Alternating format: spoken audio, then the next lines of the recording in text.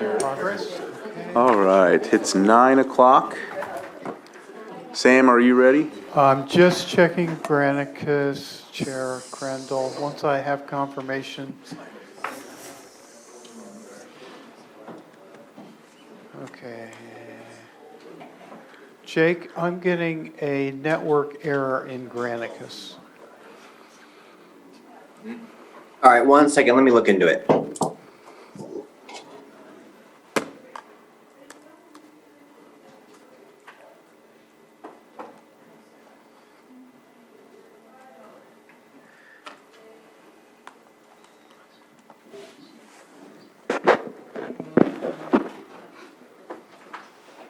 So please bear with us. They're getting everything online so that the folks on joining from Zoom and Facebook can have the capability to see what we're doing and not after the fact.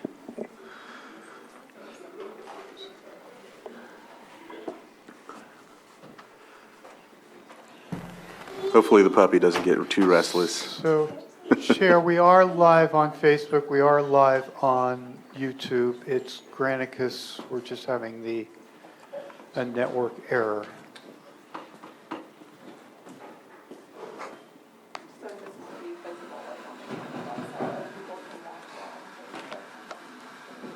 So we can move I'm forward. still getting the network error.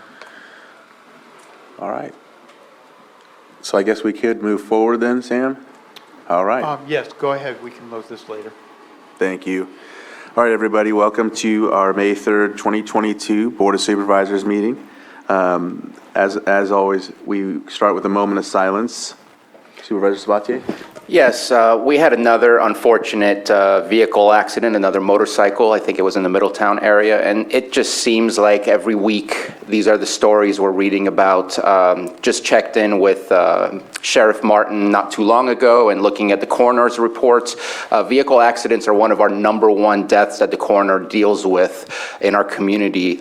So I'm asking not only to think of those families, those whose lives have been lost, the families that are being affected and friends being affected by that loss, but also asking the community, slow down. Be aware of your surrounding area. When we drive outside, it's not just ourselves in our car. We're out there with the public, and our actions have reactions that impact other people. So please drive safely, slow down, and today let's think of those people whose lives have been lost and whose families and friends have been affected by these losses. Thank you.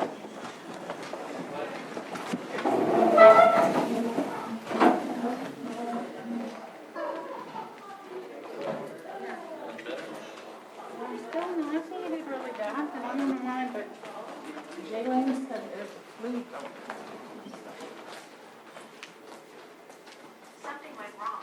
Please try again.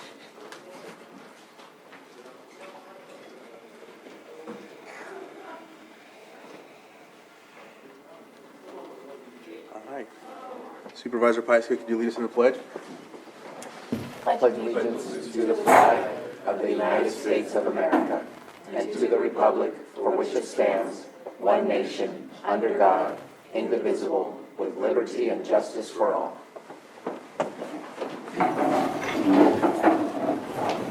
Item 4, consideration of extra items not appearing on the posted agenda. Are there any? Smoke joining? Oh, actually, yeah, Moak will not be present today. Is he?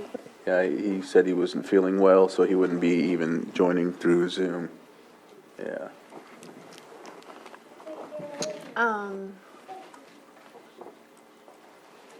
So the item that I have in the afternoon requires 4 votes. Okay, and that is at the 1:30? Yes.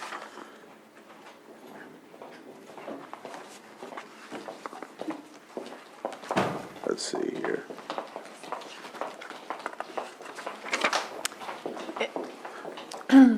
So shall we, Well, I have a lot of, it's a timed item, and I have other people coming at that time. I'm wondering if somebody could reach out to him and see if he could just come on for that item. Is that possible? No? He has to be here the whole meeting? Unless you go the route of the general teleconference meetings being unless he thinks it's something related to the pandemic, or maybe, I don't know how he's going to be able to appear via Zoom, given your board's earlier determinations and what the law allows. He could do a teleconference meeting if he wants to go through those steps and feels up to it. What are If he thinks it might be related to, or he worries about contagion or one of those issues in regard to the pandemic, Yeah. then he may be able to appear by Zoom, because that's one of the reasons why your board allows that type of split appearance. But absent that, it would have to be a traditional teleconference appearance, which would require posting 72 hours in advance, which is impossible. Okay. So maybe we can, you can do the, Is it?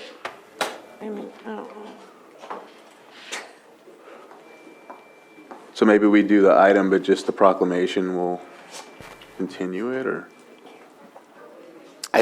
My suggestion is if Supervisor Simon is not here right now, that he most likely has decided not to be here for the entirety, and so I would say that it needs to be postponed, as I believe that we will also have one less supervisor at that point in time, leaving us with 3.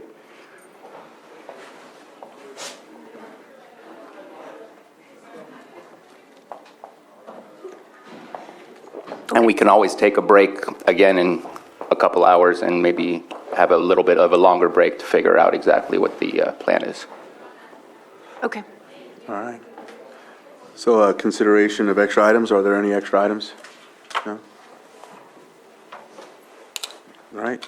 Approval of the consent agenda. Consent agenda items are usually non-controversial, and we usually pass them all with one vote, unless someone wants to pull one off for discussion and to look at it later. So is there any items on the consent agenda? Open it up to the public. Do you have anyone on Zoom? Oh, you're going to have to ask someone else because they haven't made me a panelist yet. If it's possible to make me a panelist on Zoom, please. Thank you. Do you see any hands up, Johanna? No? Okay. We'll bring it back to the board for action.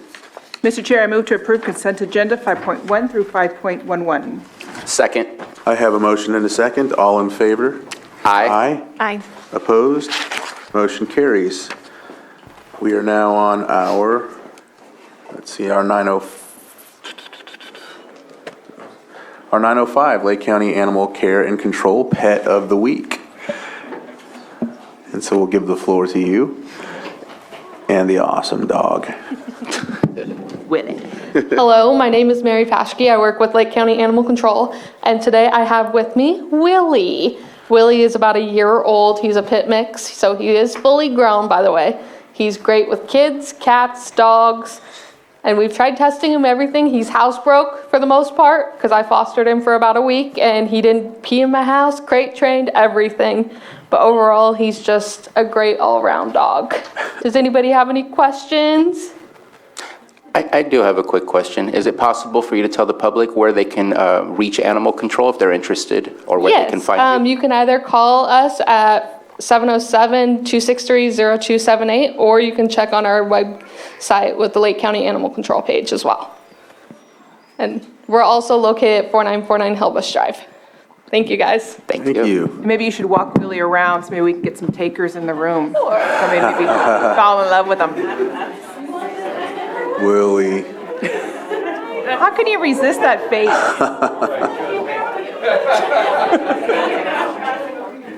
Yeah, he's like anybody. Sorry. It's chaos. No, that's good.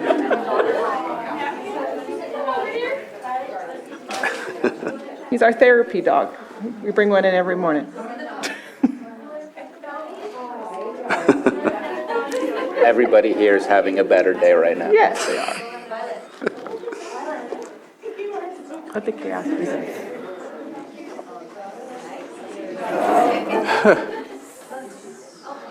He's good with kids.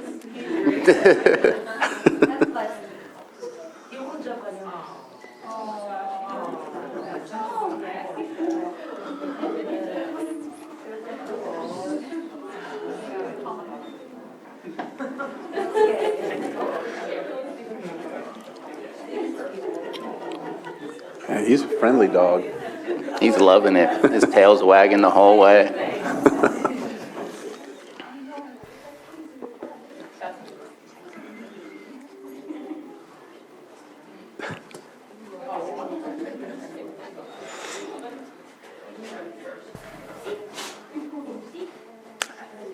Didn't even recognize Mr. Sklar. Yeah. He's usually not dressed up like that.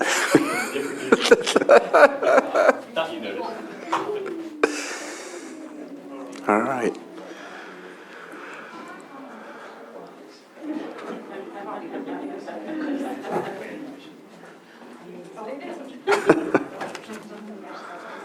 Thank you, Willie. Thank you. Thank you, Mary. All right. With that, we'll move to our item 6.2, public input. And I know we had one from last week. Does that sound familiar? Yep, he's coming up. Yeah, okay.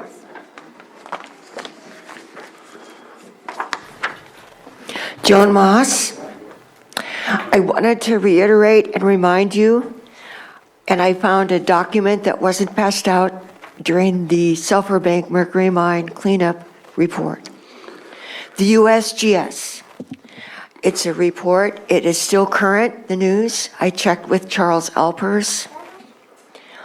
One of the chief contaminants at the site is mercury. Methylmercury is never mentioned that I know of in our county, but it's mentioned here about Lake County. It's a highly toxic form of mercury that becomes magnified as it works its way up the food chain. To help the EPA address the problem, the USGS has been asked to study the presence and spread of methylmercury at the Clear Lake site and in Clear Lake.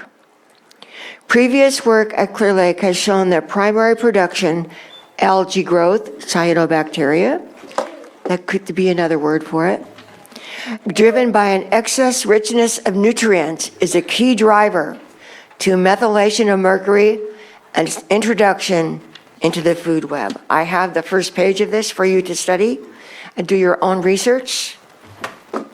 I'm not blowing smoke here. Thank you. Thank you, Joan. Are there any other public input items? I don't see any. I didn't see any hands. No hands in the Zoom room, so bring it back for our 9:07. Our presentation of the Wildlife Prosecutor of the Year Award presented by California Department of Fish and Wildlife. And we have some folks here from that agency.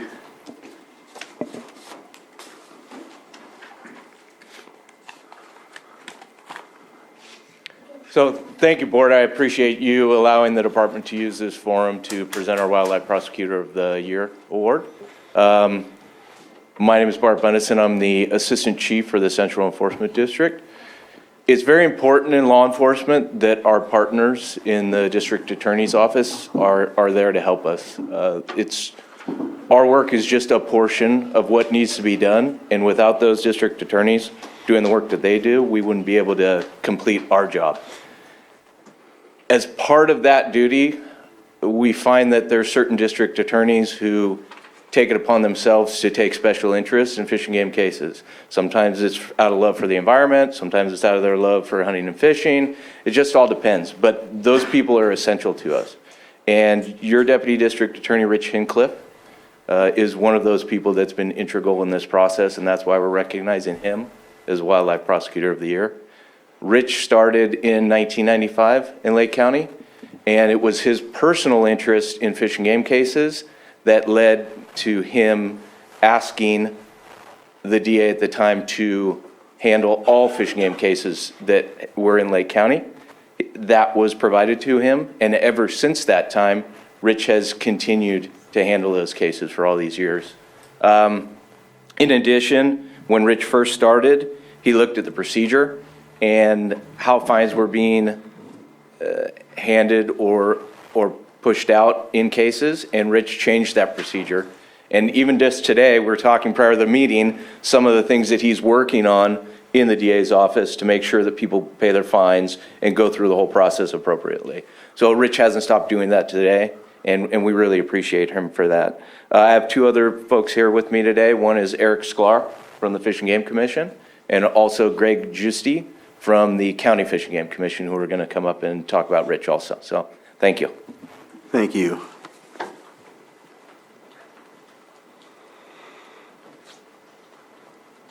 Thank you, Bart. Morning, everybody. Yeah, I'm Greg Giusti, Chair of the Lake County Fish and Wildlife Advisory Committee. I've had the pleasure of serving on the committee with Rich for 20 years, maybe more.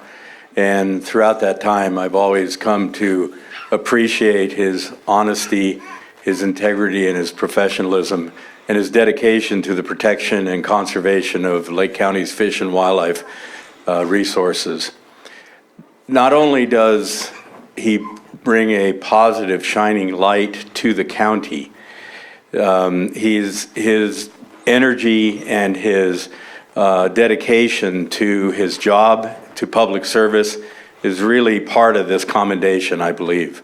I really also would like to acknowledge the department and the commission for recognizing one of our own and putting a positive light on Lake County. I think you guys hit a home run with this one. I really appreciate that. So it's a good day to come up here and to acknowledge somebody that I consider a friend, somebody that I've worked with, and somebody who I think is a consummate professional and public servant. So I'm really glad that to say congratulations, Rich, and thank you for all the work you do for all of us. Thanks. Thank you. Morning, Mr. Chairman, Supervisors. I may use my full 3 minutes because it's really worth celebrating this. My name's Eric Sklar. I'm on the Fish and Game Commission. You probably don't recognize me in the coat and tie, usually here in more cannabis cultivator garb. But I really want to thank Assistant Chief Bundesen for his great description of why prosecutors are so important to the protection of our wildlife and why Deputy Chief District Attorney Richard Hinchcliffe deserves this recognition. And thank you, Chief, for all the work that you and your wardens do to both keep our wildlife safe and also keep us safe. And most people don't know that the wardens aren't just about fish and wildlife. They're on the road protecting us in the way all other law enforcement folks do in this state. I'm really pleased to be here today representing the California Fish and Game Commission. My fellow commissioners and the commission staff are deeply grateful for the work that Rich has done. Stellar work. Without prosecutors like Richard, our work would not have the effect or any effect at all. It's the enforcement that the wardens and the prosecutors do that encourage people to follow the law and protect our wildlife. So thank you so much for your tireless effort, Richard. Rich has many accomplishments, and we can't possibly name them all today. Bart's named a few, and I'd like to highlight a few more. As Chief said, Richard has made pioneering changes in the way wildlife cases are prosecuted, charged, and on the conditions of probation. These changes have ensured that those who break the law are not back hunting the next day. He's also changed the way we penalize crimes like this. Instead of just fines, he's actually gotten jail time for folks who have committed the most egregious crimes. And that threat of jail time is a deterrent to others to say that we're really serious about protecting our shared natural resources. One of the most egregious and locally regulated cases ever was a big crappie hunt poaching case here that he did, where he got $70,000 in fines and confiscated equipment. The $40,000 in fishing equipment that was confiscated was given to a local high school bass fishing club, which I know they were very grateful.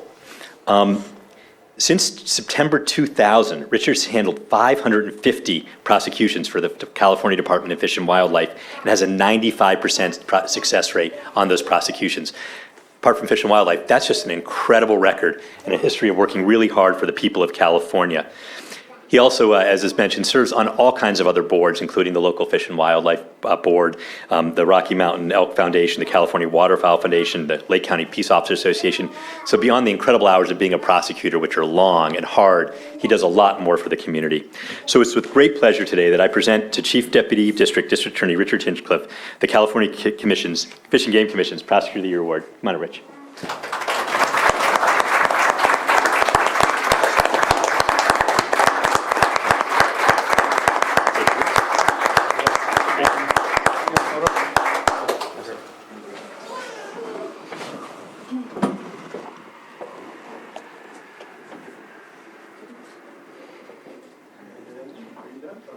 Let's see if I can get the supervisors.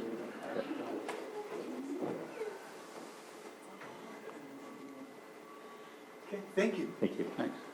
Okay. Thank you. Yeah, if I can just have a minute. Of course. I want to thank Eric and Bart very much for doing this. I also want to really thank Greg. I didn't know Greg was going to be here, and he had a lot of nice, kind words. But the main thing I want to express is we've been very successful in the DA's office prosecuting fish and wildlife violations. And the only reason, or one of the main reasons that we were successful is in the last 27 years I've been with the DA's office, we've had a history of having really, really good game wardens in this county. And seriously, I've worked with many, many game wardens over the last 27 years, and I found every single one of them to be intelligent, friendly, hardworking, dedicated to their jobs, and very well trained. And if it wasn't for the California Department of Fish and Wildlife for doing such a good job of training wardens and producing the great wardens that we've had over the years that have been able to work on these cases and make these cases, then our office obviously would not have been as successful as we have been prosecuting cases. So thank you to the California Department of Fish and Wildlife. Thank you. Thank you very much for your work.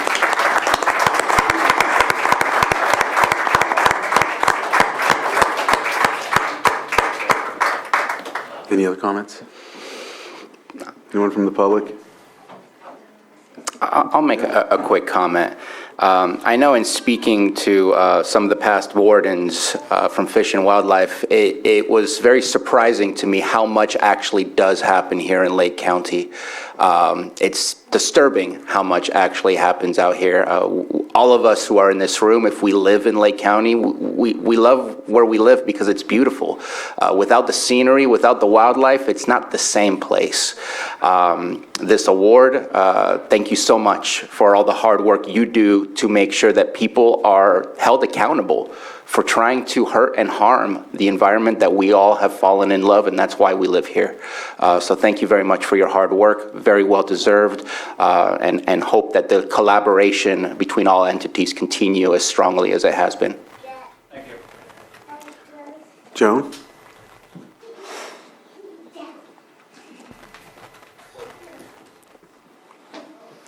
I'm Joan Moss. I'm also a water safety instructor at Quail Run. And I want to put in a good word for Rich Hinchcliffe as a very responsible, caring father and stepfather. I watched him in the pool with his stepson for about 1.5 years, and he's just a great swimmer. He'd go in the pool because his wife couldn't, and he'd help teach his stepson how to swim. I want to put in a good word for him as a parent. Thank you. Thank you.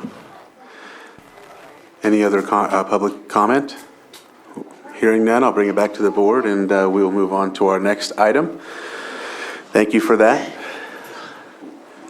And this 6.4 will be presentation of proclamation designating May 2022 as Maternal Mental Health Awareness Month in Lake County. And Supervisor Sabatier will read this proclamation. Anybody want to come up with me for this proclamation? Oh, hello?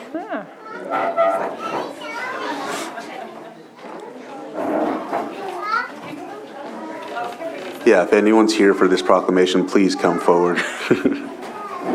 Maybe you should have just went down there. I felt alone. I knew I wasn't supposed to. I think they need to join us up here further. Up here. Yeah. Come on up, please.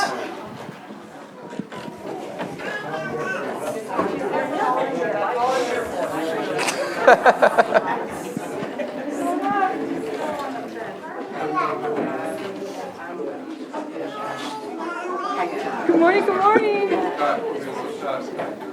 Keep coming up.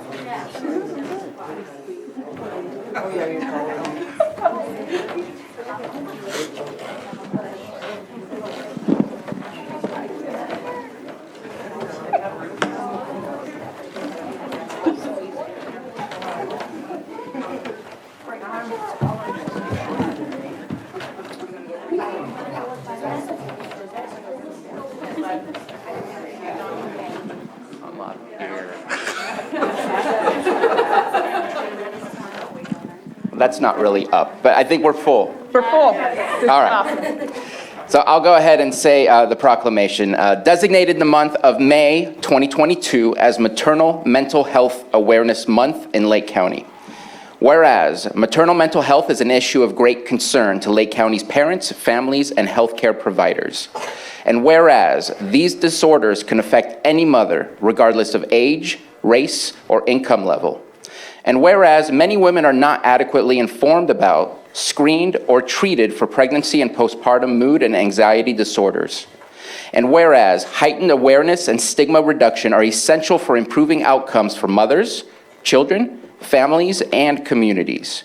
And whereas pregnancy and postpartum mood and anxiety disorders are highly treatable through therapeutic intervention, community-based supportive services, and medication. And whereas health service providers and community support systems must be able to identify risk factors and symptoms in order to provide prompt diagnosis, treatment, and support services that enable full and speedy recovery. And whereas Motherwise is a proactive program that helps mothers and families through the transition with a new baby to prevent and lessen the effects of perinatal mood and anxiety disorders. Funded through Lake County Behavioral Health by Proposition 63, the Mental Health Services Act, Motherwise provides the support and services necessary to meet our mission of helping new moms understand that if they feel depressed, they are not alone, and effective resources are available to support them. For over 12 years, Motherwise has provided this essential support free of charge to thousands of mothers and families in Lake County. Last year, Motherwise became a nonprofit organization, strengthening our dedication and commitment to moms in Lake County. Motherwise conducts maternal mental health screenings, offers peer support and mothers groups, hosts an online village community, and operates a closet of maternity and baby items given to local families. These services, which help new moms create a network of support close to home, reach over 1,000 Lake County mothers and families annually. Motherwise supports all of the grandmothers, daughters, aunties, sisters, and mothers of Lake County coming together in support of Maternal Mental Health Month. Maternal mental health now leads to stronger families and communities tomorrow. Now therefore, be it proclaimed that the Board of Supervisors of the County of Lake does hereby designated the month of May 2022 as Maternal Mental Health Awareness Month and does commend this observance to all citizens. Passed today on this third day of May 2022.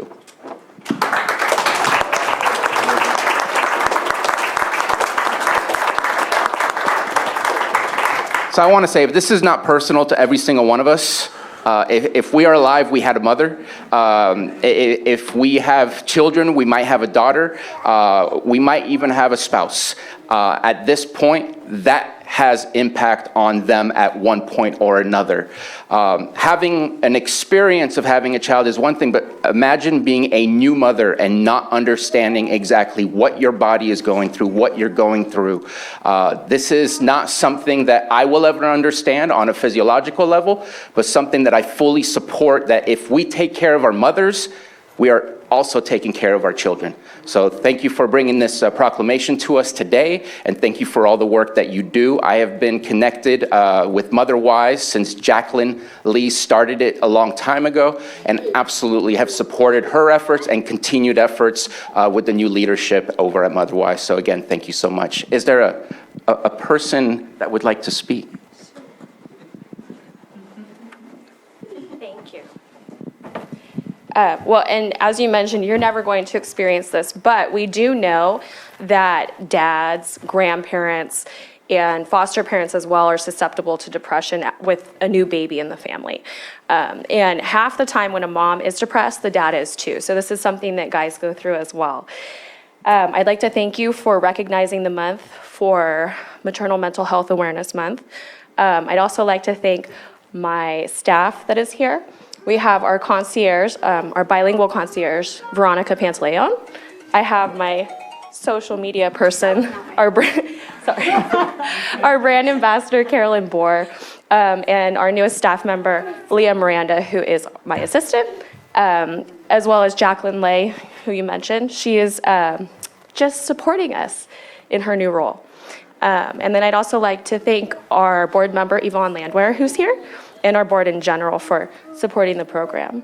And other than that, I'd just like to say we're really excited to have a very full team to really meet the need in the community and help as many moms as we can. And we have a lot of exciting things coming up, groups, walking groups, things like that. So it's really nice to get back to those in-person services. Thank you so much.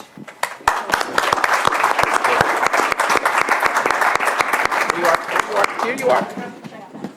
Oh, shoot. Thank you. I would like to say. Oh, you want us all?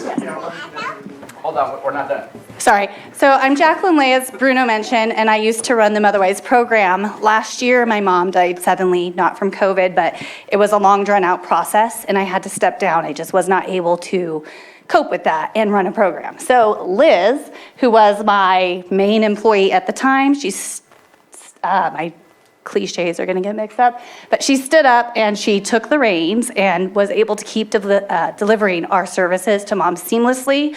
And that was not easy when I really just had to leave. So I just want to thank Liz, and she deserves a huge round of applause for keeping us alive. Thank you.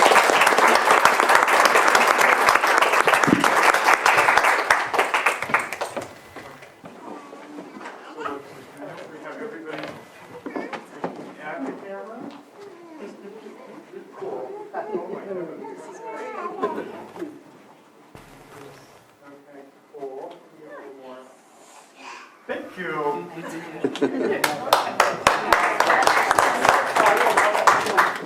It's because of proclamations like this that we need to figure out how to rearrange our. Rearrange everybody. I think we have you have a comment? Tina, go ahead. Just a comment on this. I think we've known for many years that it takes a village to raise a child, and we are so fortunate here in Lake County that we have our village, and that everybody comes together to help mothers. And it's not just new mothers. It's mothers with children of all ages that need assistance. So thank you, Lake County, for being there for our families. Jessica? So I agree with that. And I so thank you for all of your work and building this network in this village. It is really difficult to be a new mom sometimes. I had a really hard time myself, and just destigmatizing that is so important for all of us to achieve that health that we need together. And the walking groups and the mommy groups, all of those things are so important to prop each other up and have those moments when you need to laugh or cry or whatever it is. So I'm so grateful that we have this network, and just grateful for all of the work that you all do. Thank you so much. Thank you. Is there anyone from the public that would like to comment on this? Scott?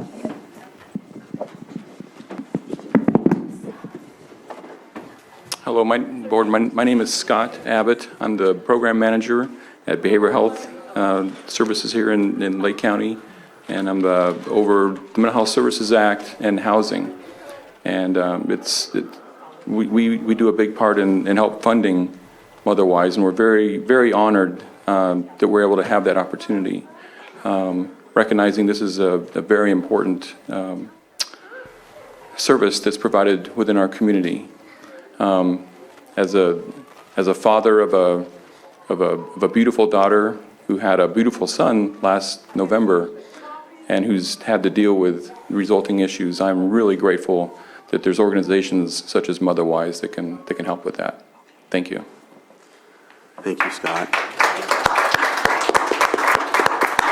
And I'll just have to say myself, I wanted to say it earlier, but I don't know if I would have kept my composure, but my mother had me at the age of 16, and the only person she had during that time frame was a grandmother, but a lot of young women don't have anybody, so programs like this give them a sense of security because they don't know what they're going through. They haven't been through it before, and if they don't have someone there that they can share this information with or share this time or experience, then sometimes they're just lost, and then that can sink further into depression. So again, thank you. All right. With that, the silent clap, thank you. It's gonna happen for you. So our next item on the agenda is our 6.5. presentation of proclamation designating May 2022 as Mental Health Matters Month in Lake County, and Supervisor Sabatier will be reading this off. Come on up again. I think our meetings are better when we have puppies and children here. That needs to be a staple. It's more interesting than we are.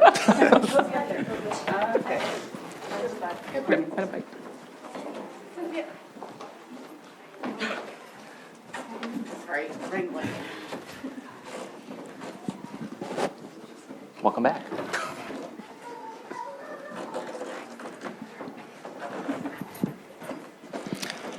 So I want to preface this proclamation with something I just heard on the radio on the way up here from Clear Lake, that there's more youth in our schools than ever that are accessing mental health services.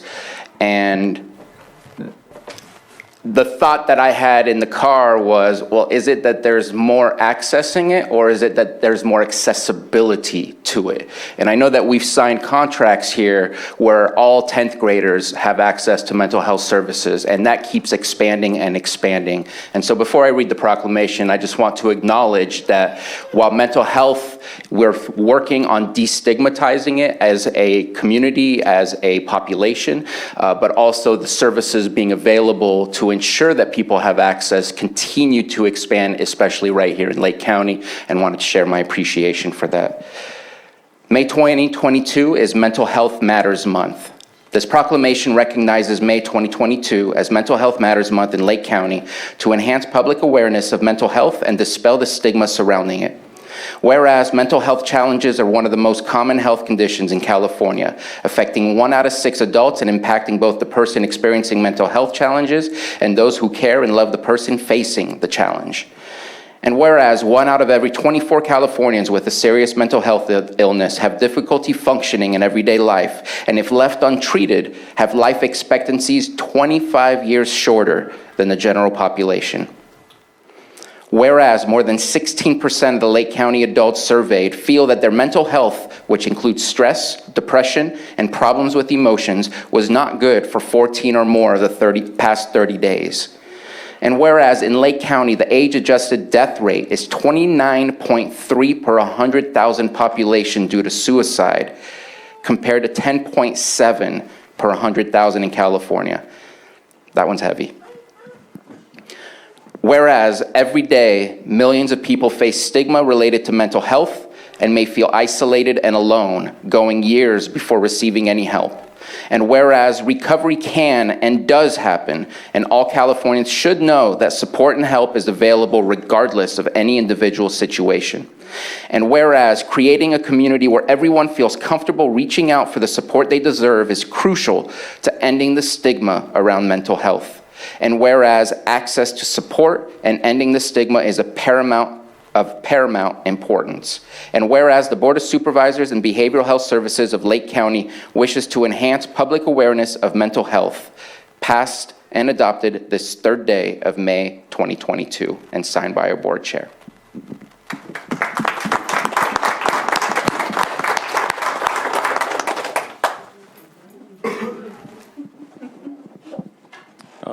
Thank you very much. Again, Scott Abbott, Program Manager, Lake County Behavioral Health Services. Like physical health, mental health will affect everyone at some point in their lives, including themselves, but also their families and loved ones.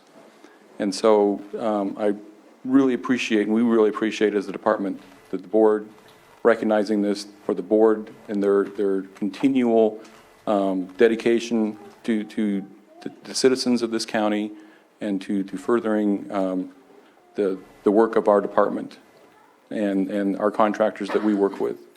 I have the opportunity in my position to work with a lot of our staff and our contractors like Motherwise and Redwood Community Services who are here, and I know that they are all dedicated into helping our community and to improve it.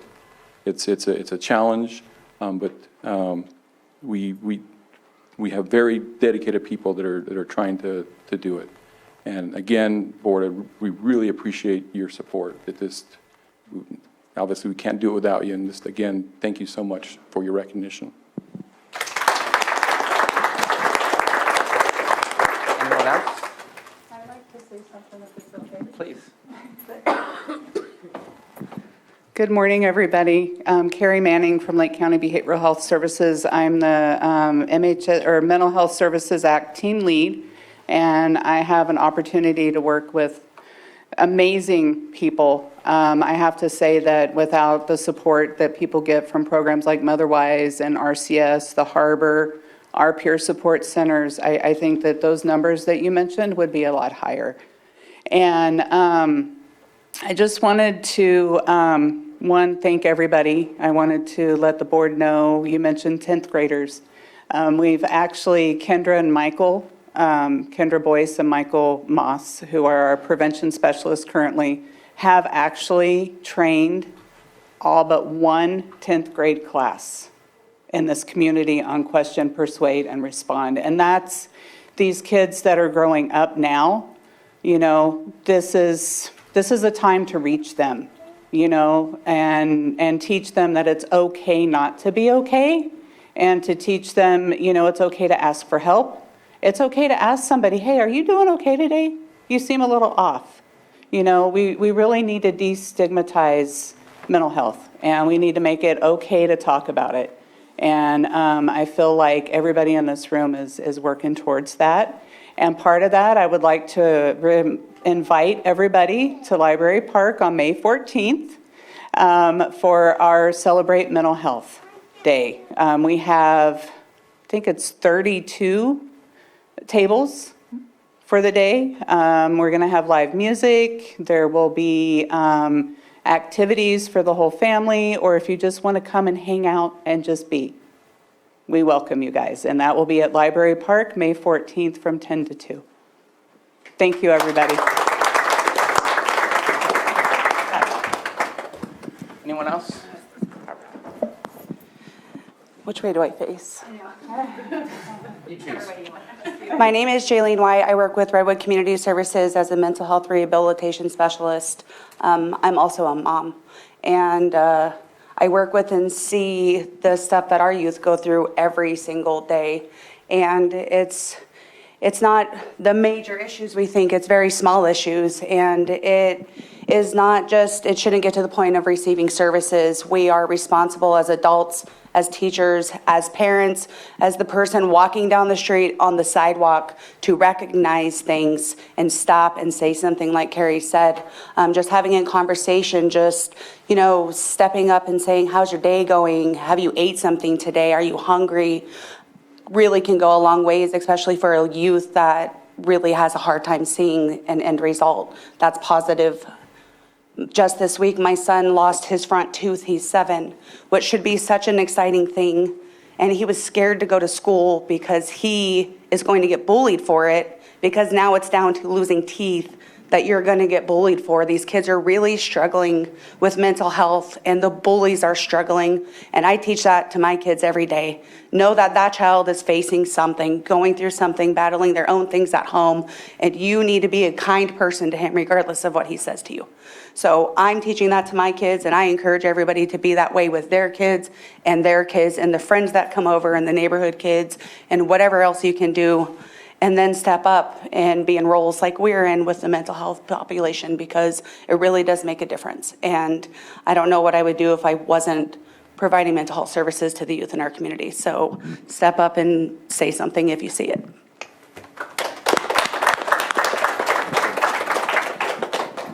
Anyone else?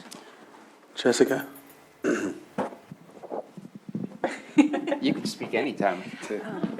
So mental health is part of our overall health. It's part of our, you know, it's how we prioritize our well-being. And there are so many skills that we need to learn over time, coping skills, all kinds of skills and how to navigate. And our children aren't really born with those skills. They need to be modeled. They need to be nurtured and taught.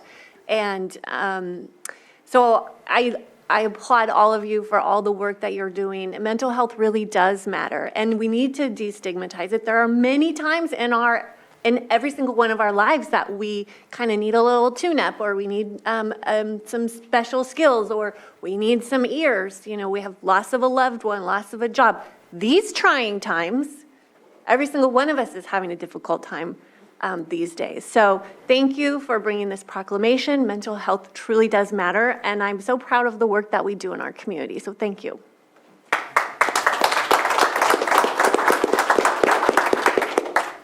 Sam wants you to move over.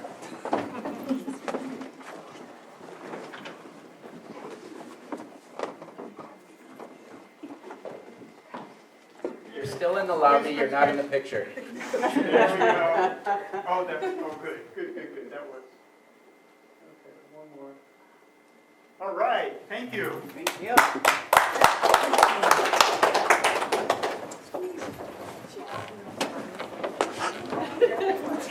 Any other comments from the board? Anyone from the public? Nope. And I'm not seeing any hands up. Did we lose someone? She okay? Yeah, she's, Oh, okay. it's her shoes, she's fixing her shoes. Okay. I thought we lost somebody. All right, with that, we'll close item 6.5, and we will move on to our 6.6, which is presentation of proclamation designating May 1st through 7th, 2022 as National Small Business Week. And Vice Chair Scott will be reading. Is this one yours? Oh, I'm the small Yeah. business one. Yeah, Vice Chair Scott will read this one. Sorry. Come up and join me. It's Proclamation Day. It's Proclamation Day. Good morning. Board of Supervisors, County of Lake, State of California proclamation designating the week of May 1st through 7th, 2022 as National Small Business Week. Whereas America's progress has been driven by pioneers who think big, take risks, and work hard. And whereas from the storefront shops that anchor in our downtown areas to the high-tech startups that keep America on the cutting edge, small businesses are the backbone of our economy and the cornerstone of our nation's promise. And whereas small business owners and downtown business have energy and passion for what they do, I've seen that with our Chamber of Commerce, massive passion and energy. When we support small businesses, jobs are created and local communities preserve their unique culture. And whereas because our country's 30 million small businesses created nearly 2 out of 3 new jobs in our economy, we cannot resolve to create jobs and spur economic growth without discussing ways to support entrepreneurs. And whereas when the COVID-19 pandemic struck, it posed a historic challenge to small businesses from big cities to small towns, rural enclaves, and tribal communities. Small businesses owners and workers demonstrated remarkable courage and resilience. And whereas the President of the United States has proclaimed National Small Business Week every year since 1963 to highlight the programs and services available to entrepreneurs through U.S. Small Business Administration and other agencies. Now, therefore, it be proclaimed that the Board of Supervisors of the County of Lake formally designate the week of May 1st through 7th of 2022 as National Small Business Week in Lake County, passed and adopted this 3rd day of May 2022.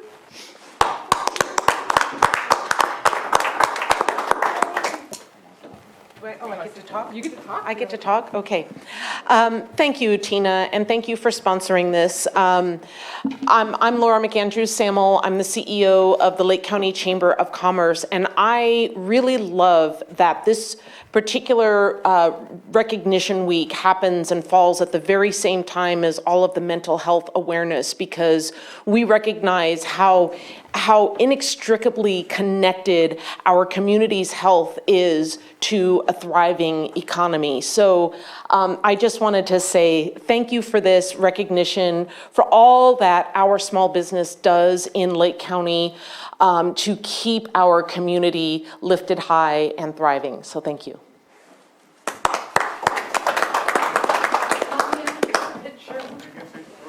Will you take a picture? Someone's going to take a picture. Will you take that to me? Oh, yeah.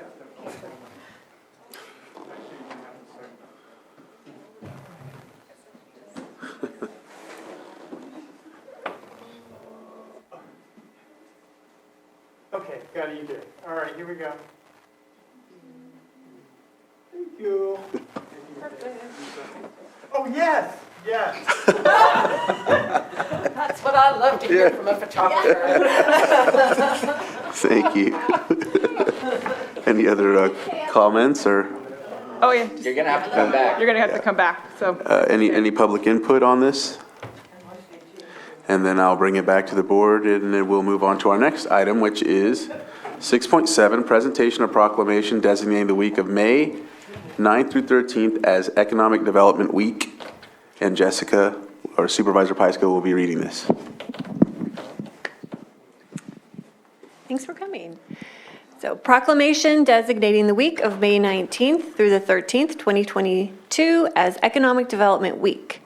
Whereas economic developers promote economic well-being and the quality of life for their communities by creating, retaining, and expanding jobs that facilitate growth, enhance wealth, and provide a stable tax base.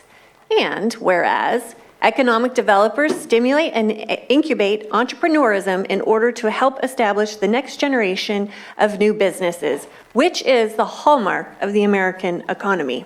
And whereas economic developers are engaged in a wide variety of settings, including rural and urban, local, state, provincial, and federal governments, public-private partnerships, chambers of commerce, universities, and a variety of other institutions. And whereas economic developers attract and retain high-quality jobs, develop vibrant communities, and improve the quality of their life in their regions. And whereas economic developers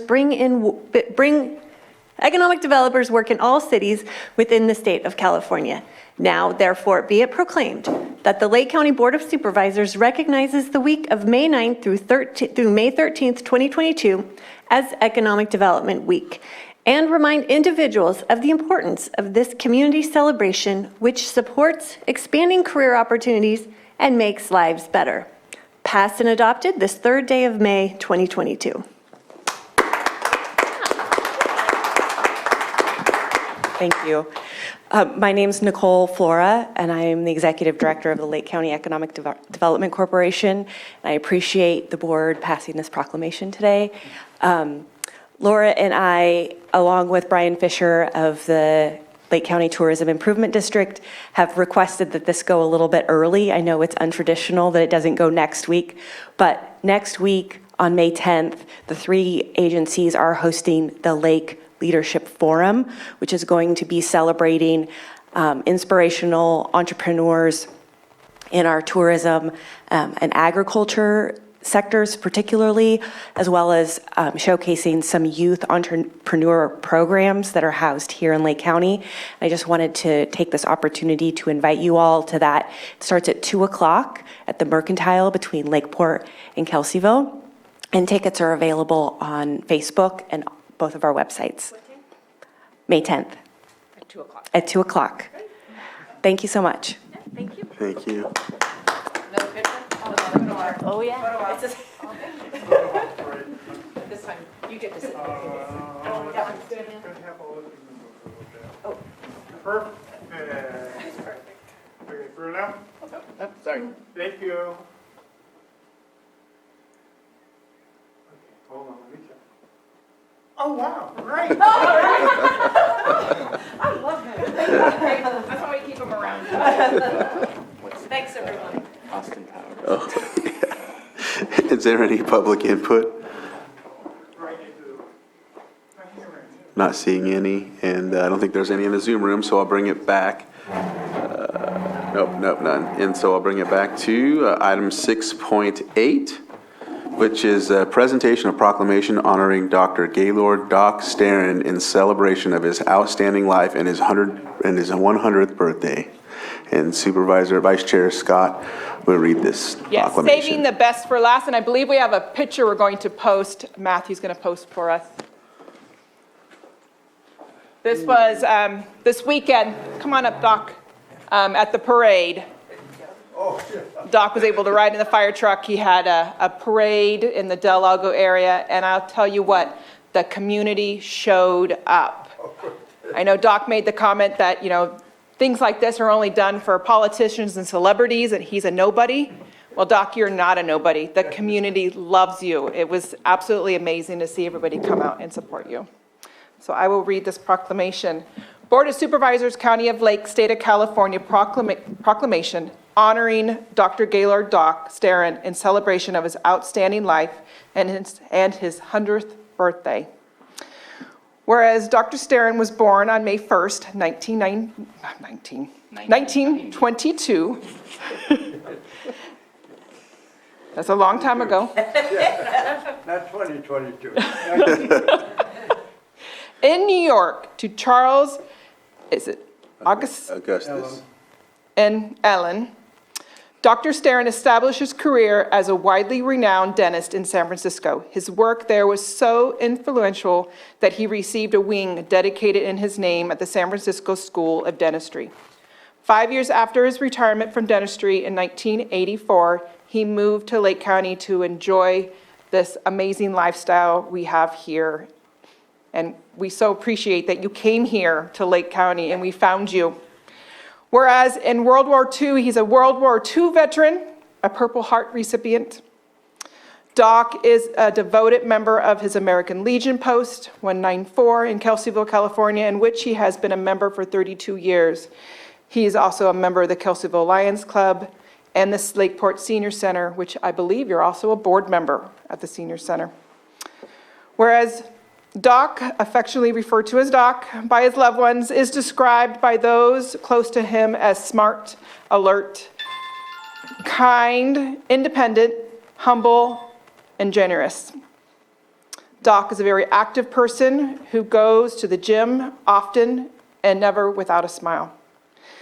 And whereas Doc remains a loving family member to his sister, nephew, and grandchildren, and the community, he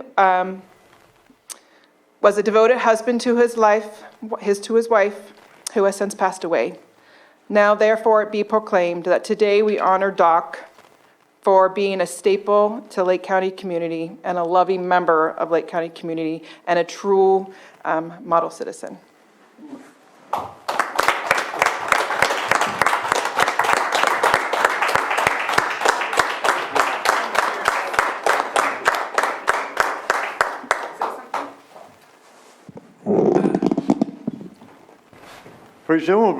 Presumably, this will be the culmination of a 5-day, I was going to say ordeal, but it was a celebration of my life. And I must admit that I have been absolutely overwhelmed by the activity and the kindness and the generosity that has been shown to me.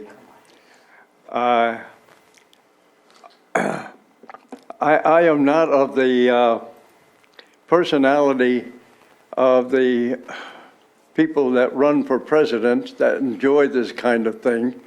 I'm sort of the person that sits in the back seat and claps. And so my problem currently is giving thanks to everyone. And it seems that the words of the English language are somewhat inadequate to express my feelings of all the generosity and kindness that has been displayed in the last 3 days. So I have left with only one option, and that's the 2 words, thank you. Thank you very much.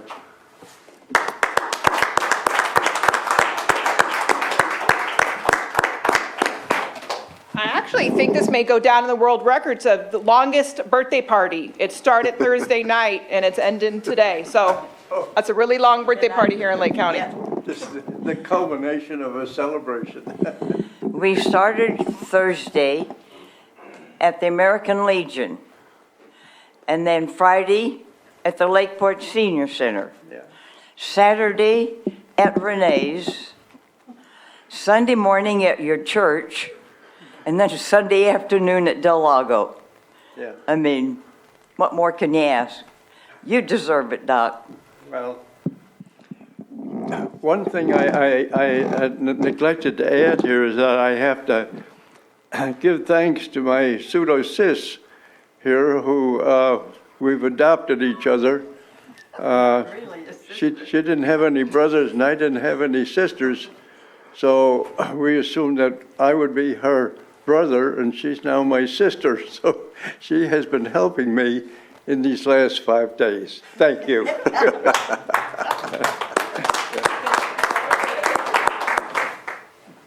And I want to thank you. Oh, anytime. I want to thank you and I believe when it's multiple days, it's a rage. Brad, and Jeff, the fire chief, I know he's done, and my neighbor, Well, we love you. and I thank you. Turn around, all three. We're gonna Turn get a around here and picture. hold your proclamation. Hold your proclamation, and we're going to take a picture. Okay. Okay, there we go. Here, I'll go like this. Cool. Thank you. Zach, we're supposed to camera. I know, you wasn't getting all excited this time, huh?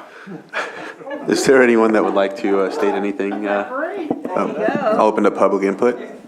Sure. My name is Chris Taliaferro. I'm the president of the United Veterans Council here in Lake County. And because of DOC, one of the things that we're going to start doing is in our Veterans Museum, have a wall of honor for the veterans that turn 100 years old in Lake County.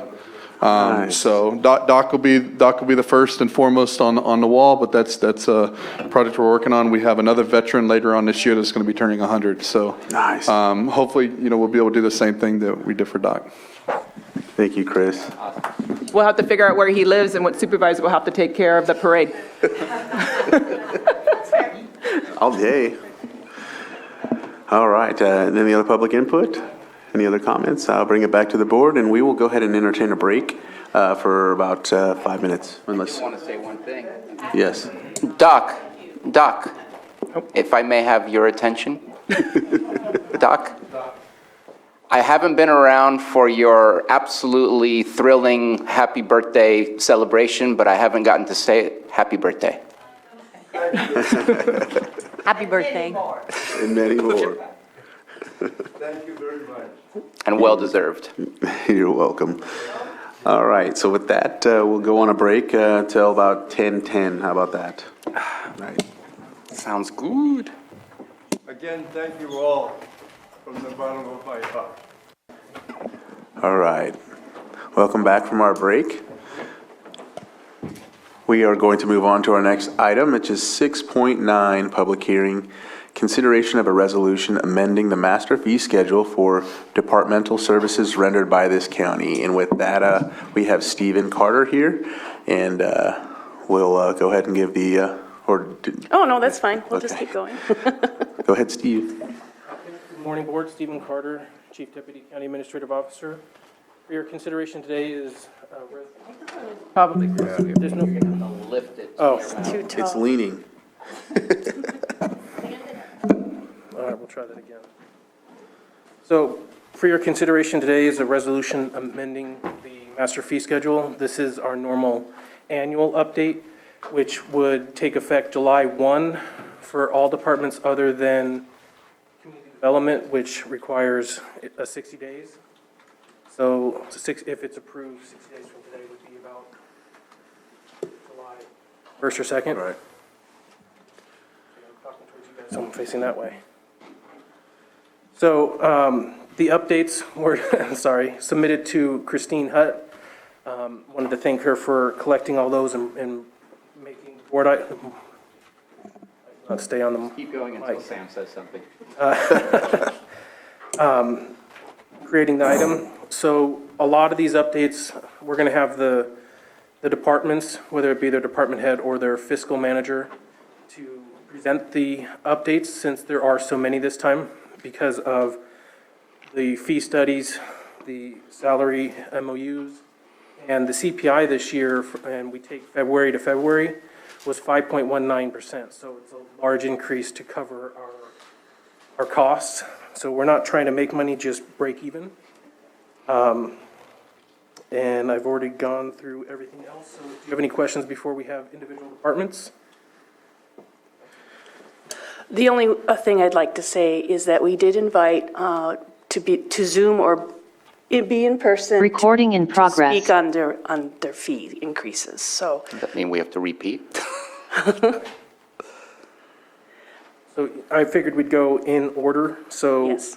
if behavioral health is, 1 second, Steve, Supervisor Sabatier. You asked if there was any questions before we go into the departments. I'm looking at the opposite. I'm going to listen to the departments, and then I'll have some further global questions after the fact. Just wanted to at least let you be aware. sounds good. It was just in case there was any other process. Global. So is behavioral health available for their?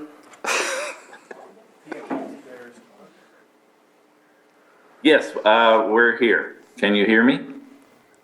Yes. Excellent. I also have Chrissy Andrus, our fiscal manager, here with me. The rate increases that you see before you for our department they've already been approved by your board last calendar year in November and December. And these particular rates have been set by the state. So I don't know, and Supervisor Sabatier, you said you're going to save your questions until the end.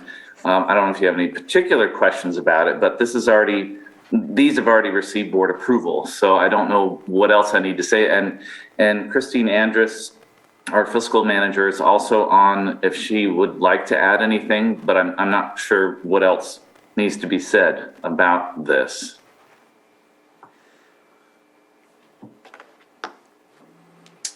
I'm sorry, I totally got lost from you guys. Is there more? I didn't hear what you said. Sorry, Todd. The Zoom kicked me off.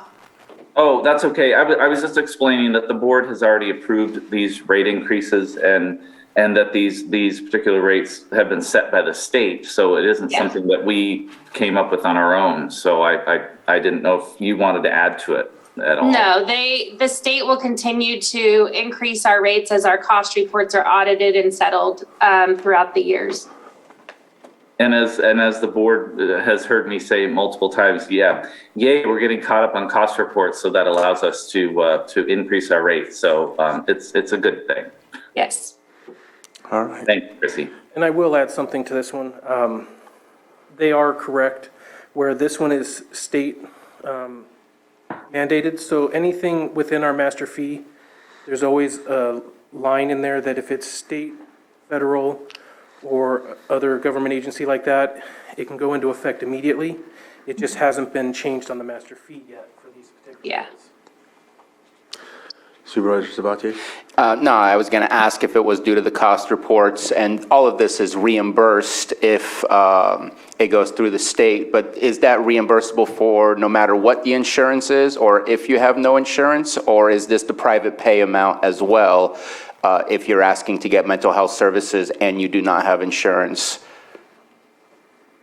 We use the same rates for private insurance as well, because they're kind of on the lower side than most entities use.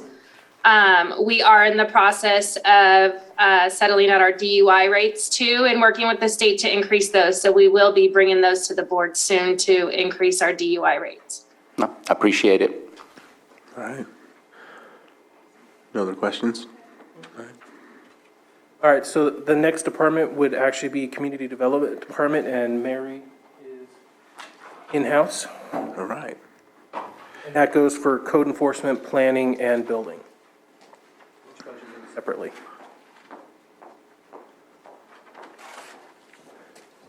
Good morning, board members and fellow colleagues. Mary Darby, the Director of Community Development. So this is my first time going through this process, so bear with me. So basically, with our fee schedule, based on our salary study, we are proposing to increase our hourly rate for services from $95 to $122. And this is basically based on our salary study and our increases in staff time, as well as I've analyzed time that we need to continue to process applications. And in particular, some of the things that we are requesting more hours to perform our services is with our use permits and our minor use permits. It's taken a little bit more time with those because of our environmental reviews, as well as our site visits and the pre-application meetings that we have with applicants. In addition, I've added in our master fee schedules site visits, which we have not been performing in the past. And so I've included hours to conduct site visits for use permits, minor use permits, and variances. Pretty much everything else has remained the same.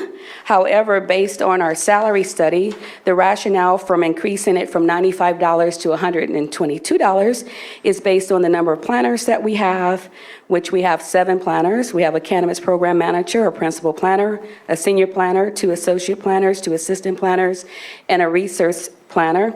And then we also looked at our overhead, which would include the department head, the office assistants, and our technicians.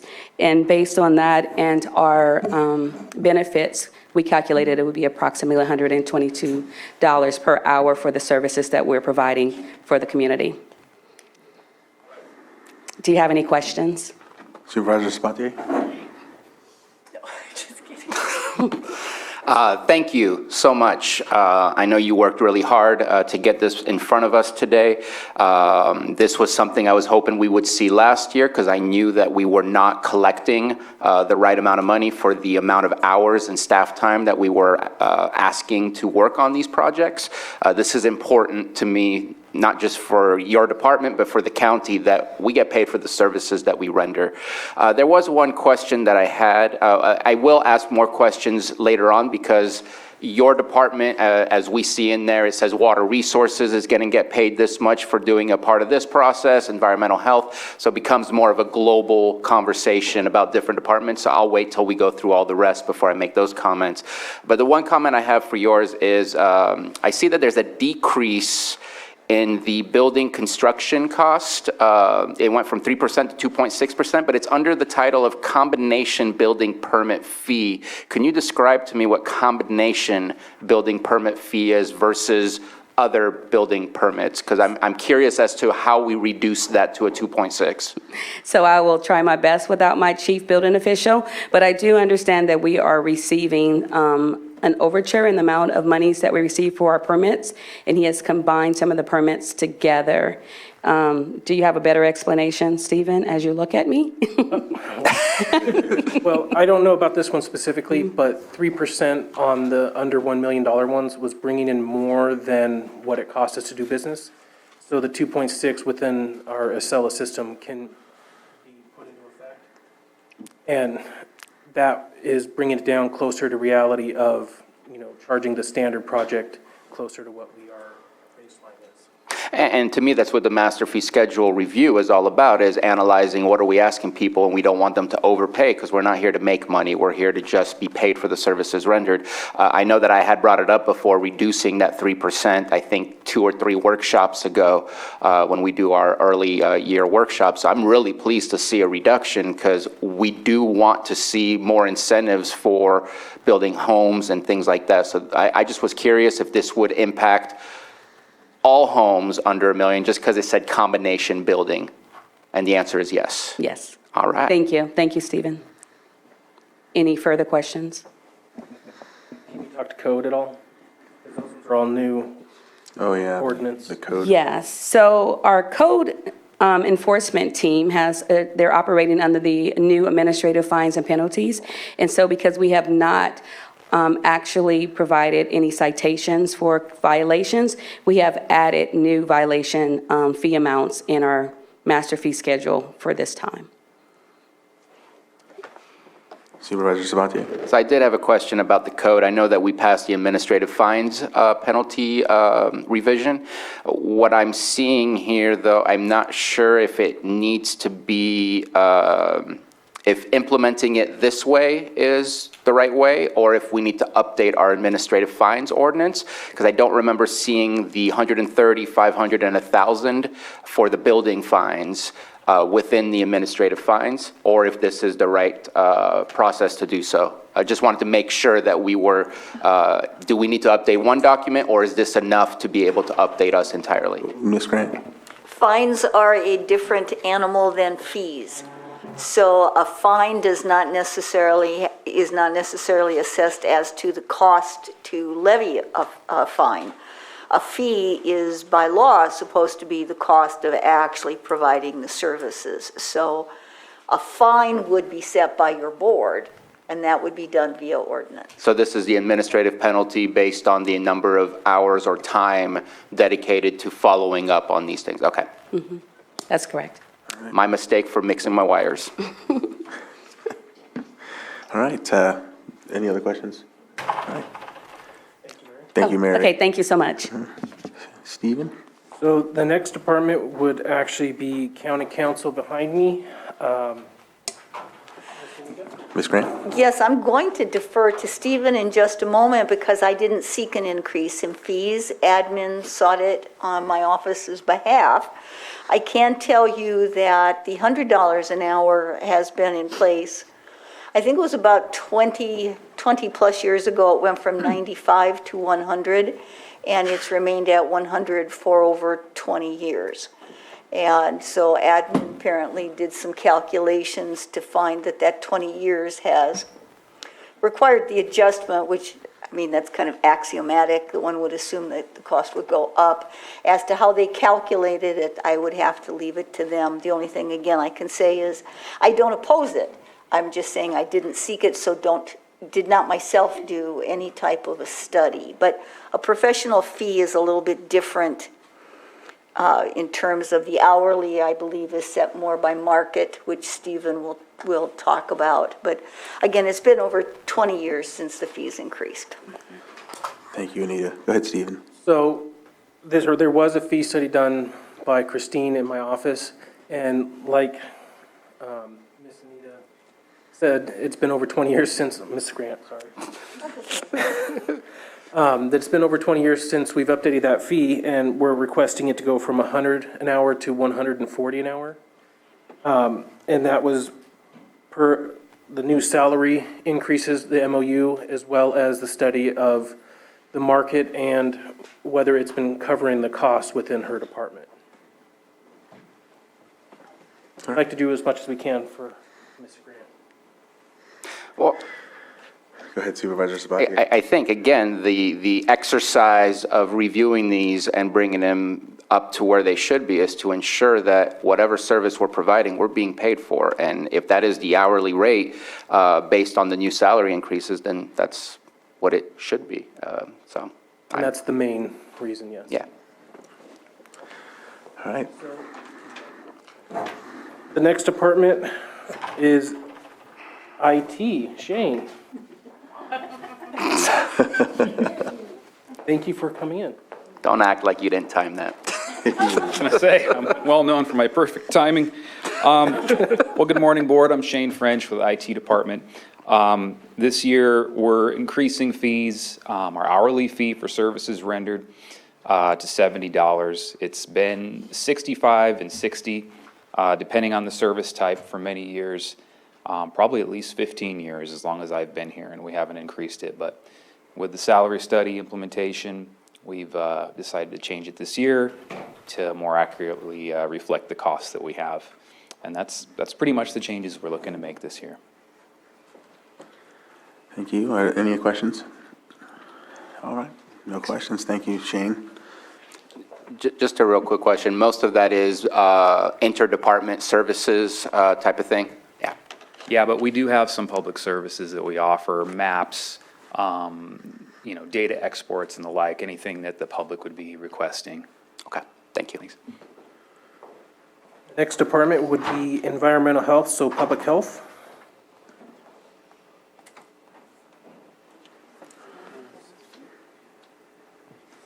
Public health. He's flying in space. There we go.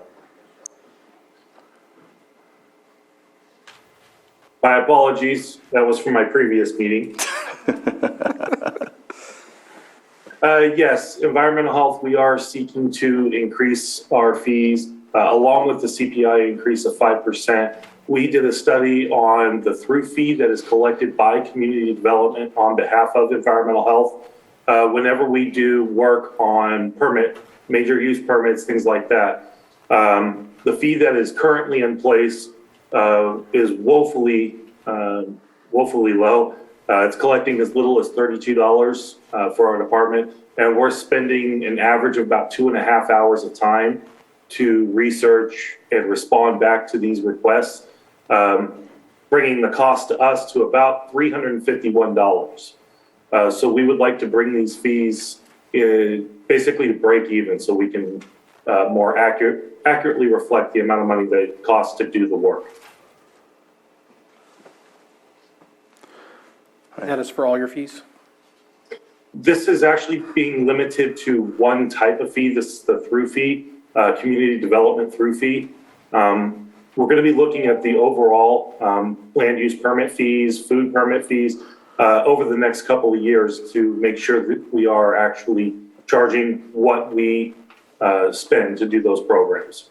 But for this year, we're limiting it to the through fees because they were the ones that were they were basically far too low, and we needed to get this one corrected right away.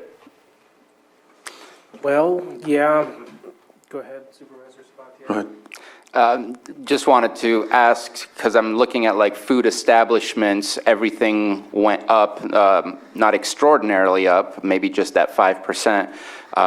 But is that for new food establishments that are being provided to you to check the plans from CDD? Or is this for your annual check-ins and things like that? These, the permits that are being requested on these, this is presumably a lot of cannabis, a lot of businesses that are moving into, say, a new development. For example, something that might have been a packing shed before, now it's being used for something different. And we have to review on those for hazardous materials. We have to review on those for septic systems. We have to go through all our physical files, actually see whether or not this use could impact those types of things. And then we're required to comment on them. I'm feeling that what I'm hearing and what I'm reading don't quite match up, because just about everything under environmental health has gone up, and it's not specific. I mean, septic pumper trucks, that's not specific to cannabis. I'm kind of curious. Is that all? So specifically, the fees that we're looking at is use permits, minor use permits, rezone, lot line adjustment, design review, and variance. Those are fees that are collected. This is only for the ones that are collected by community development on our behalf, not the fees that we charge for our permits that we do here in our office. Things like food, septic system, those permits are only going up to 5% CPI increase. That's all we're requesting. But we will be reviewing those over the next couple of years to make sure we get those more in line as well, just not on this round. Thank you very much. I'm clear now. Everything that is not CDD related is increasing by 5%, and you have not done the study to actually increase it to make sure that you remain whole for the services provided. That's correct. We're focusing on the one with the most need now, and then we're going to be doing this over the course of the next couple of years to make sure we get it correct for the remainder of the programs. Thank you. All right. Stephen, go ahead. Well, I was going to go into that scenario, so just kidding. Thank you, Craig. So any other questions for Craig? All right, go ahead. So the next department up is Library and Christopher Beach. There he is. Hello, I'm Christopher Beach, County Librarian. So library fines and fees are on the schedule are page 14 and 15. And to my knowledge, the first is the meeting room fee, which has not been updated for over 25 years.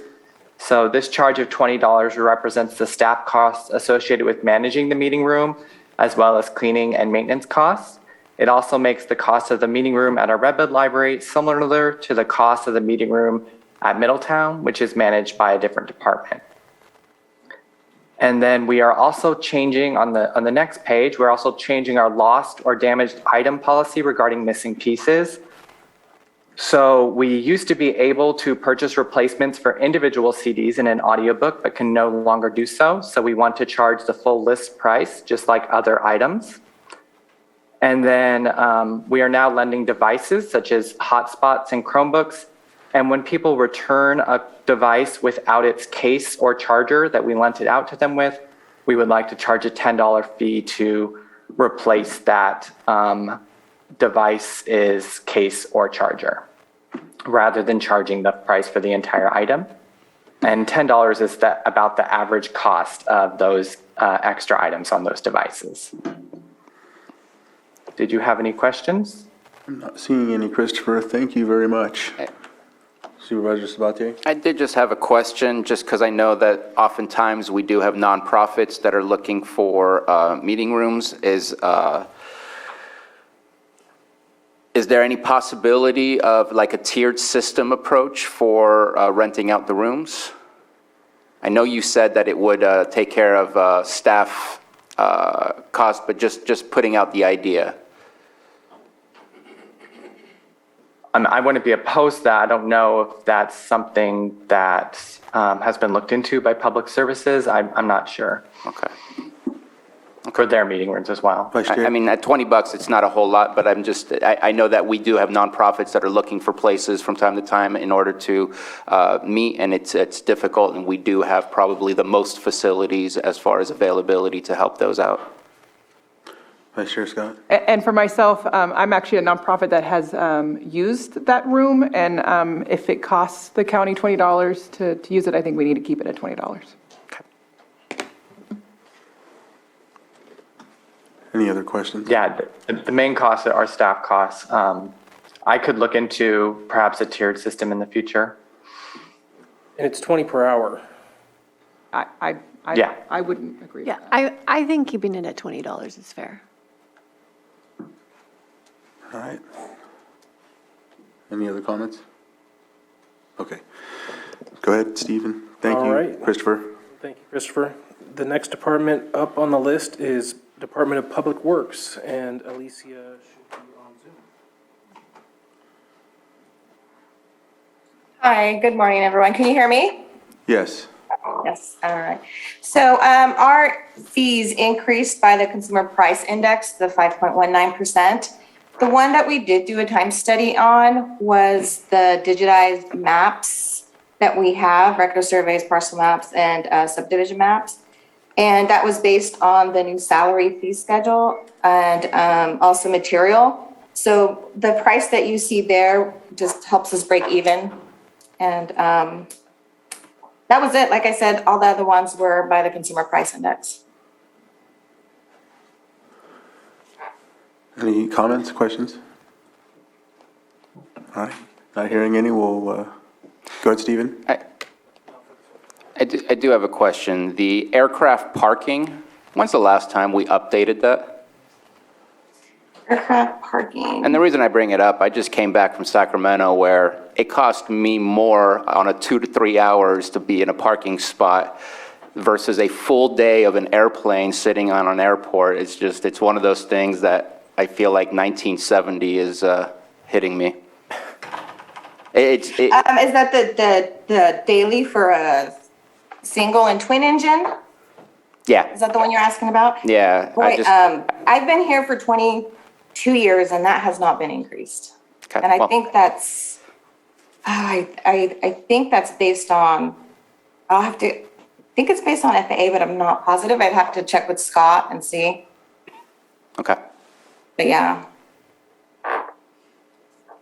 And Stephen, wanted can I to move on to water resources? I just wanted to bring it to our attention, that's all, not change it. Oh, okay. Sorry. You mean Is also water resources. Okay, so those have also been only increased by Consumer Price Index of the 5.19. And then, looks like there were some pass-throughs that were, had a typo that we had to correct, and some pass-throughs also that we had to include that weren't in the fee schedule that CDD collects for us.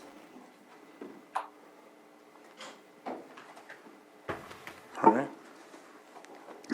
And is this continuing on to water resources or? That was water resources. Okay, that's what I thought. Okay. Any questions? All right.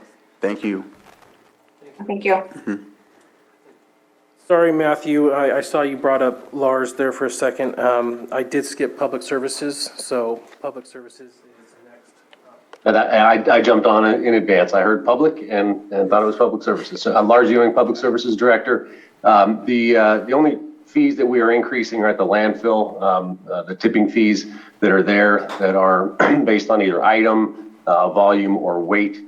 And the study that we did, that we performed here, identifies a fee that is consistent with a CPI, though it's not the county implemented CPI. It is a 4.2% index that is based on a national water, sewer, trash index. So those fees, the majority of them are being increased. Some are not. Minimum fee stays at $10, for example. A few other large items stay the same. Surcharge on loads that are uncovered, but essentially across the board, it's a 4.2% increase. Supervisor Sabatier? So I know, Director Lars, that you stated that some are not changing, but they're highlighted on here, and I just wanted to check in. We're not changing how much it costs to put a boat that's 18 feet or smaller or larger than 18 feet? Correct. Yeah, that was primarily based on the small number of those that come in. So that factors in to our assessment on essentially getting to a net zero. I mean, there's a lot of assumptions that go into this based on how many boats we think we will receive, how much tons of debris we're going to get in. But yeah, that is correct. Those are supposed to stay the same. And then I noticed, and I don't see it now, but I remember reading through this earlier that the mattresses went up. Are we still doing the mattress, whatever it's called, the amnesty? Yes, we are. Those are mattresses that are recyclable, are taken at no cost. Those that are not recyclable because they're simply beyond the state of being recycled, there is a fee to dispose of those. Gotcha. Okay. Thank you. All right.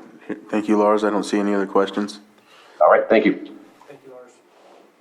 All right, the last two departments. The next one up is Register of Voters, Elections Department. There she is. Like she is. Good morning. Morning. Maria Valadez, Registrar of Voters Office. So I didn't have any increases in our fee schedule. It hasn't been increased for some time now. Most of the fees are set by state regulations, and the only ones that we set fees are for the voter registration data information. The long and short of it is we change the description to allow for flash drives. Okay. So it's not just CD-ROM or tape. It's, flash drive or CD-ROM. Or tape. Each word matters. No. Okay, no questions there. Thank you, Maria. There's no other questions from the board on that one. Thank you. Thank you. And the last department is the Sheriff's Office.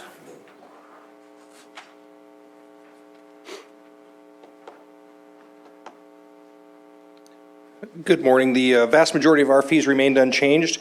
We did have some changes in the fees that we charge for our notary services. Those fees are set by civil code. They've increased from $10 to $15. We did add a return check fee. I believe we'd been charging return check fees in accordance with what the law allows, but we've added that to the master fee schedule at $25. The vehicle impound release fee, we've increased from $85 to $100. This takes into consideration increase in cost for staffing, pay, consumer price index, all those types of things. The standard fee that agencies charge across the state varies widely, and $100 seems at the lower end of the spectrum. We do that to keep in mind that people that have their vehicles impounded are often facing other financial hardships, and we don't want to burden them, but we also want to make sure that we recuperate some of our incurred costs during that. And that's all I have. All right, any questions? All right, thank you, Sheriff. Thank you. That concludes the updates for today. Thank you, Stephen. Supervisor Sabatier? So after reviewing all of these, each one is kind of compartmentalized, siloed in what is required for each department to be able to get paid for the services that they render. But I worry about certain things, especially housing. We need a lot of housing, and that it will include some of the increases that we saw, which was only just the 5% from environmental health. So we're probably anticipating to see another shift once that analysis is complete, whether that's next year or in a couple of years. I know that I just went to a school board meeting where they're looking to increase their square footage development fee by another $1. And I'm sure that other schools are looking at this as well. And we are seeing increases pretty much across the board. And I know that we looked at 3%, went down to 2.6, but that's also construction cost. And we know construction cost has gone up. We continuously see developers uninterested in coming to Lake County because the profit margins are so slim. So what I would like to ask is for the board to think of pursuing to get a global perspective of what does it cost in total fees for us to get people interested in developing homes, and how can we manage to create some flexibility. So we can't do that today, but I know that I'm thinking some kind of research, some type of maybe ad hoc committee to have discussions on what can we do to make this flexible. Is it when you're building 5 houses? But because when I look at this, I see that each one of us, fire districts have the ability to raise their fees for development. School districts have their abilities. We have our abilities. Water districts, it's so siloed that we're thinking of what are our needs to stay whole when it comes to a budget and the services provided. But we're also not seeing development of houses the way that we should be, especially with the amount that we've lost in the last 7 years. And so I'd like to get that comprehensive view of what does these fees look like and what is the impact to a developer and what can we do to create incentives and flexibilities within that system. Because I'm a little worried that as we keep increasing, we're also potentially alienating developers from wanting to be here and provide the type of development that we're looking for. Price them out of the market. And just looking to see if the board is okay with coming back and discussing that. Supervisor Pyska? Trying to remember what we talked about as a board with the ARPA committee, but we did agree to pursue the housing, just stop me if I'm, right? The housing coordinator. Different kind of housing. Right, but if we're looking at a strategy to increase housing, and it sounds like you want to attract developers, and so having, looking at multiple units, some kind of reduction with, larger scale, then I think that conversation fits well with that long-term strategy. I wouldn't want to do too much work without looking at it as a holistic problem. So as we move in that direction, I think, yes, we can have that conversation as part of that strategy to attract developers. And I do know how expensive it is to build a house. It is, and we have a lot of issues at play with building costs and many other things. But I'd like to wait and see, wait until we have those pieces coming together more before we have that conversation outside of that theme. And not trying to create 2 separate bodies to have those discussions, but I just think that these fees trigger the need to make sure that within any conversation that's going to happen about developing more houses, we have to look at how these fees and other fees outside of us so we can have a collaborative approach on what we're all asking for, which is more housing. We know we can't find housing for our staff. We're not the only ones with that problem. Our healthcare, our schools all have those same problems, and individuals have that same problem. So I just wanted to at least bring that up, that it needs to be a conversation. I don't disagree that as we move forward in figuring out what our strategy for housing is, but I wanted to make that point today since we're increasing fees, and I feel like we're increasing them in a silo without understanding how the impacts of the overall development industry is going to be.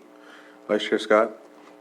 And I think when we're looking at these fees, we're trying to make sure that Lake County stays whole and that we're recouping our costs. And I think for many years, we had not been doing that, and we were bleeding money. So at this point, I think we need to move forward with these fees and maybe find a different strategy somewhere else, another pot of money to help developers come in. But I don't think it's with our fees. Well, and you're right, there may be a way if we decide to have incentives to recoup that money through a different mechanism. Right. So what would we like to do? Move forward with the fees, or are you? I'm ready to move forward with the fees. I just wanted to at least express myself in the sense that this has impacts of things that we need to pay attention to. Right. All right. All right, Todd, if you'd like to add. Just quickly, I kind of want to reinforce what Supervisors Pyska and Sabatier were saying about, breaking down silos, attacking this housing issue from a more holistic approach. And so however this moves forward, I'm hoping that our housing continuum of care can be a part of the conversation, because I think if we can all, work together on this, because there are monies coming at us here and there, and I'm concerned sometimes that we don't have all the right people at the table. So please remember me and my department and the continuum of care in these discussions, because I want to support this. Thank you, Todd. Anything else? Open it up to the public. Go ahead, Joan.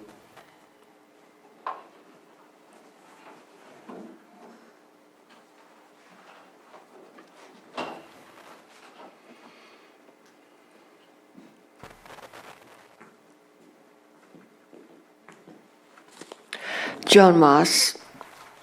I'd like to ask some questions, and I apologize if this is inappropriate and the wrong department I'm asking, but I was asked this question by someone and I never got to ask it. How much cannabis taxes have come in the last 3 years? Can anybody answer that? Joan, this doesn't apply to that. What? This doesn't apply, what your question doesn't apply to the master fee schedule. We're discussing the fees that the departments. I have a few more questions. You can tell me Okay. if it's inappropriate. Okay, next. Go ahead to your next question, please. Thank you. How much of the money that comes in that we have right now is due to the emergency declarations that we've made about the emergency? Because I know that when we declare an emergency, we get money. Right, that doesn't apply to this. This is just the fees that the county charges for services. So what your question, that question doesn't apply neither, so if you. So it is questions that I will ask eventually. So tell me what department I should ask that.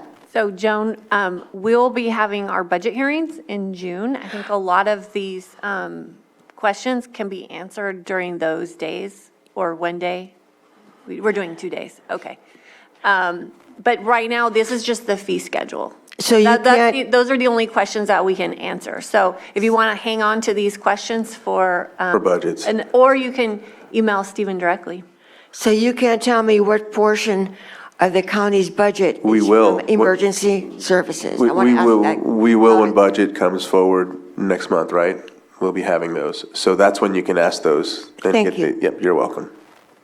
Thank you for that, Supervisor Pyska. Stephen, go ahead. What's that? Oh, she said you had an answer. Oh, no. No, I said, or you could email Stephen. Okay. Yeah, Joan, you can email me and I can give you some of the answers, Okay. but it has nothing to do with this item. All right. Any other public input? Anyone on Zoom? All right, bring it back to the board for action. Mr. Chair, I'll offer the resolution. Resolution has been offered. Supervisor Sabatier? Aye. Supervisor Scott? Aye. Supervisor Pyska? Yes. And Supervisor Crandall? Aye. Thank you. All right, thank you, Stephen. Thank you, Board. All right, our next item is our 6.10, public hearing, consideration of a resolution regarding vacating an alley easement for public use in the area of Middletown. And with that, I know someone, she's going to join us versus Zoom, right? Yes, she is. Ms. Salmon, who is our Deputy County Surveyor, should be in Zoom. All right, thank you, Susan. You're welcome.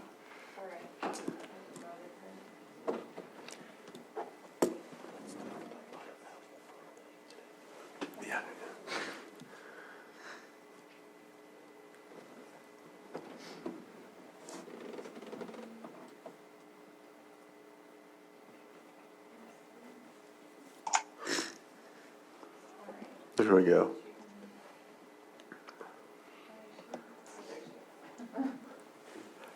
Good morning. I'm Good Kara morning. Salmon, Deputy County Surveyor. All right. Today's item is a public hearing. Welcome, Kara. Can you hear me? Yes, we can hear you. Go ahead. Good Kara. morning. Welcome, thank you. Thank you. Kara Salmon, Deputy County Surveyor. Today's item is a public hearing for your board to consider a request for a vacation of a 15-foot wide alley in Middletown. The request was made by Mr. Joseph Quito, who's pastor of the First Baptist Church in Middletown. The church is trying to merge their parcels, and the alley is preventing that. As it was explained in the cover memo to your board, this alley is shown on the 1891 town map of Walter's addition to Middletown, and the board vacated a portion in the 1970s. The alley has never served any public purpose, and most of the adjacent parcels have improvements that actually block the alleyway. Not only will the vacation facilitate the merging of the parcels for the First Baptist Church, it also impacts parcels owned by South Lake Fire, and we've been informed that they will also most likely merge if today's vacation is approved.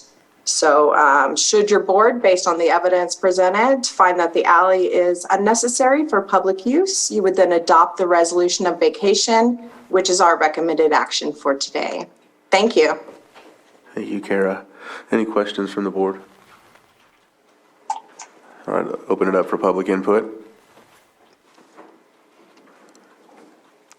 I'm not seeing any hands up in the chambers, or I don't think I see any in the Zoom room as well, so I'll bring it back to the board for action. Mr. Chair, I offer the resolution. Resolution has been offered. Okay, Supervisor Sabatier? Aye. Supervisor Scott? Aye. Supervisor Pyska? Yes. And Supervisor Crandall? Aye. Thank you. All right. Thank you. Thank you very much for that, Kara. All right. Next is our 6.11. We've got a couple more minutes. What's that? Oh, We're actually yeah. ahead of time. We are ahead of time. Let's see. Can we just take a? Yeah, let's take a short break. We'll just take a break. Okay. We'll go ahead and take a break for 5 minutes to the best of our ability. To the best of our ability.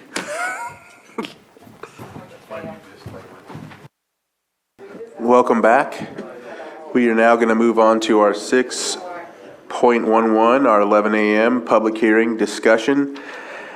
It's continued from April 12, 2022. Public hearing, discussion, and consideration of appeal AB 21-05 of Planning Commission approval of major use permit 19-36. Initial study, mitigated negative declaration 19-56 Lake Vista Farms LLC, Clear Lake, APNs at 010-053-01 and 010-053-02, and we have our esteemed gentleman, Michael, here. Go ahead, sir. Excuse me, if I go may, ahead. Mr. Chair. Yes, Ms. Grant, sorry. This is a hearing process, so all witnesses must be sworn. The attorneys obviously aren't giving testimony, so if there are attorneys present, they need not be. But everyone else who's speaking to your board today should be under oath while they do so. Normally, the department presents first, the appellant is then second, the applicant then takes the remaining time that your board determines to allot in order to allow for a reasonable review of the issues at hand. Your board sits de novo, which means this is brand new. Okay. All right. Your board can certainly There's no time period within which you have to finish either today or, for example, your board could take all testimony today and continue it, close the public hearing and continue it next week for your deliberations. You could do it all today. You could continue the public hearing to next week if you require further information for any reason. Okay. Thank you, Ms. Grant. And so with that, we'll go ahead and swear people in that are in party to this. Sir, did you have a question? They'll be sworn in too. They'll be sworn in as well. So anybody on Zoom, if you are going to be party to this discussion here for this hearing and appeal, please swear in along with Johanna. Okay, so with your right hand I raised. have a question. Do we need those people to be on video, or is it just kind of the honor system that? It's preferable to have them on video with their right hand up for purposes of the oath. If people are not available to do that, they can simply say, I'm standing with my right hand. Because I do see a hand up. I'm not sure if that's somebody who wants to be sworn in, because right now, everyone that's on the attendees list is hidden from our view. I would think the person with the hand up is the one who wants to be sworn in, but that might not be right. That's what I'm thinking. There's still a couple more.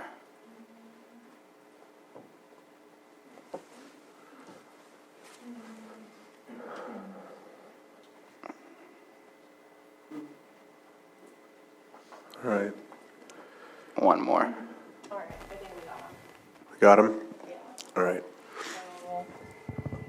Okay, so with your, how is this on? Okay, with your right hand raised, do you solemnly swear that the testimony you are about to give will be the truth, the whole truth, and nothing but the truth, so help you God? We do. Thank you.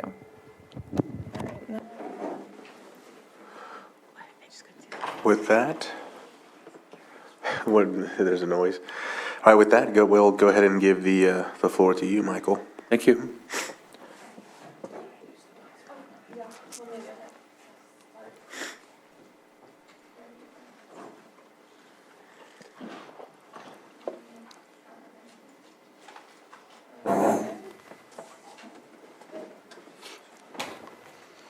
Good morning, Chair and Supervisors.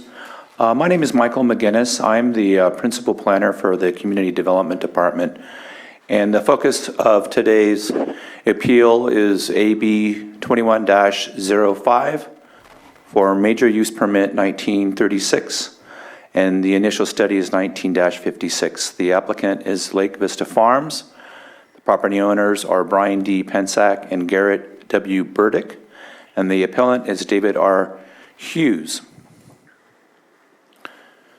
The property site is located at 2050 and 2122 Augulin Canyon Road in Clear Lake, California 95422, and the APNs are 010-053-01 and 02. The project site is accessible by a gravel driveway from Augulin Canyon Road through an existing security gate. The pre-existing agricultural activities covered about 18 acres, and other land uses on the project site include a residential, timberland, grazing area. The previous agricultural activity on the site was a hops farm, and it was cultivated roughly back to 2009 with roughly 13.6 acres of hops. Those are the sites on the map, the aerial survey from Google Earth. The combined parcel area is approximately 302.4 acres within the boundary of the Shorelines Communities Area Plan and within the City of Clear Lake's sphere of influence and city limits. A letter of support from the City of Clear Lake was issued on February 24th, 2020. Cannabis cultivation is prohibited within 1,000 feet of the City of Clear Lake's sphere of influence unless the applicant can provide a letter of support from the city. The map shows Lake Vista Farms in the purple in the City of Clear Lake zoning area. Again, a letter of support from the City of Clear Lake was issued on February 24th, 2020, and in a recent email dated March 30th, 2022, Mr. Alan D. Flora, the city manager of the City of Clear Lake, noted to staff that no changes in the status of that letter provided to the board has been made. If I may make a quick correction, the purple is the C4 zoning for the City of Clear Lake. Lake Vista is in the red perimeter to the right. Right there. Thank you for the correction. Early activation was approved by the county zoning administrator in February 28, 2020. This is a general site description of the 5 sites.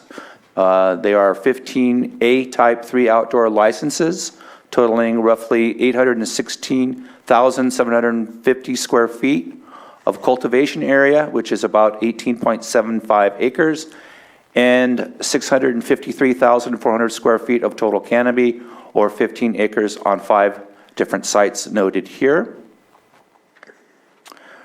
The project also includes a proposed range of other sites, including a portable toilet, trash enclosures, vegetation waste storage areas, 2,500-gallon water storage tanks at 5 cultivation areas, a Conex shipping container, and a 8x8 storage shed or similar for storage. There is a proposed 1.5-acre on-site nursery within an existing barn and shade structure, 1 renovated 10x30 shipping container to house security equipment and camera monitors, and a 6-foot-tall security wire fence for the site. There is a violation on record and a stop order. Staff with the Department of Agriculture, Cal Cannabis, and our own county code enforcement agent, Mr. Fernand, noted in a cella that on 2 site visits on May 7th and on May 14th, 2020, there were noted violations.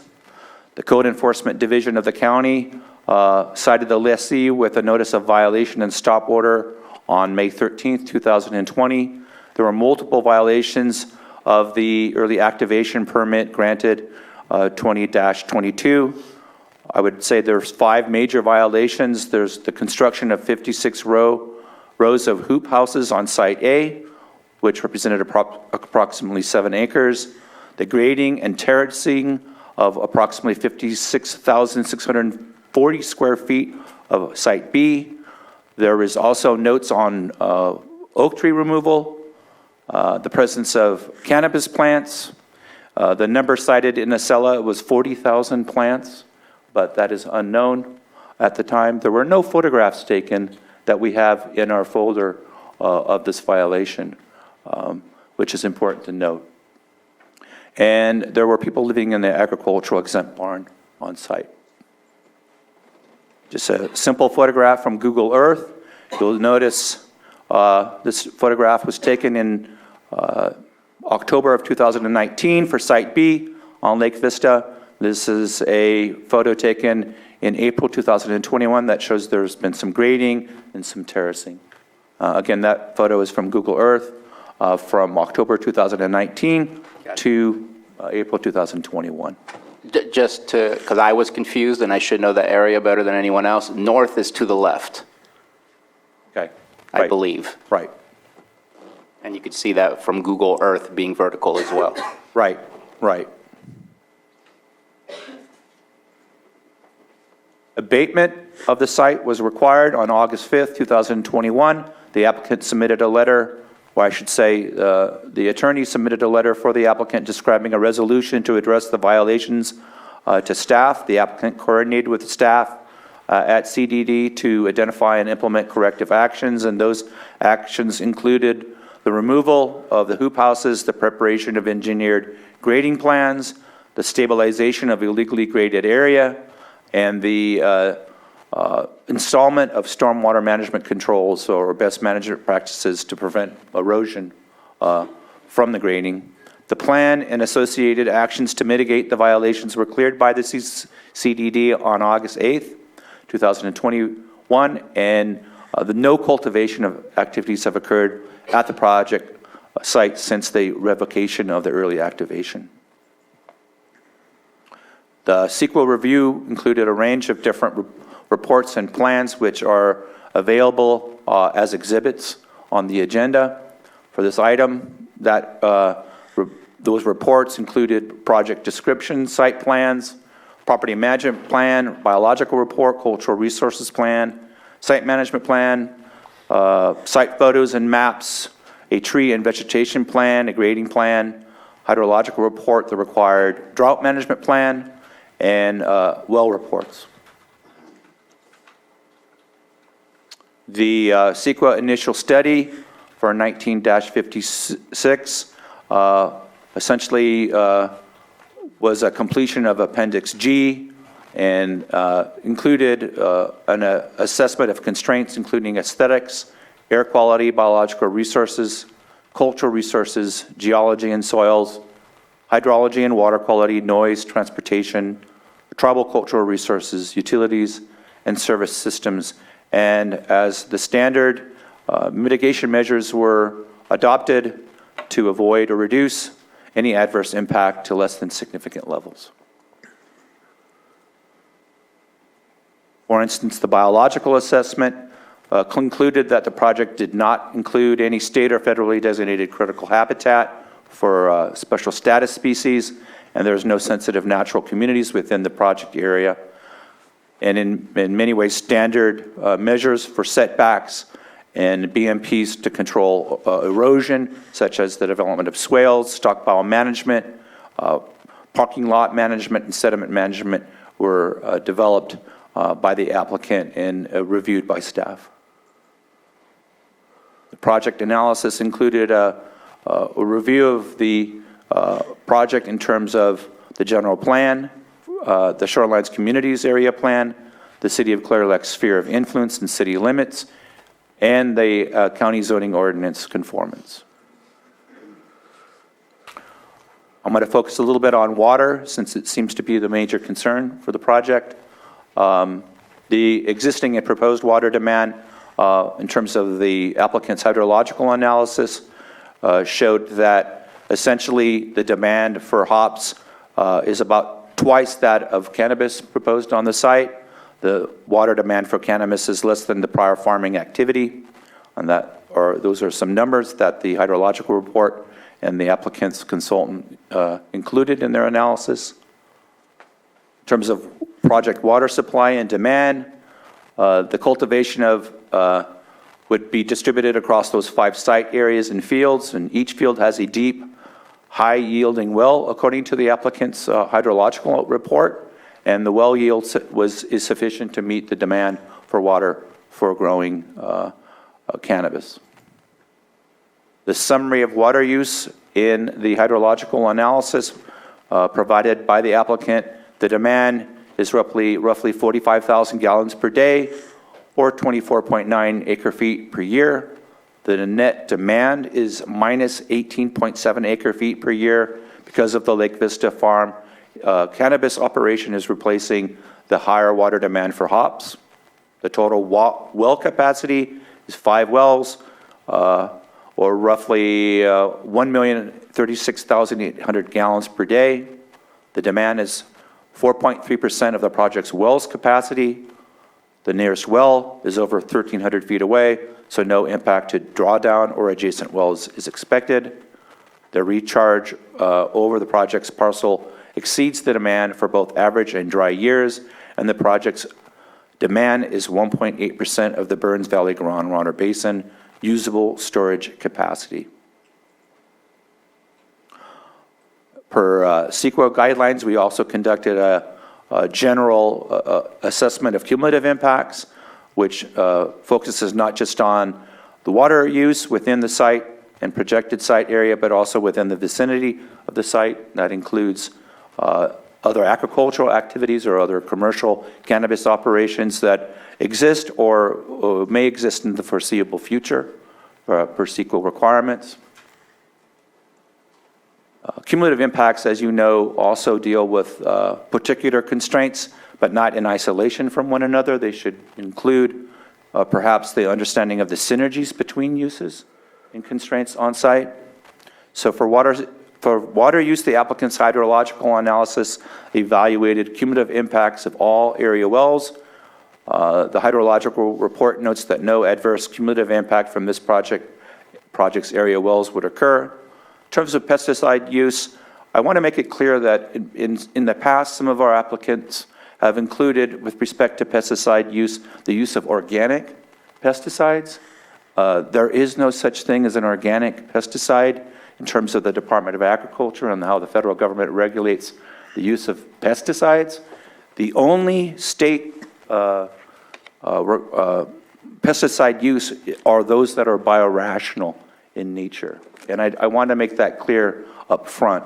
So any use of pesticides for agriculture, for cannabis, is focused on biorational pesticides, non-residue pesticides. In terms of air pollution, air filtration systems required in all buildings. Diesel generators are prohibited. Burning cannabis plant material on site is prohibited. Dust mitigation is required during and after construction. Cumulative impacts: continued water pollution. As I noted, erosion control measures are required through best management practices.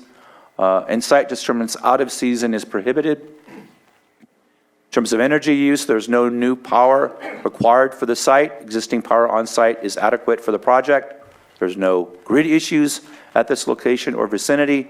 In terms of land coverage, the project may impact 35 acres of the 504-acre site. There are no other permitted cultivation sites in the proximity to this project. The project analysis focused on Article 51.4, use permit, findings for approval. 6 findings must be met in Article 51.4. 3 findings must be met in Article 27.11 at. Neighbors within the 725 feet were notified at this proposal, and I should also know I personally emailed the appellant and the applicant and their consultants several days before our hearing today to make sure that everyone was notified. Staff received adverse comments on the project application and the CEQA analysis related to the environmental review of water use and groundwater recharge.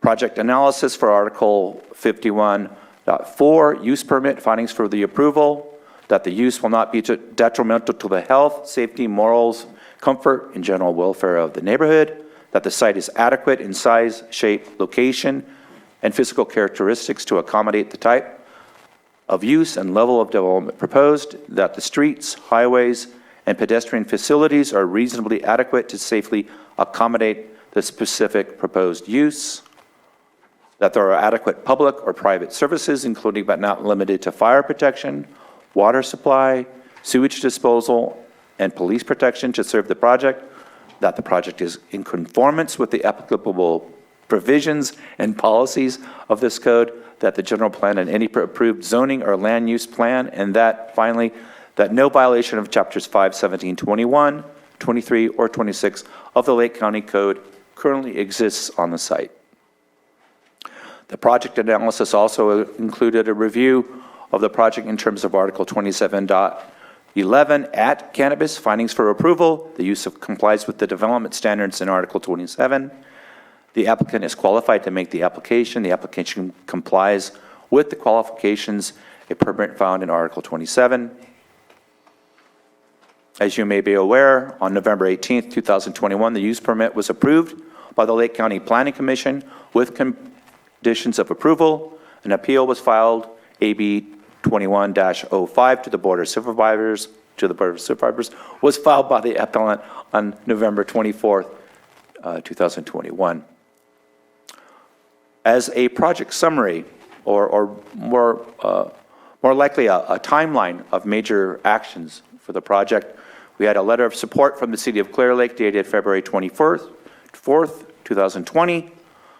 Early activation was approved on February 28th, 2020. There was a notice of violation and a stop order dated May 14th, 2020. And the plans and associated actions to mitigate the violations were cleared by the CDD on August 8th, 2021. I should note, in careful review of the board's ordinances related to cannabis, I want to bring to your attention that the Board of Supervisors approved ordinance number 3112, section 49.2, permit ineligibility on September 2021. And that ordinance can be summarized as follows, quote, additionally, no responsible persons associated with the premises subject to said violation shall be eligible for a county permit for cannabis operations of any kind for a period of no less than 10 years, unquote. That ordinance took effect in October 2021. The use permit was approved by the PC on November 18th, 2021. A continuance was issued by the board because of failure to properly notify the appellant on March 22nd, 2021. And in staff's analysis, ordinance number 3112, section 49.2, permit ineligibility is not relevant to the Lake Vista Farms application due to the fact that the plans and associated actions to mitigate the violations were cleared by the CDD on August 8th, 2021. The appeal.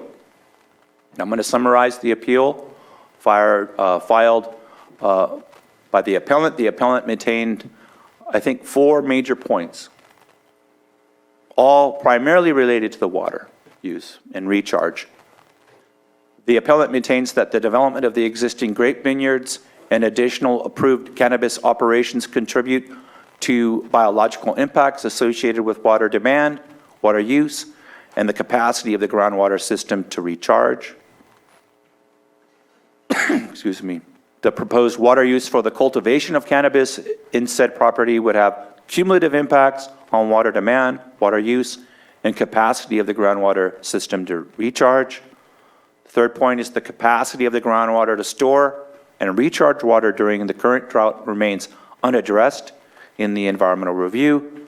And the fourth point made by the appellant in his appeal is the site areas within the county's required 1,000-foot setback from the city of Clear Lake's sphere of influence or city limits. There's a wealth of data in the Burns Valley groundwater basin to conduct hydrological analysis. It isn't a question of a paucity of information. There's a wealth of information in the groundwater basin for this particular site to conduct hydrological analyses and to model recharge and resource use. I wanted to provide the board with just a very brief primer on what we do when we do hydrological modeling. Modeling is essentially a simplified representation of real-world information, often received through, let's say, testing with biosensors, the pollution levels in a lake or in a groundwater area. It might mean to trace or track a plume of pollution in an ocean through a sensor, or to assess, the oceanographic patterns from buoy information. But modeling essentially is a mirror of reality, and the better models come closer to reality. And with the algorithms and mathematics that are done in modeling, it's all based on the parameters and the data that you put into it. So the model is only as good as the data or the information that you integrate into the report and then simulate and run in that modeling. Models are mainly used for predicting systems behavior, like let's say the transport of a pollutant or the use of water within a lake or within groundwater systems. We're essentially dealing with dynamic processes that change over time. A drought, other natural changes, and climate change in particular can affect the results of modeling. So the challenge when we model water use or recharge rates is really based on what type of information we have, the methods we use, and the fact that we could have competing models for hydrological issues and physical processes. In this case, we're dealing with aquifer use or groundwater use. And the applicant submitted a technical memorandum, which you have as an exhibit, completed by North Point Consulting, that supplements the hydrological report and describes potential cumulative impacts associated with the groundwater use for the project. The existing and foreseeable projects in the vicinity were also evaluated in this technical memorandum by the applicant's consultant, and the analysis also includes estimates for groundwater use and recharge across the basin for other water users, not just the cannabis, but also agriculture as well. The appellant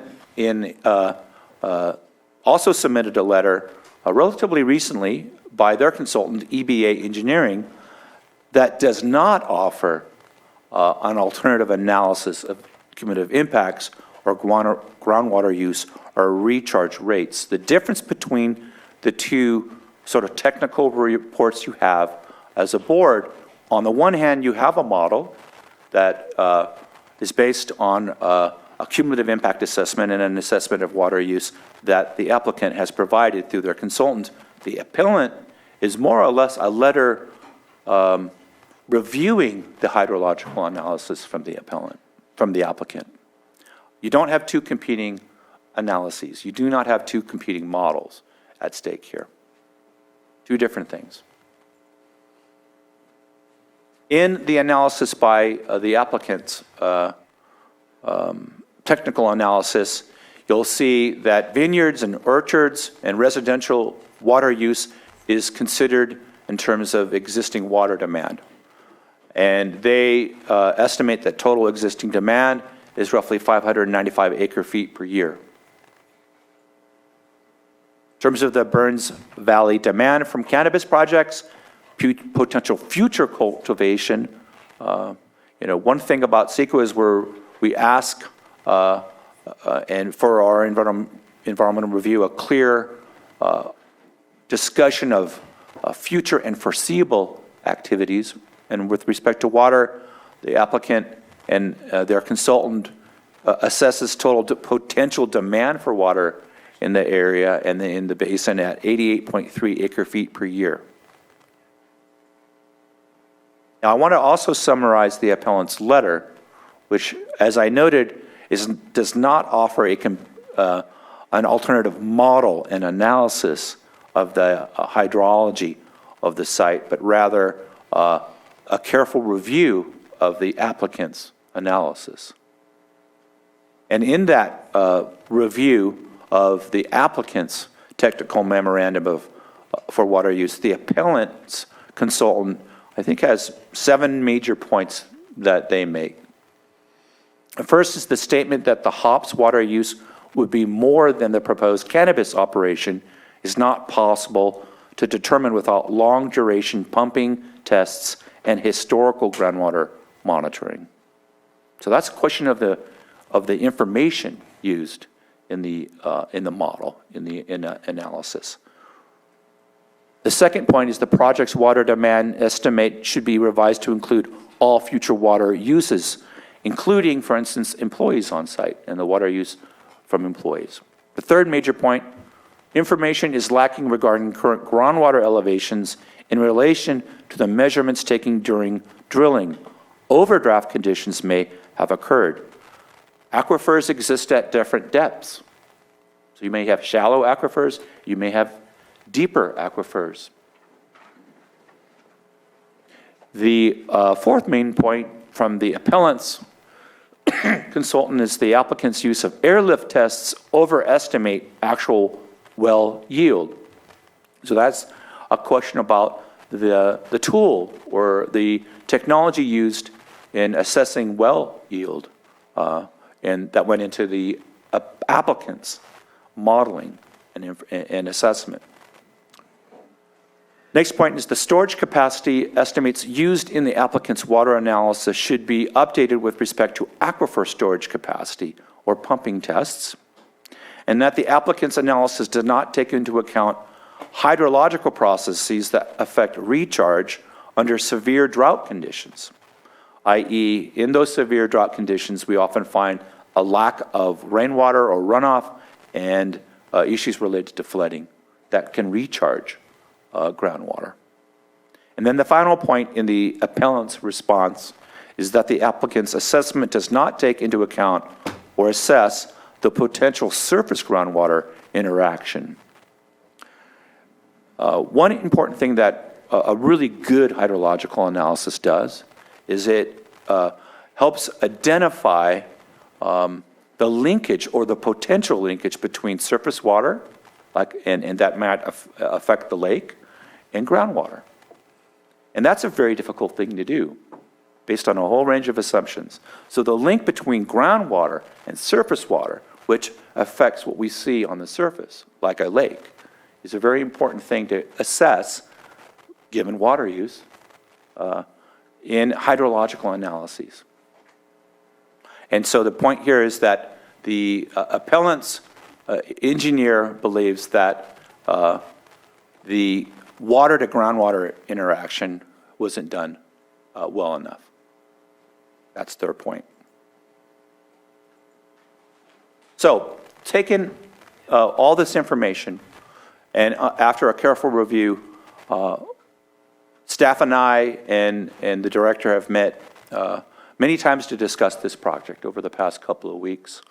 And with the new information provided last week by the appellant and by the applicant, we have a recommendation for the Board of Supervisors to deny the appeal, AB 21-05, uphold the Planning Commission's decision to approve the use permit, UP 19-36, and adopt initial study mitigated negative declaration, IS 19-56.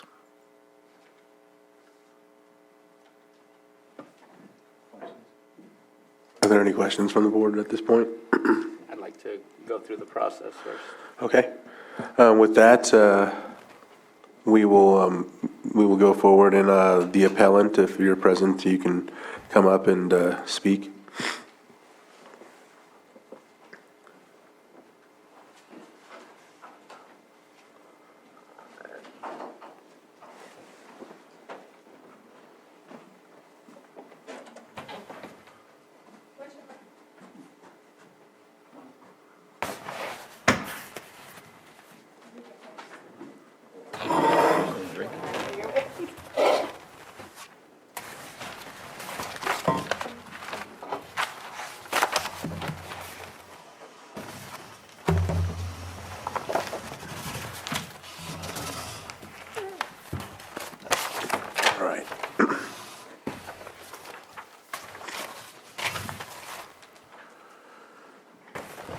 I guess I need to.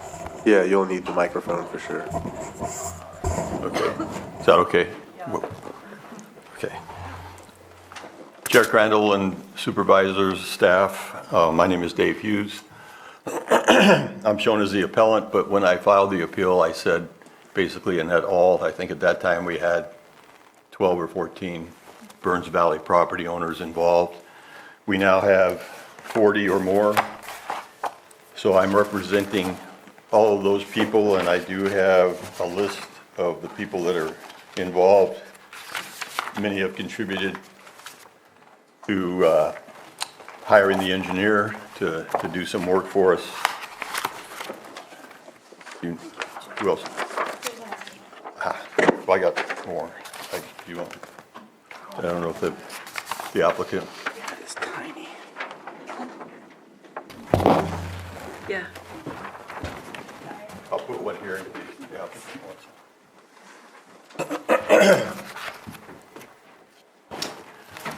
I'm not sure how, I thought we were going to be after the applicant, but some of the names on there, like the Sierra Club, does not live in Burns Valley. And there's a couple people that kind of live in the Burns Valley, but they have city services. So the entire list is not just Burns Valley property owners that have wells and septic tanks, live on an acre and a quarter, and basically south and west of the project. We have a number of people that wanted to make comments, and I'd like to have them make them now if we can. I don't know what the order should be, but they want to make sure they're heard on what's happening? Yes, everyone will have the opportunity. Do we do them now, or? Well, I kind of put him down to speak first, and then I would go from there. It's the appellant's case, so as long as it meets with the approval of your board, you can proceed in any way. That's how you wish. We'll get him now instead of later. Okay. It's okay. First, I'm going to have Vicki Holt. She's been helping me through this process and wants to make a statement. Yeah, go ahead.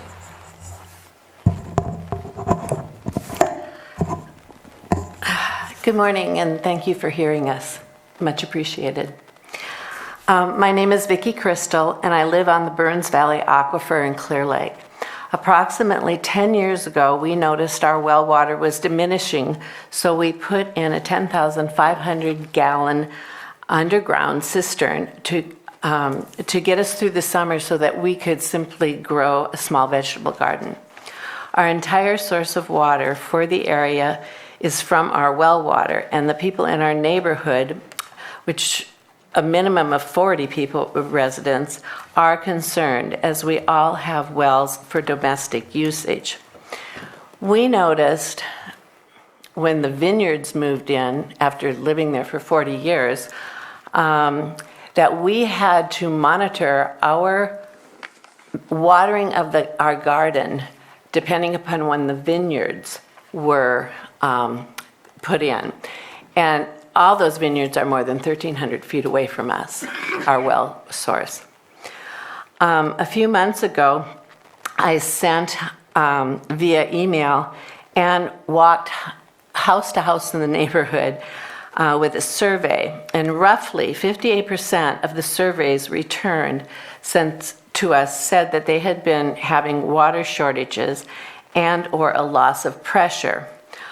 On Saturday, one of the neighbors stopped me, Jamie Felden, had sent me an email and stopped me and said, would you read it? And she basically said, our well has gone dry a couple of times since we bought the property on Old Highway 53. We have called several well specialists who said that lately we have had some issues in the area referred to as the orchard. On Pond Road, their property is on the aquifer, and while it is not run dry, it has been an issue we are carefully managing and aware of where is happening in our area. And I do not believe that they had purchased that house on 53 more than, I think, within the last year and a half or 2 years at most. The applicant several times implied that perhaps we, meaning the neighborhood, those of us on the well water, perhaps do not maintain our wells properly. I would like the applicant to know that if you survive on well water, and it is your only source of water, you take care of your wells and the pumps and anything to do with them. The tactic is a tactic of intimidation, and I have to say I was offended by so many times them implying that we obviously didn't take care of our own wells. My issue with the new grows in the county is not only in my backyard, but the overall climate crisis that is going on in the state of California and Lake County. I agree with Supervisor Sabatier that we should consider a moratorium in Lake County on new ag of any kind, including cannabis, until we as a people in Lake County have a handle on this climate crisis. It appears to me that this is not just a drought, but after 20 years of this and getting worse, a shift in the way we live on this planet is necessary. UC Davis in 2014 stated that 2.15 trillion gallons, enough water to supply 18.4 million average homes within water for the entire year, was lost to drought, resulting in 2.2 billion in economic losses, more than 17,000 jobs across the state. This is 2022, and there's been no relief here.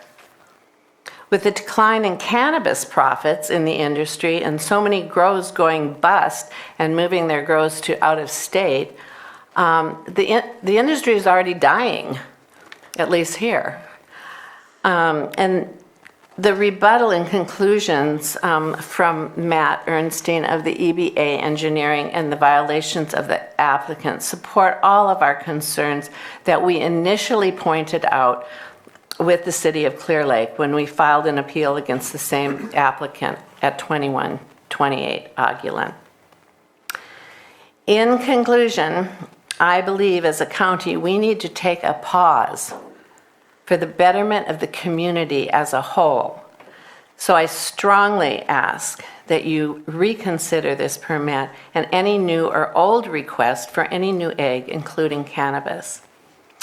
Thank you for your attention.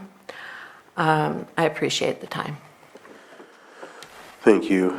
And how many more do you think you have that? I've got about 3 here. Okay. So I was going to see Debbie Sally should be on Zoom, and she wanted to make a statement. Okay. And if we could keep those we'll do 3 minutes.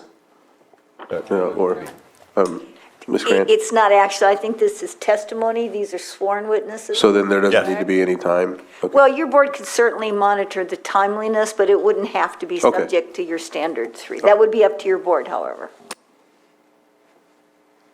Debbie, were you sworn? Well, I don't know if she can hear me.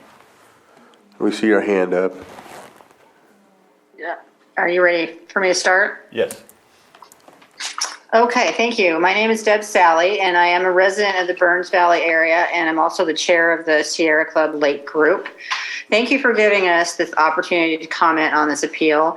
What I'm asking today is for you to consider diligently the effects of drilling new wells during a time of drought, particularly in the Burns Valley groundwater area, where many of us, as Vicki just said, the residents here, have experienced dry wells over the past several summers. These problems coincide with the development of the vineyards, the hop farm, and the cannabis grows in our watershed area. Sadly, we have been relying on outdated concepts and methods in relation to water use in the county and the entire state. California water laws don't really allow for us to demand appropriate monitoring of all agricultural uses for water.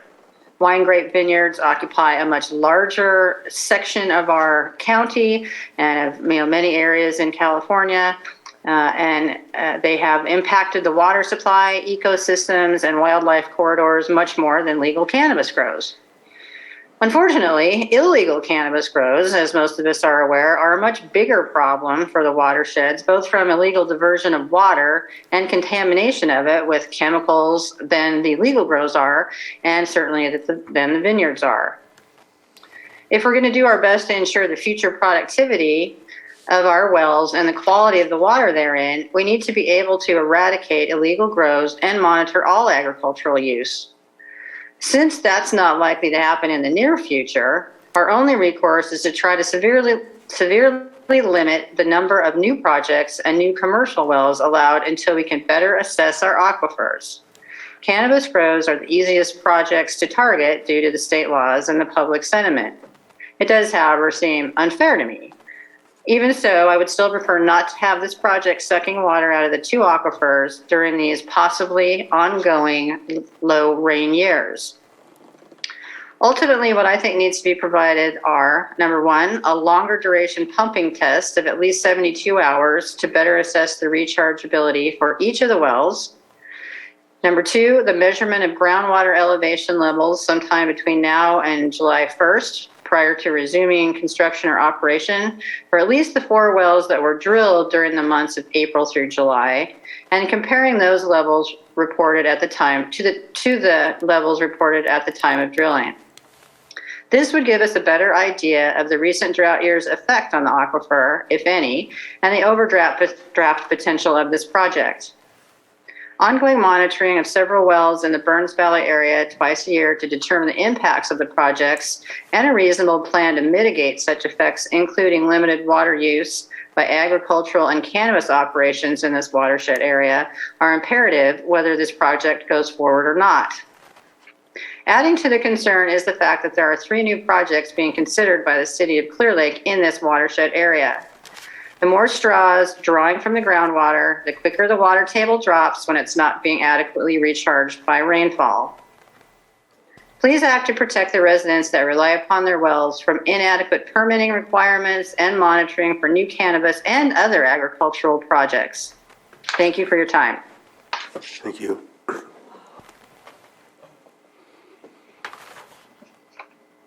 David, I was going to put you on next.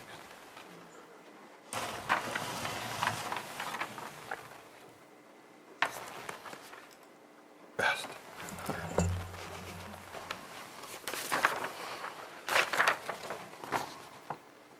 Okay, my name is David Goolsby. I'm also a resident of the Burns Valley Aquifer.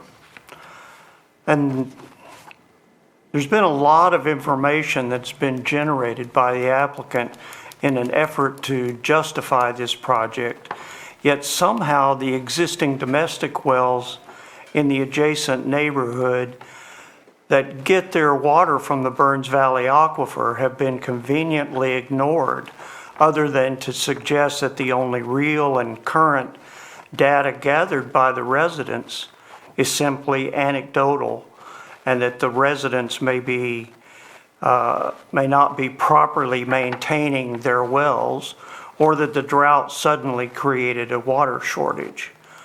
What became obvious based on our survey of residents is that way more wells in the area have been experiencing water shortages than anyone suspected, and have been since well before the current drought.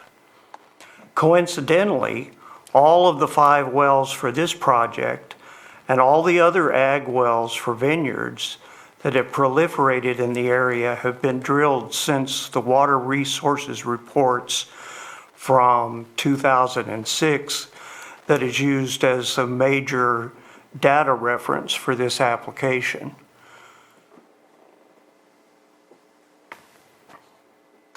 This at least suggests that there may be a correlation between the increased level of ag and the inability of the aquifer to maintain sufficient recharge for the existing domestic wells. The argument that this project will not increase the amount of water drawn from the aquifer because it was previously a hops farm assumes that the farm was not already contributing to the problem. It seems short-sighted to continue to allow unregulated access to this aquifer without adequate data to support expanded agriculture in the area. The only well currently being monitored in Burns Valley does not give a sufficient overview of what is occurring in the basin, and there is some evidence that the casing in this well may have collapsed due to age. Nonetheless, the latest recorded water level reading indicates that it is the lowest that it's been in the past 45 years. In discussions with the Lake County Water Resources Department, they have agreed to begin monitoring 8 to 10 additional wells in the Burns Valley basin starting this fall. But that will take years to generate useful data.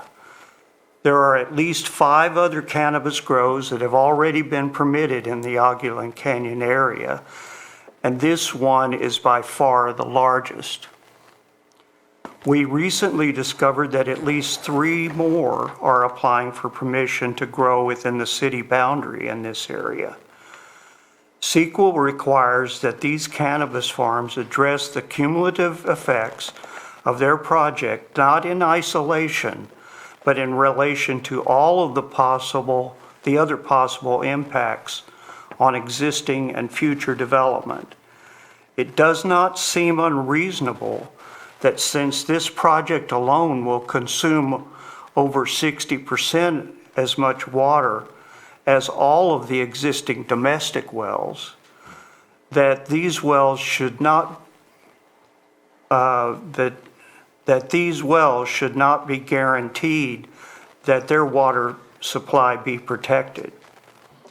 How can it be suggested in the technical memorandum dated February 2022, that when all of the potential sources of water consumption are accounted for, that over half of the available storage capacity will be drawn down annually, and that the domestic wells will not be impacted.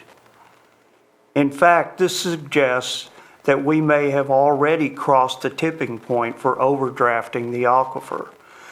Given that climate disruption is occurring now, and the drought may not just be a temporary weather anomaly, and that it may in fact be a precursor to more weather extremes, I believe this is the time to invoke the precautionary principle and develop a larger vision that protects the foundation for survival that water represents in the entire county.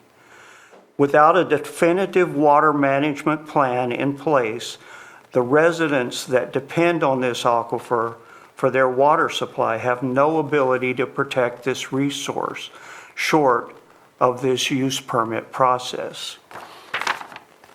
And as private citizens, we are compelled to track and challenge every application that potentially threatens our water supply until a county-wide plan can be adopted. We respectfully request that the county please reject this application for a use permit and place a moratorium on any additional permits for ag development within this aquifer until a water management plan can be developed that uses current data and protects the water rights of the local residents. Thank you for your consideration. Thank you. I had a couple people that couldn't be here and wanted to make their voice heard, and I can, well, basically, again, they're concerned about the overdrafting, too many wells, too much activity getting into our aquifer. Frank Bartizak lives on Myrtle Lane, a couple blocks from my house. And again, he's in agreement with what we're talking about today. I'll just leave it at that. Mary Ann Boyce couldn't be here, but she said the water issue is very important. I've personally left over half my lawn go and have cut way back on my food and vegetable garden. Again, the water consumption, there's a lot of concern about the wells and being overdrafted. Ralph Fiedler couldn't be here, but basically he says there's too many variables and unknowns. What I want to see is a means of monitoring and recourse should the residents end up being victims from all this. Again, concerned about our water supply being depleted because of the cannabis uses.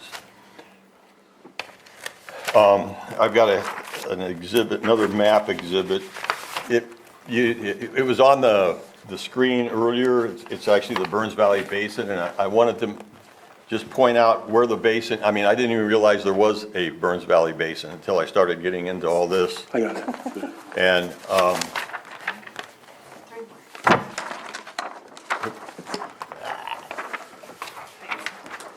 but it extends almost to Highway 20 on both sides of Highway 53, and basically south of Augulin Canyon Road. It starts to turn in, and it actually drains into the lake, I guess, is the way it's perceived. So with that in mind, I have another map. Well, I asked if there was a projector we could do, but and what I'm pointing out on this map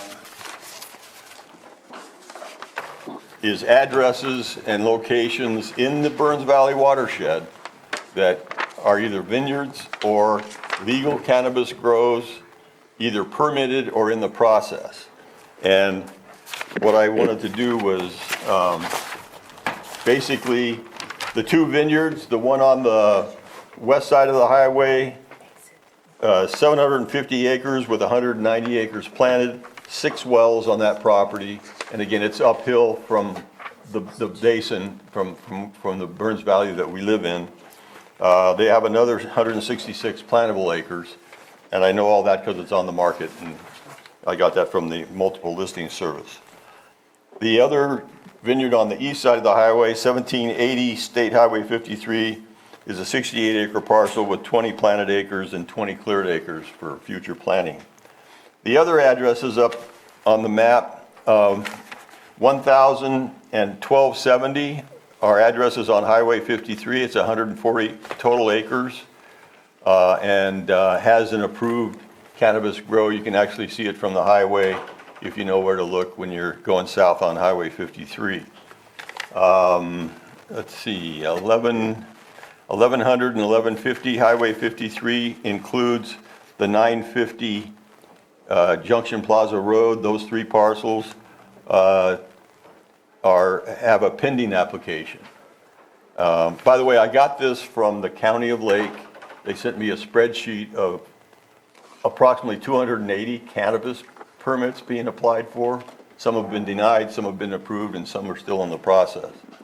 So countywide, there's 280 applications going. Let's see, 1756 is Ogden Canyon Road. That's a 51-acre approved cannabis operation. 1620, I can't find it on my list. 1620, I believe, is another legal cannabis grow. I'm not sure of the acreage. 2050 and 2122 are the subject parcels. 2185 is by the way, the city limits is between the 2185 and the 2160 addresses and 2050. That's the city limits. 2185 is within the city. It's an approved grow. Mr. Pinsack and his partner were applicants there. They got our appeal of their project was denied. We didn't have any engineering firm hired at that point. And once he got the denial of our appeal, that property is now on the market for sale. 2250 Ogden Canyon. I believe there's a coming hearing on May 10th within the city for a cannabis approval on that property, 2250. 2160 was a kennel for 25 or 30 years. When the use permit was approved by the Planning Commission, she called me. I'm a realtor. She wanted to know what her property might be worth. She was concerned that because the city wrote a letter of support and the grow would be within that 1,000-foot setback and closer to her property line, that could affect the health of her animals that she kenneled. She found out it won't necessarily affect the health, but when there's odor emanating from the property, that could get in the coat of an animal that's being kenneled on her property. So the animal owner comes to pick up the animal and it smells like marijuana.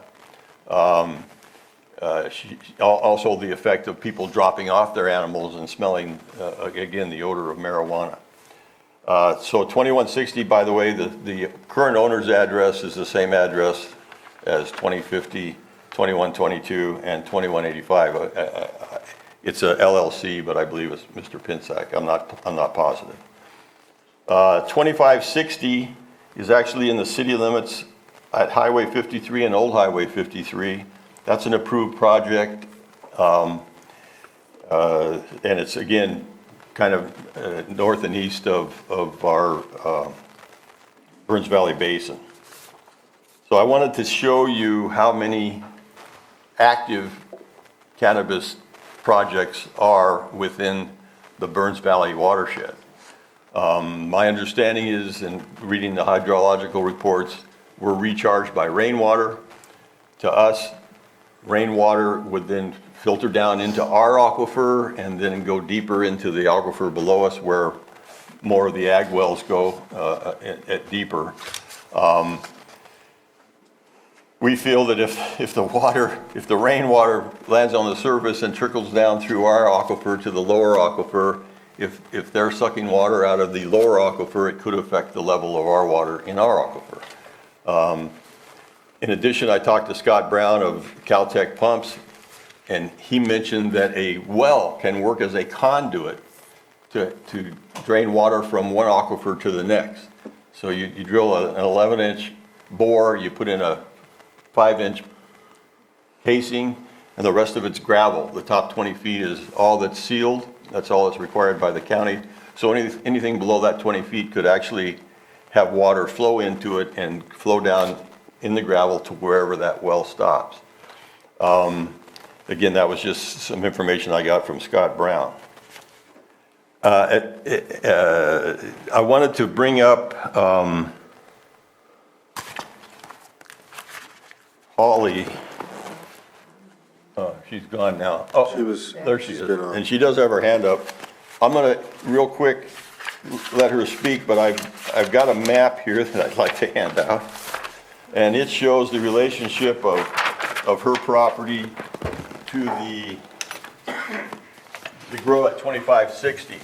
And the reason I think this is significant is because on October 17th, the 2560 project, they were doing the serious grading, and if you go up Highway 53, you can see what I'm talking about. They were doing the grading, and the mitigation measure for dust was they had to keep the water on the project as they graded. On October 17th, I'm taking my morning walk. Holly stops me and says, "Is that a cannabis operation?" And I said, "Yes, aren't you in our neighborhood group?" She said, "No." I said, "Well, you should get in it." I said, "Yes, it's an approved grow, and they're doing the grading right now." She said, "Well, my well went dry." 125 feet depth. So I'll let her speak now, but I wanted to show you the correlation between the 2560 project. The blue line is Burns Valley Creek as it passes the 2050 property and comes through Augulin Canyon, goes under Highway 53 by the school bus yard, and then comes down by my house. And then I identified where Holly's home is with the black dot. So if real quick, if Holly could speak. Hi, Holly. Can you guys hear me? Yes. Okay. So my name is Holly Ingalls. I live in Clear Lake, and I've been here since 1981. My husband's family has been here since 1856. Living on a property with a well is all we've known. So conserving water has always been a part of our daily routine. Once upon a time, my grandparents bought the place in 75. They grew a garden for years and years.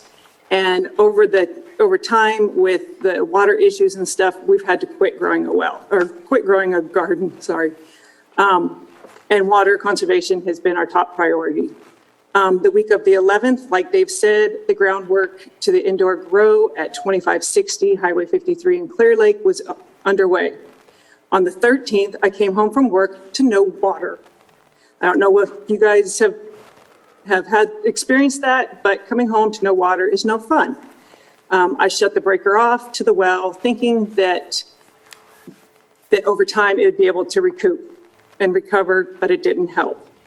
All that week, the guys up on the hill were filling their 2 water tenders with the 3-inch line from their well for the water to do the compaction and dust control. We went without any water from the 13th to the 17th. During that time, my husband and I pulled our well, checked the water level, and reset the pump. To call a pump company at that time, they were booked out 2 months, so it wasn't happening. The construction stopped for that weekend, thankfully. And with them not using the water, our well was able to recover. So these deep wells do affect the residential wells. Our well is set at 106 feet, about 106 feet, and theirs is at like 380. We've been in the area a long time, but these are the kind of things that will drive us out of here. What's the county going to do when families like these that have been here for generations are driven out by these grows that may or may not bring in money to the county for a short period of time, if you're lucky?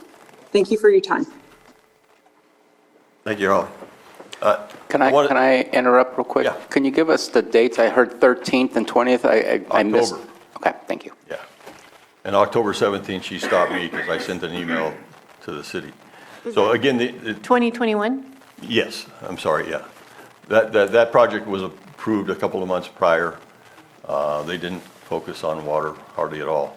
I've noticed, again, since all of this has started happening. And I wanted to, with the map that I gave you, with Holly's issue, seeming to be some correlation between them keeping 2 water trucks full of water while they're grading. It's probably pumping more water than they would when they're planting, but I believe there's some correlation to her well going dry and pumping upstream from her. And I wanted to I know cumulative impacts came up earlier, but I wanted to emphasize it one more time. The cumulative impact from several projects, well, okay, 2 or more individual effects which when considered together are considerable or which compound or increase other environmental impacts. That's your cumulative impact according to CEQA. The individual effects may be changes resulting from a single project or a number of separate projects. The cumulative impact from several projects is the change in the environment which results from the incremental impact of the project when added to other closely related past, present, and reasonably foreseeable probable future projects. That's a quote right out of CEQA. And we don't think that the cumulative impact went far enough. I mean, what really got me going on this was their hydrology report said it used to be hops and the cannabis will use less water, therefore there is no cumulative impact. I'm going, wait a minute, what about all these other grows out here, which I didn't even know were there? So we think they should have gone farther with the cumulative impact, got more information on the existing grows. There's also a couple of illegal grows out Augulin Canyon. And so anyway, I think cumulative impact is what needed to be addressed more in regards to the water. Now, next I was going to put on our engineer. He's on Zoom. He did the EBA report, and I wanted him to summarize it, and then he had some recommendations. I know there was nothing mentioned in the staff report because he didn't say, I recommend this, I recommend that. He reviewed the hydrology report from the applicant and then submitted his review. So if we could put Matt on. Ms. Grant? Matt, are you there? Hello. Okay, hi, Matt. 1 second, Matt. Hi. 1 second. Ms. Grant? Yes, Mr. Chair, I'm just wondering, I believe that Supervisor Scott's going to be leaving. I was hoping to leave after this item. Okay. I'm just wondering in terms of time, in terms of your board's scheduling, you may want to inquire how much is left of the appellant's case, because then the applicant will speak and your board will either deliberate or continue that process to next week. Up to you. Yeah. So how much more time do you think Can we see what Matt needs? Yes, and then are you good? We'll listen to okay. Go ahead. Matt? All right, thank you. My name is Matt Earnshaw. I'm with EBA Engineering. I'm a certified hydrogeologist with the state of California. I've worked in Lake County doing hydrogeologic work for about 15 years. Started out working for Beckstoffer and Shannon Ranches and Buena Vista and Brassfield, primarily looking at vineyards and water issues, siting wells, doing hydrogeologic reports. As cannabis came online, we started doing some of those reports also. So when David called me, I took the call, and like any other report or any other interested party, I listened to what his issues were and what the potential items may be. And as a matter of practice, we generally get pretty far down the line before we'll work on a project to see, the viability of the project. So I'd like to just note that we turn away more cannabis projects than we sign on to actually write a report in support of. And the purpose of that is because, simply put, they don't have the data, or the area impact may be such that we don't feel comfortable professionally to support it from a hydro perspective. So that being said, once David started providing me with information, he provided me with the report in August 2021. That was a report that we were provided. At that point, we didn't have access to the February data or, of course, the report that was just submitted here in May. But in any event, I looked at it and looked at the well logs in association with this project. I'm pretty familiar with the area, and in my estimation, it warranted support for that neighborhood group based upon what I could see with respect to primarily the geology and the lack of pump test data and the potential impact to the people of Burns Valley and Clear Lake as a whole. So that's why we took this on. Our initial response was, it was correct to say that our initial response was simply a review of the technical memorandum produced by North Point. And it was we clearly stated it was not to provide an alternative model to what they had provided, but it was merely to address their model and to provide clarification as to a different way to do it, including providing longer-term pump tests so that you can assess really the storativity of the aquifer, including potential impacts off-site, and just to provide a more robust understanding of what the potential impacts would be with associated pumping.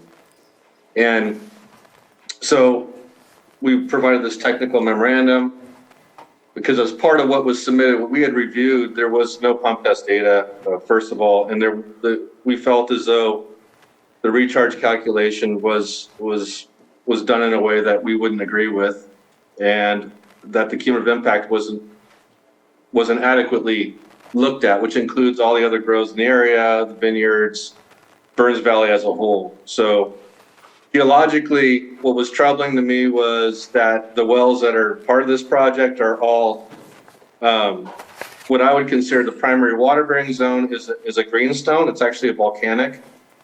Now there's some discrepancy. Is it a in-place volcanic or is it a reworked volcanic? But it's essentially a volcanic that carries a majority of water underneath the site. There's shales and clays and sandstones that are above it, and there's also then Franciscans beneath it. And Franciscan generally doesn't have any water, and the shales and clays above it generally aren't the main water-bearing unit. Greenstone is a reworked volcanic or a eclogite type non-marine type of volcanic, which is prevalent in different areas. So what troubled me is that actual unit where it outcrops actually comes into the Burns Valley Basin and where these homeowners live. And what troubled me is that, it's generally well understood that alluvial valleys recharge primarily at the boundaries of the valley, and their recharge really can be looked at as a discharge from another unit. So I don't want to get too complex, but you're really looking at recharge. I mean, this comment of recharge by rain and recharge of the alluvium by rain. There is recharge to alluvium by discharge of hard rock that has a lot of water in it into the subsurface. And I think my guess is, or my opinion, my professional opinion is that's probably what's happening there. So there may be more of a direct interaction between the water that's being pulled from that greenstone, or it could be logged as basalt and drillers logs, to the recharge to the alluvium that's in this valley. That was my first kind of red flag that caused me interest in this. The second part, of course, was the lack of pump tests. There was no pump test data. I do see that there was some pump test data that was submitted as part of, I just received it literally an hour or 2 hours before this meeting. The pump test, shows some information, but it's not, in my mind, my opinion is that it's not significantly long enough. It's not at the same rate that they would be doing their irrigation cycle, for example, and there isn't really good recharge data that would allow you to calculate aquifer properties, which is the whole point of doing a pump test. You do a pump test, you gather the right data, you can then start looking at your transmissivity and your storativity, which you can use observation wells, so then you can then calculate your capacity, storage capacity. That's generally the practice of hydrogeology. This report, that hasn't been provided. And I should note that there was an assessment that we don't ask our clients to do the same thing that we're asking this client to do with respect to credibility. That word's been thrown out there, and I'm just going to mention it. But our clients that we work with, that we feel like they haven't run a sufficient enough pump test, we have asked them to do that, and if they don't do that, then we're not going to do the report. It's that simple.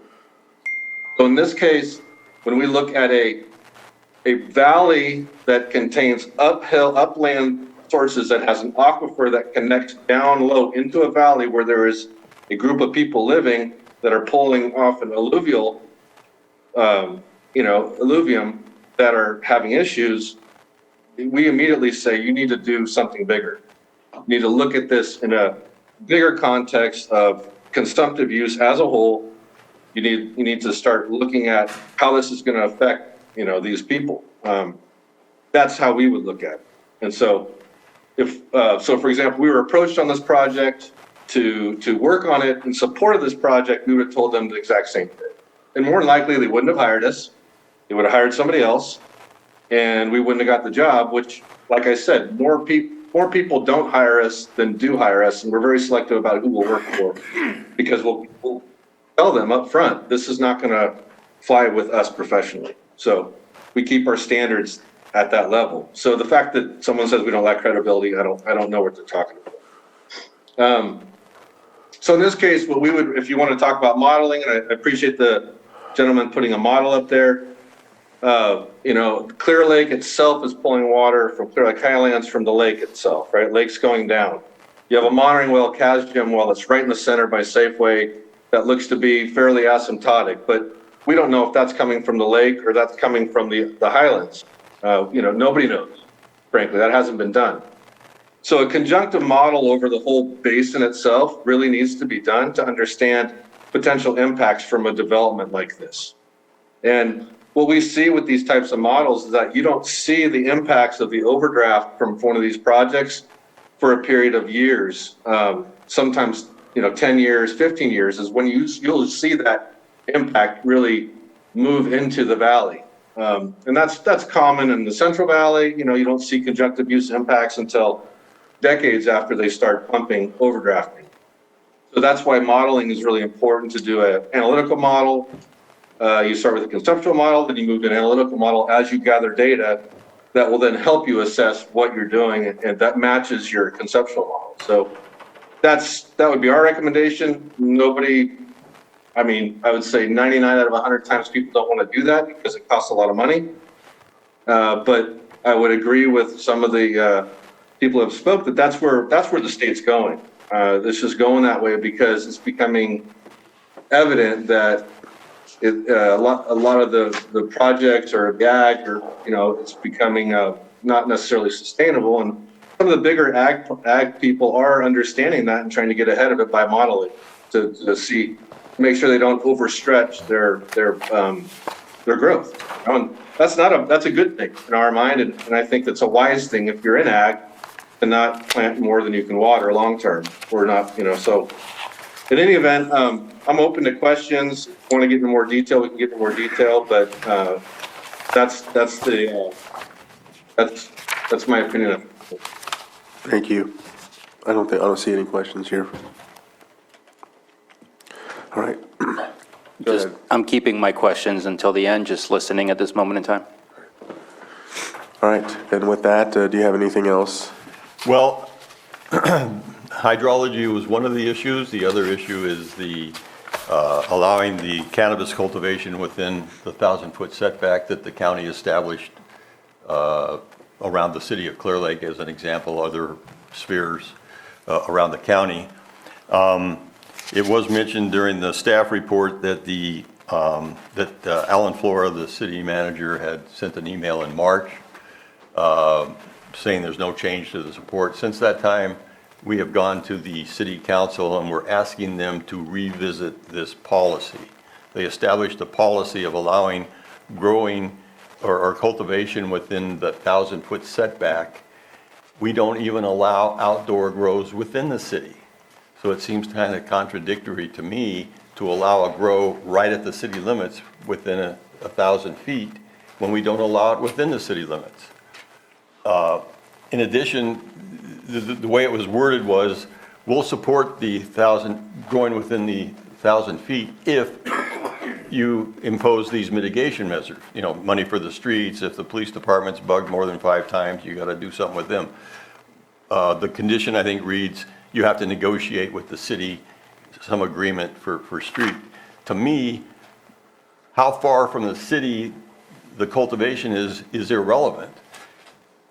If it's a justified condition, we should be imposing those conditions regardless of where the grow is. And the fact that the lady at 2160, which is adjacent to this grow, she asked me to value her property, again, having concerns. She actually sold out to, I believe, the same owners, and I was told she got above fair market value, and I said, that's nice, but that's not the point.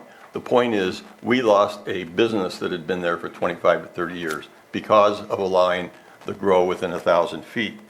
And I did a quick map. If I may interrupt? Yes, yes. And I'm going to look at Ms. Grant just to see. But you're arguing a rule that is very explicitly written in our ordinance, and from watching the Planning Commission video, still has the support of at least a city manager, which was given the ability to make those decisions.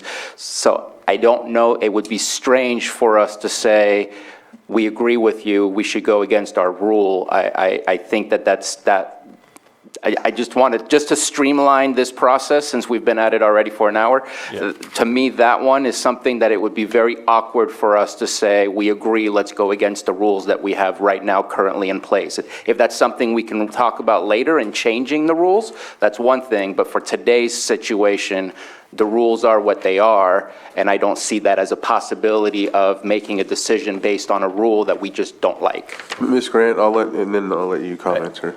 Go ahead, Ms. Grant. Yes, thank you. I would suggest that if you've already got rules in place, those are what are required for your board to be following today, so you could take it up as a future item. I also want to say that in these proceedings, there are very relaxed views of evidence. However, and your board can determine to allow certain things and then determine how much weight to attach to them. Certain things you may simply decide are not relevant to the proceedings before you, and you can determine that evidence that you've decided is irrelevant should not go forward in these proceedings. Thank you, Ms. Grant.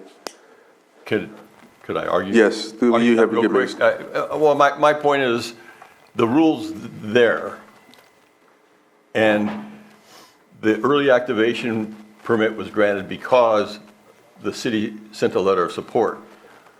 The applicants, or the lessee for the applicant, violated the ordinance.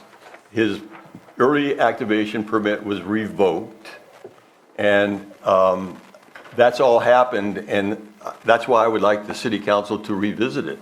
They issued the letter before all these violations started, and if you look at that map I just handed out, the 1,000 feet takes out 2 of the grows that would be closest to the city limits. I don't see why this board cannot make a decision on that issue if they agree with me. Okay, the city gave us, well, wait, the city council.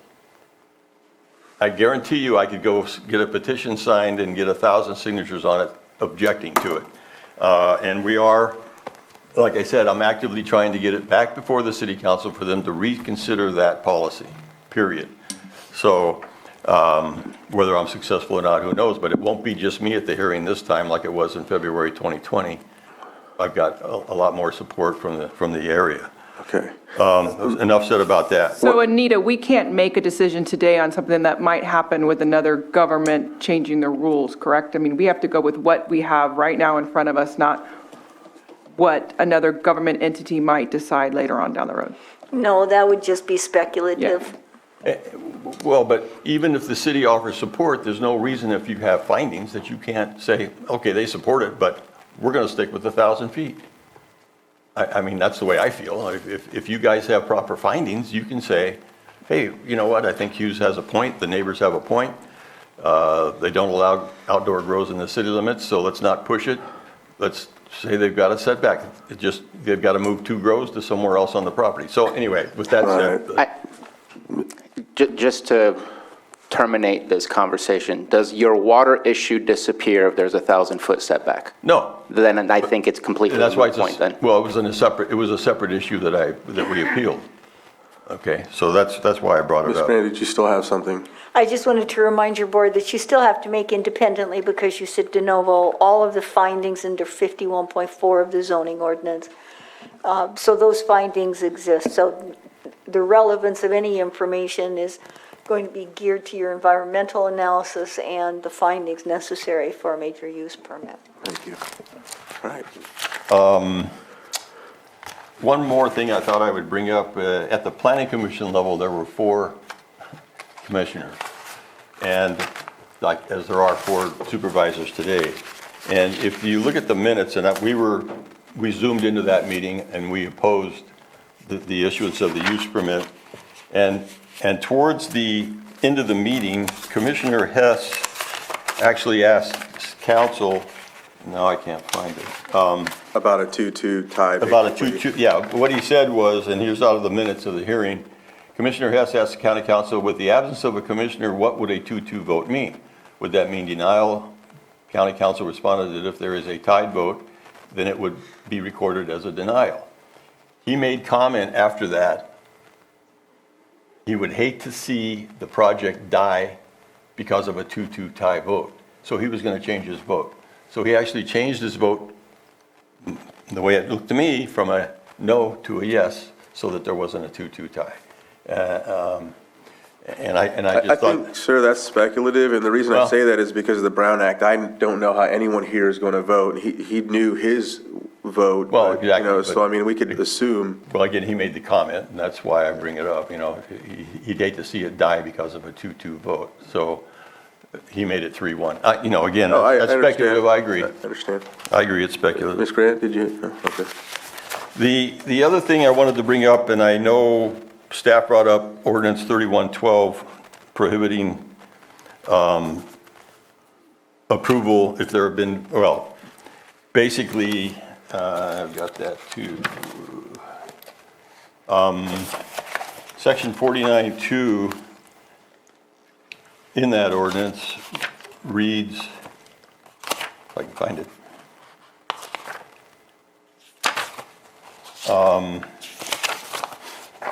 Permit ineligibility. Additionally, no responsible person associated with the premises subject to said violations shall be eligible for a county permit for cannabis operations of any kind for a period of no less than 10 years. This was adopted in September, went into effect in October. The November hearing for the use permit happened, and this was not mentioned.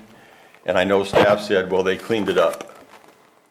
The fact is, they violated the ordinance, and we think that section 49.2 should apply, and they should be denied any kind of a permit for cannabis on that property for 10 years.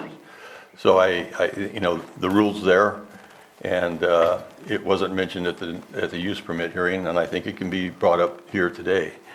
So I think with that,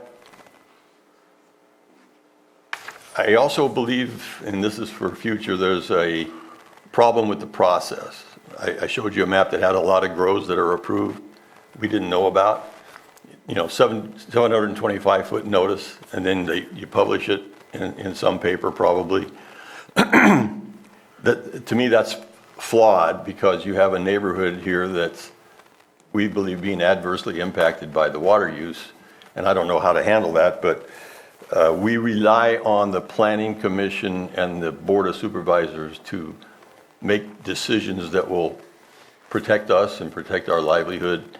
And I had no idea there was a Burns Valley Basin, like I said, or where it was. And now I'm aware, and the neighbors are aware, and we're getting more involved. And again, some of us, it's been mentioned, some of us are volunteering to have our wells monitored by Water Resources, the County Water Resources. We're getting that set up. We do believe that there is a direct correlation between the drawdown that pumping comes from growing of cannabis and our alluvial, most of our wells are 50 to 70 feet deep, mine's 68. And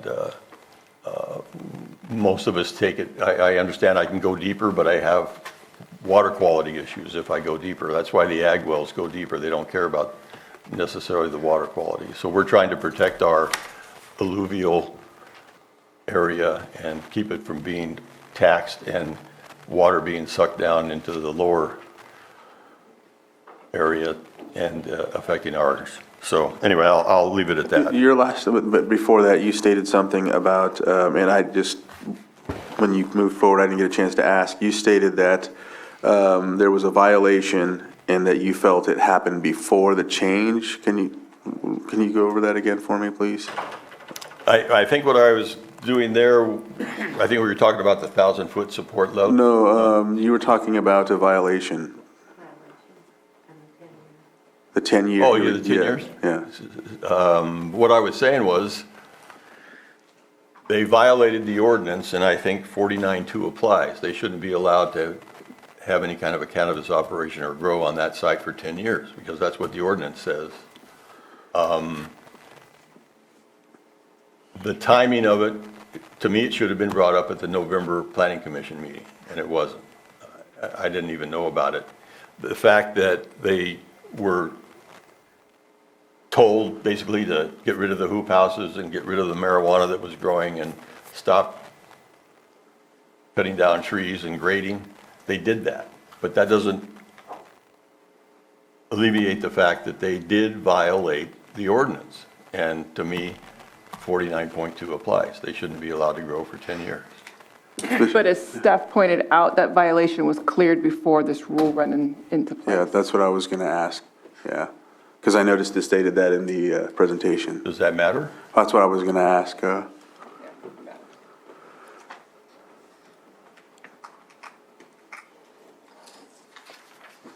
Ms. Grant?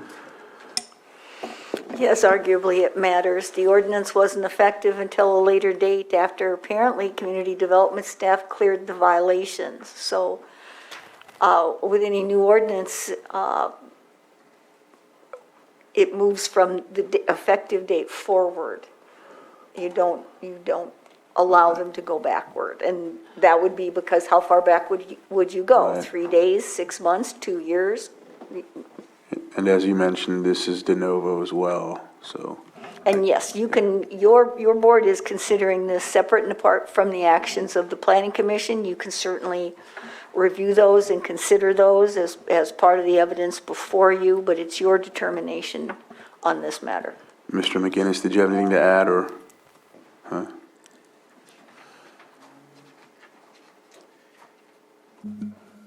So if you look at the PowerPoint, there's a rough timeline, and I purposefully put the timeline in there for people to think about, when did the violation occur for the stop order? When did the abatement occur through a plan that the applicant submitted? When did the ordinance pass? When did the project get approved? And all those things, I think, based on my meeting with legal counsel, matter. So the timing is clear that the abatement occurred before the board passed ordinance 3112 in September. The abatement occurred in August. All right, thanks. All right, thank you for answering that. Did you have anything else to add? So I was just going to say, I could see if the use permit had already been granted before the ordinance went into effect. You certainly can't go back and say, okay, we're going to jerk your use permit. But it seems to me if we're having a new hearing on a project, and if there's an ordinance in effect, that it should apply. Anyway, that's only my opinion. Thank you. Well, I think we have to look at it, if I do something today and the government says it's illegal tomorrow, can they come back and fine me or arrest me for something I did today that wasn't illegal, but it's illegal tomorrow? You can't do that. So that's kind of what we're looking at. We have to. Don't they go back on like DUIs? They pass a new law and then, yeah, but you had DUI here and DUI there, and so I mean, And I think that's what county council had alluded to, if we were going to think about this, that we could, if in our capacity reading these, take that in consideration amongst ourselves. Okay. However. So, One second, I think we lost the internet, is what you're Yes, saying? Chair, we lost the internet. We do have audio, correct? But we've lost video and Zoom, Okay. just All right. FYI, just to So make. shall we take a break or so? If we Continue? could. We have audio, we're okay? We have, Be back? No? That's for a break. Okay. Okay. I'm confused. Sam, do you want to take a break? Yes, okay, so 5 minutes, 10 minutes? 10 minutes. We'll take a 10-minute recess. All right. What? Ask if we could find out from the applicants.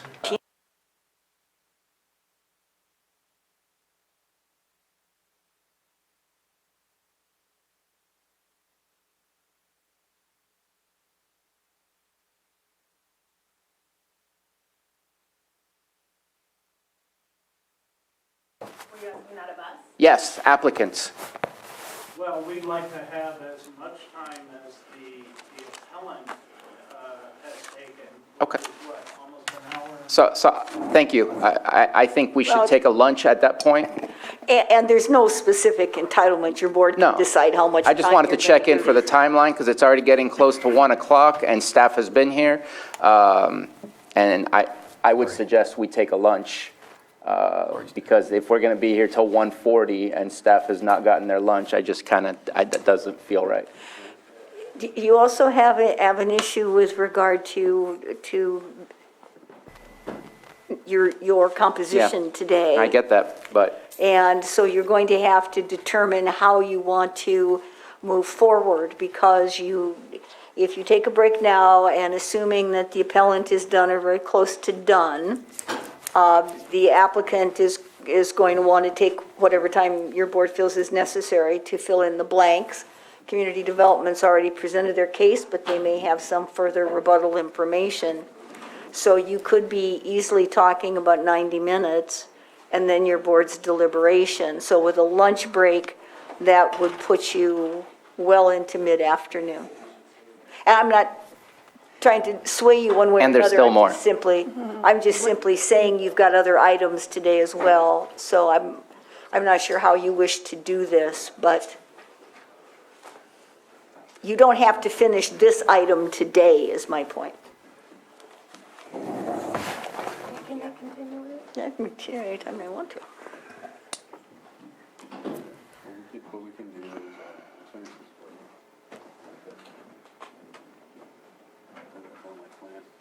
Finish this break, let them finish, and then lunch, or you can sooner. So then we'd be taking a break at like 2?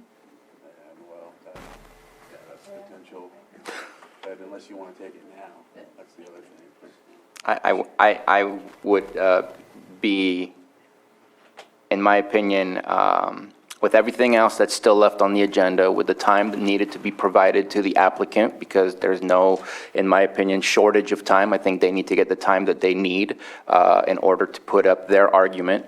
I would suggest that we take a lunch, we finish the presentations, and that we postpone deliberations, because it's all on video, and at this point, Supervisor Simon, Supervisor Scott could review everything, and then we can come back at a later time. I think in order to get to the other stuff on our agenda and everything else, that is my opinion, and as far as finishing with deliberation, that could be changed, but I think that staff needs to also get the break that they deserve.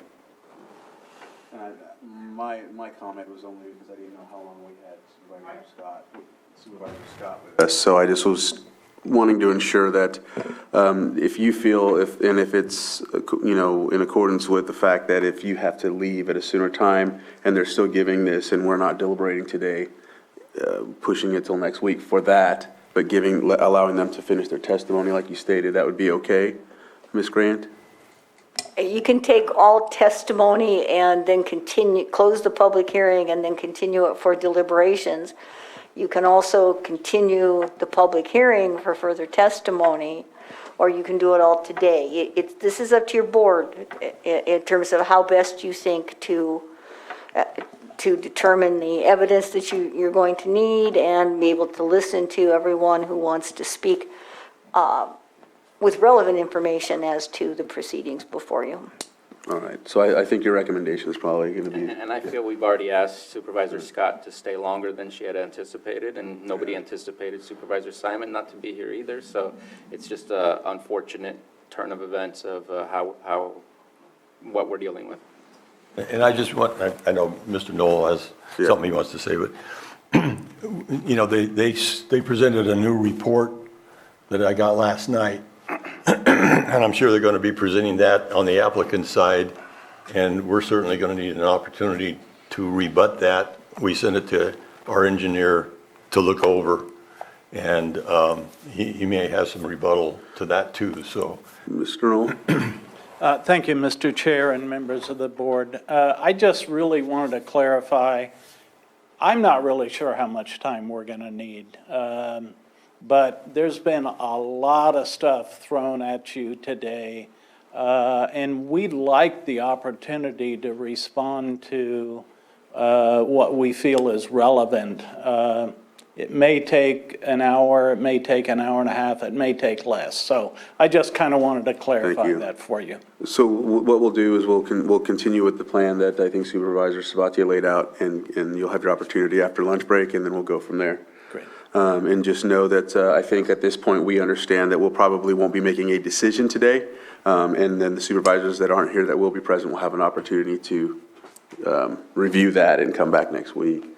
All right, so the parties all understand that that Supervisor Scott will be listening to the remaining of the evidence later via tape, for lack of a better word, and Supervisor Simon may do the same, and then both will take part in deliberations. I'm assuming there's no objection or issue to that.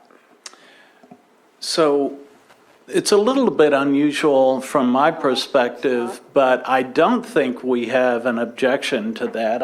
Our attorney is actually on the line as well. So if that is okay, I'd like to defer to Mr. Johnson to respond to that.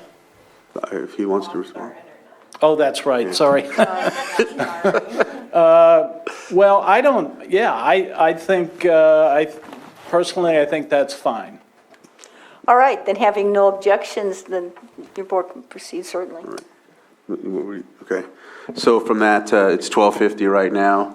What's a good time to reconvene? It's up to you. I want to know from. Either 2 o'clock or 1:50. Let's try 2 o'clock. I know you were ready for 1:30, but. Okay. Okay. Hang on till 5. All right, so what we'll do is we'll take a lunch break and come back at 2 o'clock, you said? Yeah. All right. Thank you. All right. It's 2 p.m. See if we can come back together. And, oh, sorry. I thought maybe something else came up. I was like, are we online? No, don't be sorry. Are we on? Yeah, so we're back with our 6.11, and the appellant was just finishing up. And so is there anything else to add before I ask the applicant to come in? I think there was one more person who might have wanted to speak kind of in favor, and maybe just ask if there's anyone else out there to speak in favor, or? If you had anyone else online, or? Do we have? Oh, what's that? Can we do that for the public comment? Yeah, we'll do that for the public comment after Okay. they get their opportunity. That's fair enough. I would say I'll step down, and I guess I can still come back with a little rebuttal if necessary. Yes, if there's questions or dialogue that needs to occur between you and the applicant, I'm pretty sure that can take place. Okay. I will take my stuff. Kind of organize what I got.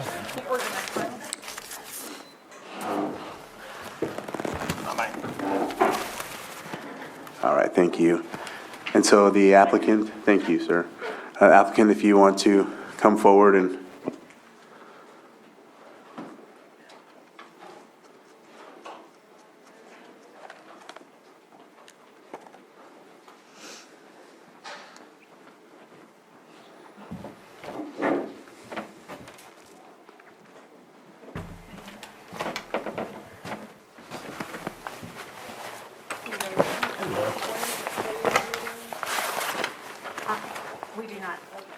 We actually do have PowerPoint, but I don't think we're going to present it. But if we can proceed, I guess we'd just like to, well, let me first of all introduce myself. If you're ready to go, Mr. Yeah, we're ready. Okay. My name is Richard Knoll. I'm a planning consultant here in Lakeport. To my left is Dr. Angie Dodd. She is a consultant on this project. And I'd also like to introduce in the audience the applicants, Brian Pensack and Garrett Burdick, along with some other folks, Mike Mitzel and Rick Steinberg, who are also involved in the project. And just want to thank the board for the opportunity and thank staff for their work on the project. I guess we were prepared to go through an in-depth project description. I think staff has actually presented a good description of the project, has detailed it out. And I was mentioning the fact that we actually both had PowerPoint presentations that we could provide to the board. But I don't think we're going to do that. What we'd like to do, actually,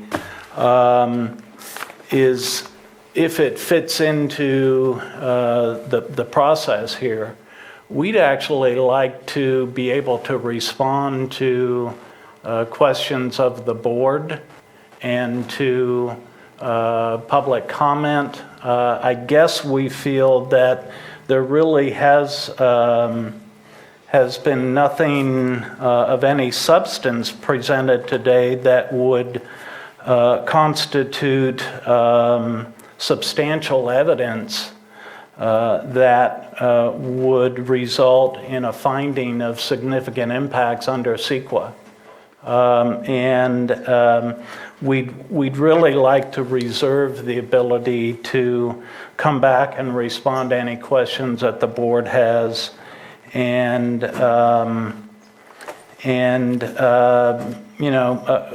guess hopefully we can get agreement on that. I don't know if there's going to be any back and forth between the board and the appellant, but we'd like to obviously be involved in that. So with that said, let me just ask a question of the board. I think yesterday there was a correspondence submitted from our attorney, and it was via email, and it was sent to staff, and I believe it was sent to individual board members. Yeah, Jay Anderson or Jay something? Correct, yes. Is that what it looks like? That's it, right. I have hard copies. And I guess I'll just go ahead and pass those out. You may have seen this. It is something that we're going to review and there you go. And summarize. We're not going to go through this verbatim. I do want to mention one person I forgot to introduce. Brad Johnson, our attorney, is online and available to answer any questions or make comments as needed.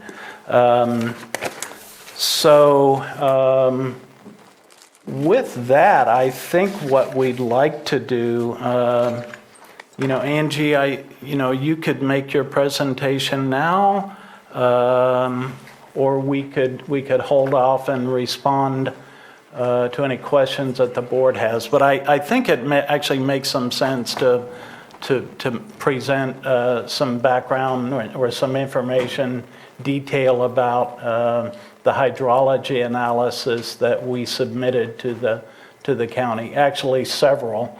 So I'm going to turn it over to Angie at this point and have her proceed. Sorry about that. My name is Angie Dodd. I'm with North Point Consulting. I thought I should thank you for letting me speak, Chair and Board.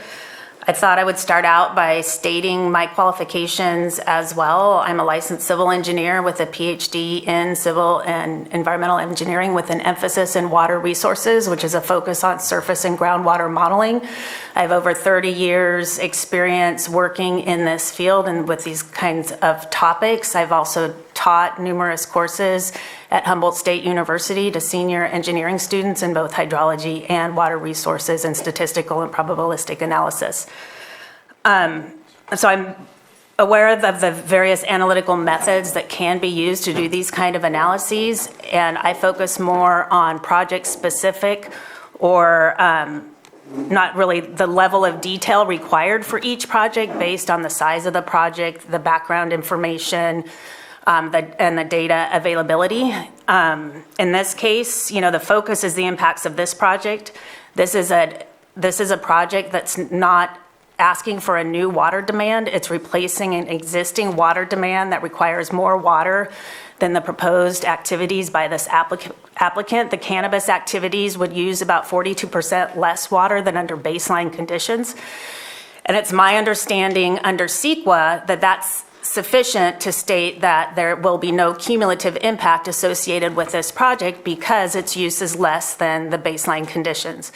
There's also, as this project has been being processed through the system, the Urgency Ordinance 3106 was passed, and that was an additional requirement of the board for projects to provide hydrologic analyses, estimating recharge, and a drought management plan. And the project went ahead and provided that under the guidelines of that ordinance, which doesn't provide specific analytic requirements, but the analysis was done in accordance with what was requested by that ordinance and supported the conclusion of sufficient recharge and no cumulative impacts. Again, the focus of this project was because we had, unique to other projects, there is that baseline condition of existing agricultural activities. The review done by EBA Engineering is a reputable firm. They have qualified professionals that do this kind of work in Lake County, as Matt said. They simply commented on the analysis provided in the North Point technical memorandum. They did not perform their own analyses. They provided opinions, and they didn't refute the conclusions made. The fact that they didn't state any evidence that there is a cumulative impact associated with this project. In addition to that, there's a long-term monitoring well in this basin that has shown consistent recharge in the basin every spring. We have lower we're in a drought situation, so you'd expect somewhat lower recharge during a drought. It's hard to project what's going to happen next year or the year after if we have multiple droughts. But the hydrologic analysis utilized a drought precipitation of 6.5 inches, and in the last 2 hydrologic years, the basin has received more precipitation than that. In addition, there was opinion regarding connectivity of the various aquifers in the system. Again, that's opinion. There's no proof that they are connected.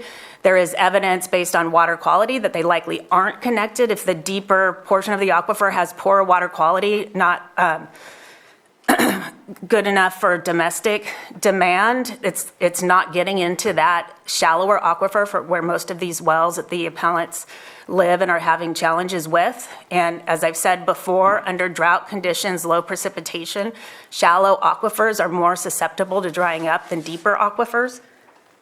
There was questions, I'm just making sure I'm getting all the bits without taking too much time. There were questions regarding the date of the study that was used. I did base preliminary analyses on the most relevant information, which is the 2006 groundwater study done by Lake County. I updated that with more relevant demand in the basin to address that cumulative demand. The storage capacity of the aquifer is actually underestimated in that. We did some preliminary estimates, and it's more like 12 to 20,000 acre feet rather than I think it was 4,000 acre feet provided in Bulletin 118.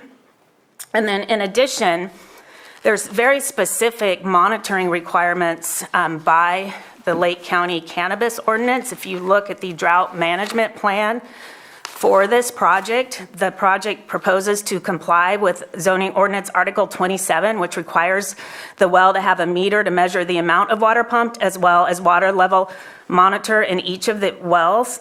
In addition to the measures that were outlined that would be general operating measures outside of a drought situation, water level monitoring and reporting would be performed as follows, and detailed options on seasonal static water level monitoring in these wells, as well as water level monitoring during operation, and then how to implement that, and then reporting requirements associated with that. And specifically, it says, in addition to monitoring and reporting, an analysis of the water level monitoring data shall be provided in their monitoring report and included in the project's annual report, demonstrating whether or not the use of project's wells is causing significant drawdown and or impacts to the surrounding area, and what measures were taken to reduce these impacts. If there are impacts, a revised water management plan shall be prepared and submitted to the county for review and approval, demonstrating how the project will mitigate impacts in the future. So this is required by ordinance, and this is additional guidance to the operators on how to realistically comply with that ordinance. So I've always stated numerous times, I'm a huge fan of monitoring, and I think monitoring will help us understand what's going on in the Burns Valley Basin, what's happening with the wells in the shallow aquifer, what's happening in the wells at the vineyards. I think monitoring will be a significant resource for the county, and the county has included that in their cannabis ordinance. So I'm here if you have any questions. No questions? I anticipated to deliberate with all of our colleagues here, so I'm not quite sure that the question was the scenario we were looking for, but I'm okay to continue and ask questions if the rest of the board wants to. Go ahead. So, looks like I got the yes to ask questions. I did have a question, and EBA did bring it up. It's something that stood out to me when I was reading through your hydrology report, that there's only, not a requirement, but you were saying that even 1 inch of rain is enough to saturate and add into the aquifer what's necessary to keep it going. Can you kind of elaborate on that? Because I read that the first time and it just kind of, a flag flew up, and then I saw it in the EBA report that I was reading over last night, and it seemed like they had a flag that stood up for that as well. So wondering if you can provide some insight. The purpose of that, it wasn't even, it said about this much of rain would have to infiltrate. Not all rainfall infiltrates into the aquifer. The purpose of that is just to get a magnitude of the amount of rain we're talking about getting into the aquifer for recharge. And what percentage of rain, because I've seen different hydrology reports, some people use 20%, some people use 15%. I think you used 10 or 15, I forget what the number was. I use a model, I don't use a specific percentage, so it's based on land use information and precipitation and land soils and land coverage, so it's not specific percentage. I've reviewed a lot of the hydrology reports that have been done. Some do 15%. There's a study that was done where it's somewhere between 10 and 60%. Mine have consistently fallen within that range. So basically the same range that I just stated, somewhere between 10 and 20. Because I know that when looking at the rainfall, at least for one specific year, and it's not every year, but we know that our rainfall has decreased, that area of Clear Lake had 4 inches, and so 10% of that would definitely not create a 1-inch scenario going into the basin for the aquifer. But the following year, it was over 10 inches, which would then get you the 1 inch that you were looking for. And the gauge I was looking at was just south of the project site, and it showed in the hydrologic year, if you're supposed to look from October to September, it was just over 9 inches in 2020, and then if I'm getting the right, in 2021, or no, 2021 it was just over 9, and then this correct. Year we're at 14. Yeah. And so that, I think it's the same gauge. It's probably the one that's available to find online rather than having to have an individual private one. Is that's the only well to be able to get a comparison of static water levels at this moment that's being openly and publicly collected? So 2 different monitoring items. There's a groundwater well that monitors, they take and monitor elevation every fall and spring, so drawdown and recharge. And then the precipitation gauge is at a different location. Right, no, yes. Yes, yeah. I was talking about Sorry, the well. and then the well, yeah, that. The CASGEM. Currently, that fortunately, this basin has an active CASGEM well, but that is the only well located in this Do you know how basin. far it is from the project location? If I know, if you're at 53, that's about 3,600 feet, and then we're probably another, couple thousand feet And from so the reason I ask is you're saying that your project doesn't appear, because of past history on the property, appear to have an impact on that well, but it's also almost a mile away. And I know there's been conversation that your project won't impact at all the Burns Valley area. Is it because you think that there's that much water that it won't be impactful, or that you're so far away that it won't have an impact? I think in the aquifer that we're talking about, the deeper, there's sufficient water storage, and it does show that it's being recharged every year. That well is located underneath the shallow aquifer area where most of the domestic wells are located, and it's showing recharge even those. So what it's doing is it's showing a separation between that shallower alluvial aquifer that the domestic wells are in, and then a deeper aquifer in that basin that does have quite a bit more storage in it. So if you don't mind, just looking for a science lesson, how does a deeper aquifer refill by rainfall but not a upper aquifer? You would think that that one would get it first, or if you're pulling a whole lot of water from the second one, are you draining the one above it in order to refill the one underneath? Like, how does that work? I mean, rainfall only goes one direction, and then it has to infiltrate. Well, you also have groundwater flow, and you also have unconfined and confined aquifers. So in an unconfined aquifer, which is the alluvial aquifer, it's more directly influenced by precipitation than a confined aquifer, which is what these wells are locating in at the upper portion of the basin. So if you're drawing water in that, I mean, I think of groundwater storage outside of the alluvium as a bathtub that fills up and stores water during the rainy season so that we can use it during the drier months. So, really to understand the complete connectivity of this basin would require groundwater monitoring and an entire monitoring, similar to probably what they did for Big Valley Basin, where that was a much different situation. That's in a higher classification of concern for the state of California. So it's required a groundwater monitoring program and plan. This basin hasn't been classified as having that criteria. That's something that maybe should be reconsidered, but it's beyond the scope of this project. But from all the analysis I've done for this project in terms of storage, in terms of recharge, in terms of the yields of these wells, the fact that these wells were tested again at the beginning of this year, the static water levels were similar as to when they were drilled in the past. The yield was very productive. We're in a drought, and then they not recharged. They came back to equilibrium within 24 hours. So those wells have shown to have that capacity, while other wells are said to have been going dry. Yeah, that's the part that's hard to kind of comprehend, especially not having the background in hydrology or water knowledge. I think what's difficult for communities and for us is farmland is not typically in a mountainous area. Farmland is usually down in the valley where there is that large amount of water because of the flow. And here we're looking at a place that we've never studied before, that we don't have the level of data to feel 100% comfortable, which I think is why we have some of the reactions that we have from the community. There's a lot of unknowns with a lot of new activity happening.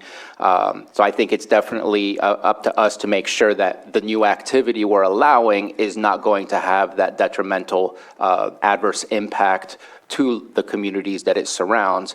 Unfortunately, the fight between prime farmland and cannabis has split those things up, and I've helped along with that. But at the same time, we've asked cannabis to be in places that we just don't have that same level of knowledge or data of what's happening under the ground. So we're kind of trusting the data that's provided to us and trying to make our best judgment off of that.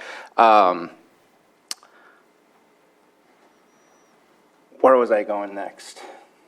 Please ask questions if you have any questions. Oh yeah, the hops farm. we were told by Mr. McGinnis that it's been there for 9 years. I know there's been phases of it going in. Is there any history of lack of water from that area, or is it that cannabis was a big ticket sale for selling their property?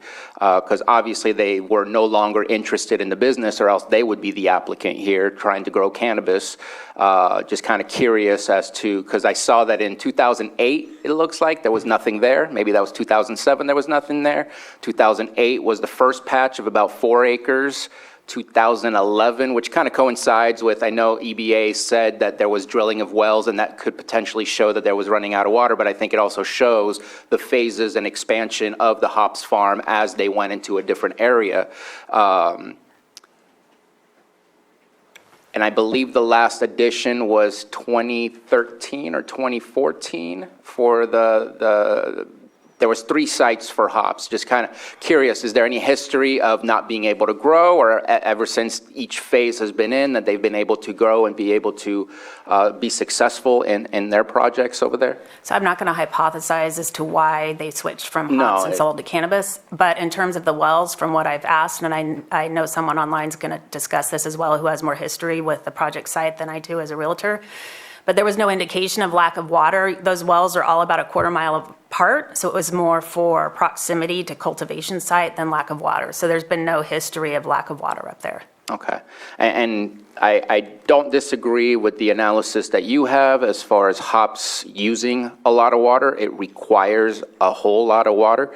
I don't know if it's accurate to make the assumption of how much water is being used for cannabis. I think every area is different. The type of growing practice is different.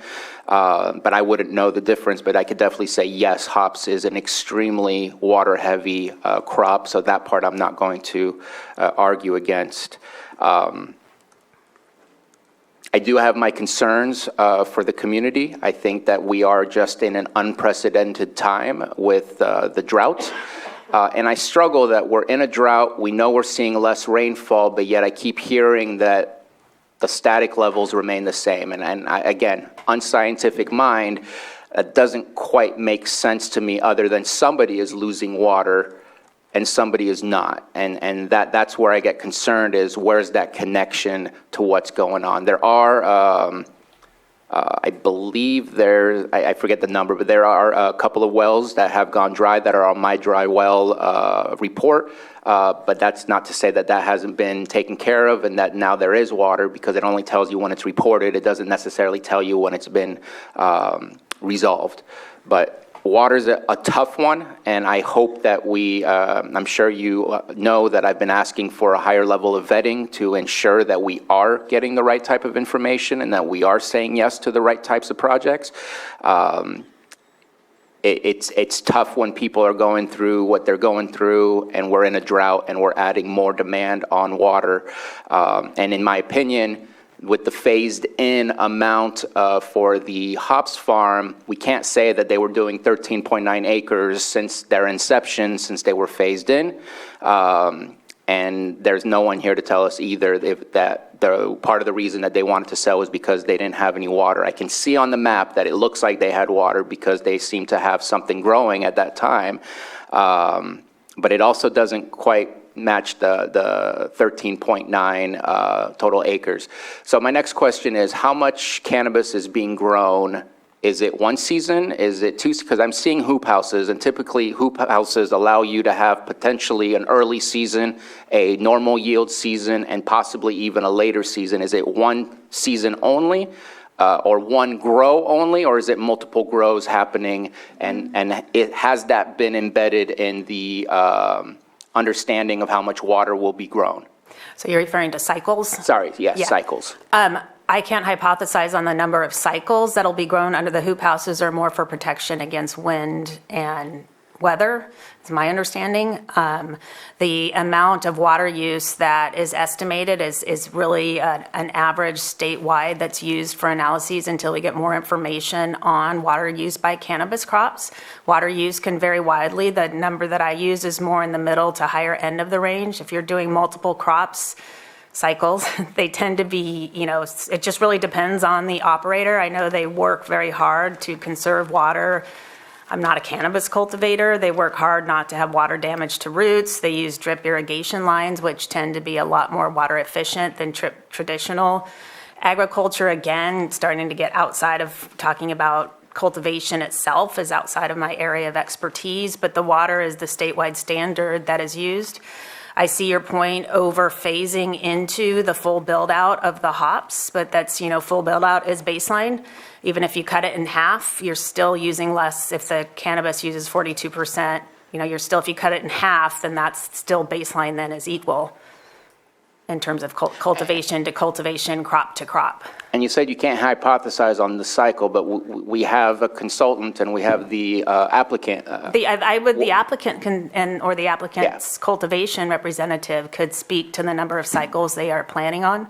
But it's based on what I was told, which is 120 to 180 day cycle, which is the typical cultivation season for one cycle. And that's what it's based on. Okay.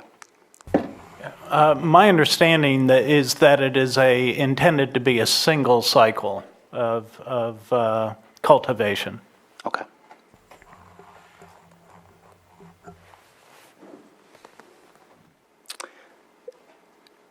Not sure if you can speak on the drought management plan, or is that something I should ask the applicant rather than? I can speak on the drought. The operational items in there I got from their property management plan, but I can try and speak to that and defer it if I need to. Because I know that there's some statements in there that says that, it starts off in the first page, it says, note, we're doing everything we can, so we're already doing it. And I found that a little disappointing, that the answer to a special drought management plan is, read our property management plan, we're already doing everything we can. At the end of the drought management plan, it says, if we end up with a dry well, we'll reduce the acres. How do we prohibit that from happening before we have dry wells? That's what that to me is a drought management plan, is to ensure that not just you have water, but other people around you. And if you go dry, of course, you're going to have to reduce your acres, but what happens to your neighbors if you go dry as well? So I'm kind of curious as to how can we bolster that report rather than just saying we're already doing it, and if we happen to go dry, then we'll reduce acres. Because that's the beauty of cannabis versus a vineyard. A vineyard is a plant that stays there for many, many years. Cannabis is on a year-to-year basis, and if you see that the climate has a situation that is prohibitive to being successful, that you have the chance to figure out business-wise how you're going to make it happen. But the idea here is to speak of cumulative impacts and how do we ensure that everybody continues to have that same level of access of water. So I would push back just a teeny bit on what you said, that we're already doing it. These are their operational measures that are part of their project management plan, what they do in a day-to-day operation. It's not that they're already doing it. This is what they say they're going to do on a day-to-day basis. So a little bit more positive spin to that.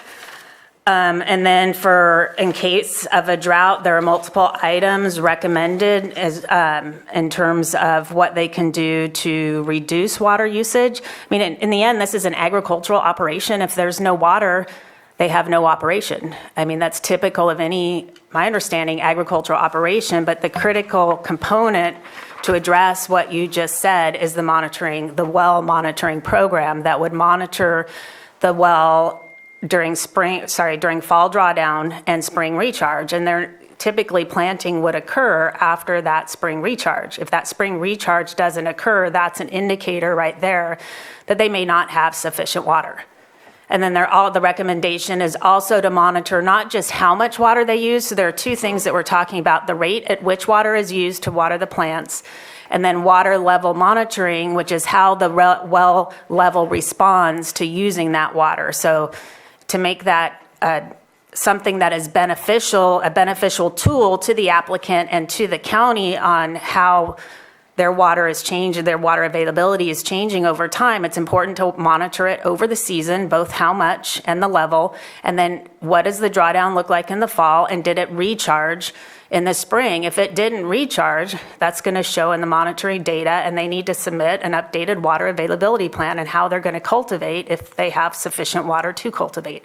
But that's the whole idea of the monitoring program, is to address that specific question. And I get that. I feel that the Part D of the drought management plan, at the very bottom of it, where it says reduce the amount of cultivation, it says in the event that one or all of the wells cannot supply the water needed for the project, I'd love to see tiers where at 50% level, at 25% level, versus just, oops, there's nothing there and we're not going to be able to reach our maximum capacity. I'd love to see that have thresholds where it is thinking of the surrounding area, because if the threshold is just what's under in your property and, oh, we have 25%, that still gives us enough for our project, my mindset is it's not our water, it's everybody's water. Or it's not my water, it's not your water. And so to me, it was waiting for almost a point of no return type of situation, and I'd love to see future drought management plans, and I'm speaking for our CDD and our planning commission, that it would be nice to look at tiers so that we understand how we can be flexible depending on how much water, because from 4 inches to 10 inches, when the average is about 28 to 32 inches, there's a variety of differences of what we should anticipate to have access to, depending on what it is that fell from the sky. And what you're saying is you want metrics to quantify when it's successful and when it's not, when it's depleting. I think that's really important to have, and to have the county have some policy for applicants to follow would be very helpful. Yeah. And consistency would be very helpful. Yeah. But that's all of the questions that I have as far as the water stuff. Appreciate both the review of your report as well as your report, but not being a hydrologist, I can look at things and say it's interesting, but I can't look at things and necessarily say it's absolutely wrong or it's absolutely correct. That is difficult for me, and that's why I think we rely on staff to be able to bring their expertise and knowledge in reviewing and analyzing it, and then bringing it to us with their perspective and analysis. So I'm just glad it didn't put you to sleep. You should read the stuff I read. Are there any other questions? I do have questions. Mr. McGinnis, I want to talk about violations that occurred. Can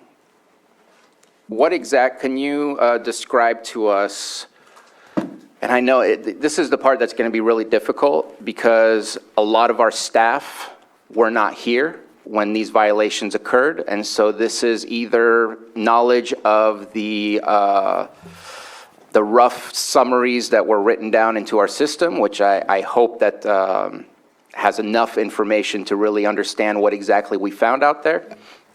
But it's tough when it's third hand. It's not personal witnessing that you did by going out there, because it's after the fact.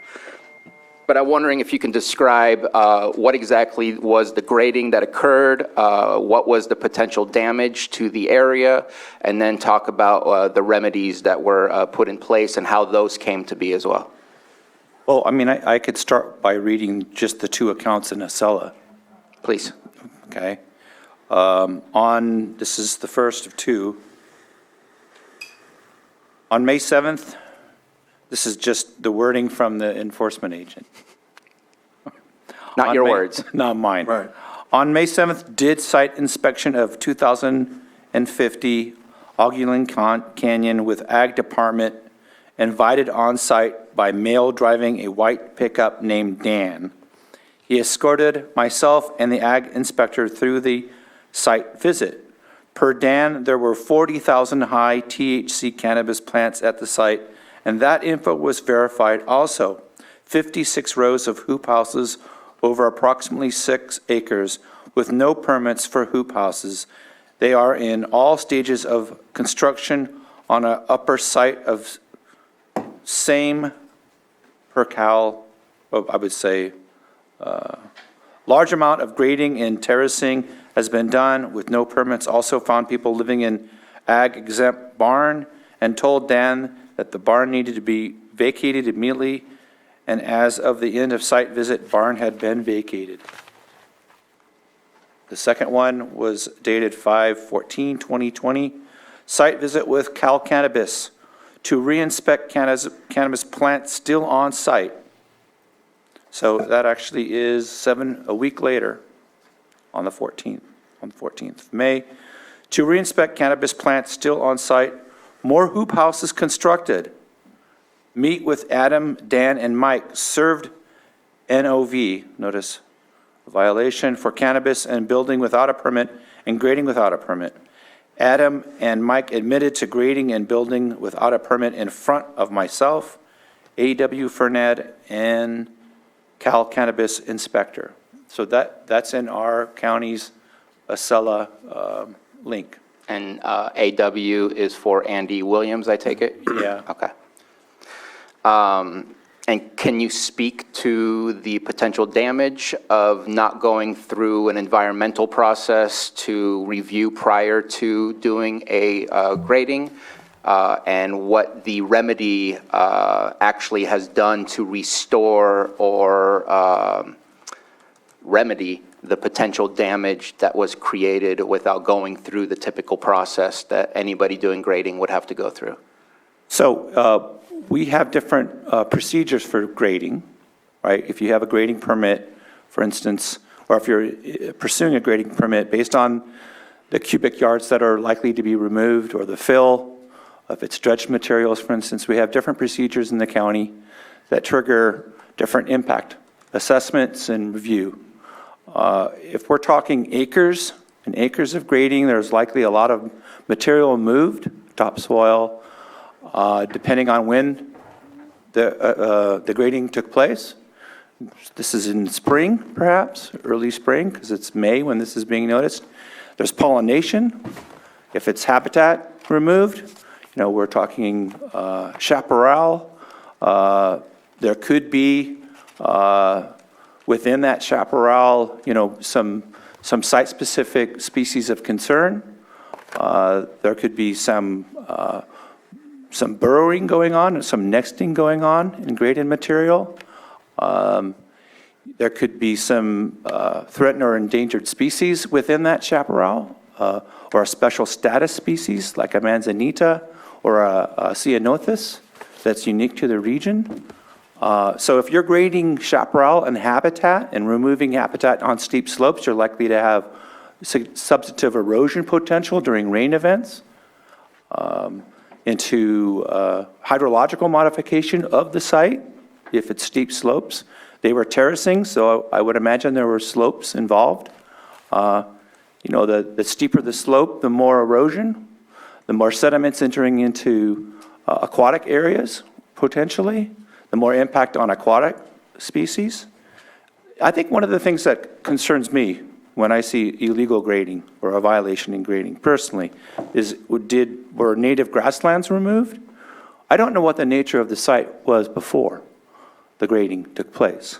We could hypothesize based on aerial surveys. We could use Google Earth that can take us before. That doesn't help to see the grass blades. It doesn't necessarily give you any on-the-ground biological inventory. So even in remote sensing data or data used from aerial surveys of habitat, it gives you some indication of what presence or absence of species might be on those areas, but it doesn't give you necessarily on-the-ground data on what particular species are on the site. Only an inventory or a survey can do that. So, when there's a lot of grading and depending on the amount of soil lost, the amount of cubic yards of material removed, there are a series of relatively standard best management practices to prevent that erosion and loss of soil from entering into perhaps aquatic habitats or creeks or rivers in some cases. Sediment loads do affect species like a hitch or amphibians or turtles or other fishes that might depend on those aquatic habitats. So sediments are important to consider as they enter into our waterways. So best practices: maintain the site, revegetate the site. Things like that are essentially part of abatement, in my view. Did that take place? Well, the applicant had submitted, I think, relatively detailed site plans on dealing with the illegal grading and a whole inventory of BMPs that were going to be employed to deal with that illegal grading. And those were approved by the director, Scott DeLeon, at the time. Ms. Grant, I was just going to suggest that some of this has limited relevance for your board today in terms of what the environmental impacts may or may not have been, just simply because you don't have any evidence before you as to what they were or any basis to incorporate those into your analysis today. I see. Well, I do have a follow-up question to that, and I think it is relevant. How many trees were taken down? I think in your presentation, you wrote down oak trees. I saw some notes in the folder from, in correspondence. One of those notes was from you that stated that you believed some oak trees had been removed during the grading effort. So that's the only place that it came from, was from something Right. that I remember hearing. We do not have an enforcement agent who noted tree removal. Okay. I can see it on Google Earth that there's definitely vegetation. Can I say specifically that it's trees? The answer is no. But they definitely can show on Google Earth that there was an area of dense vegetation, whether those were shrubs, bushes, or trees. And the reason that I'm asking, just to kind of get to the point for Ms. Grant, is we're looking to approve an initial study. And to me, that initial study is somewhat marred by the fact that we don't know what the impact of illegal activities were to that initial study's conclusion, because now all we can study is what's left over.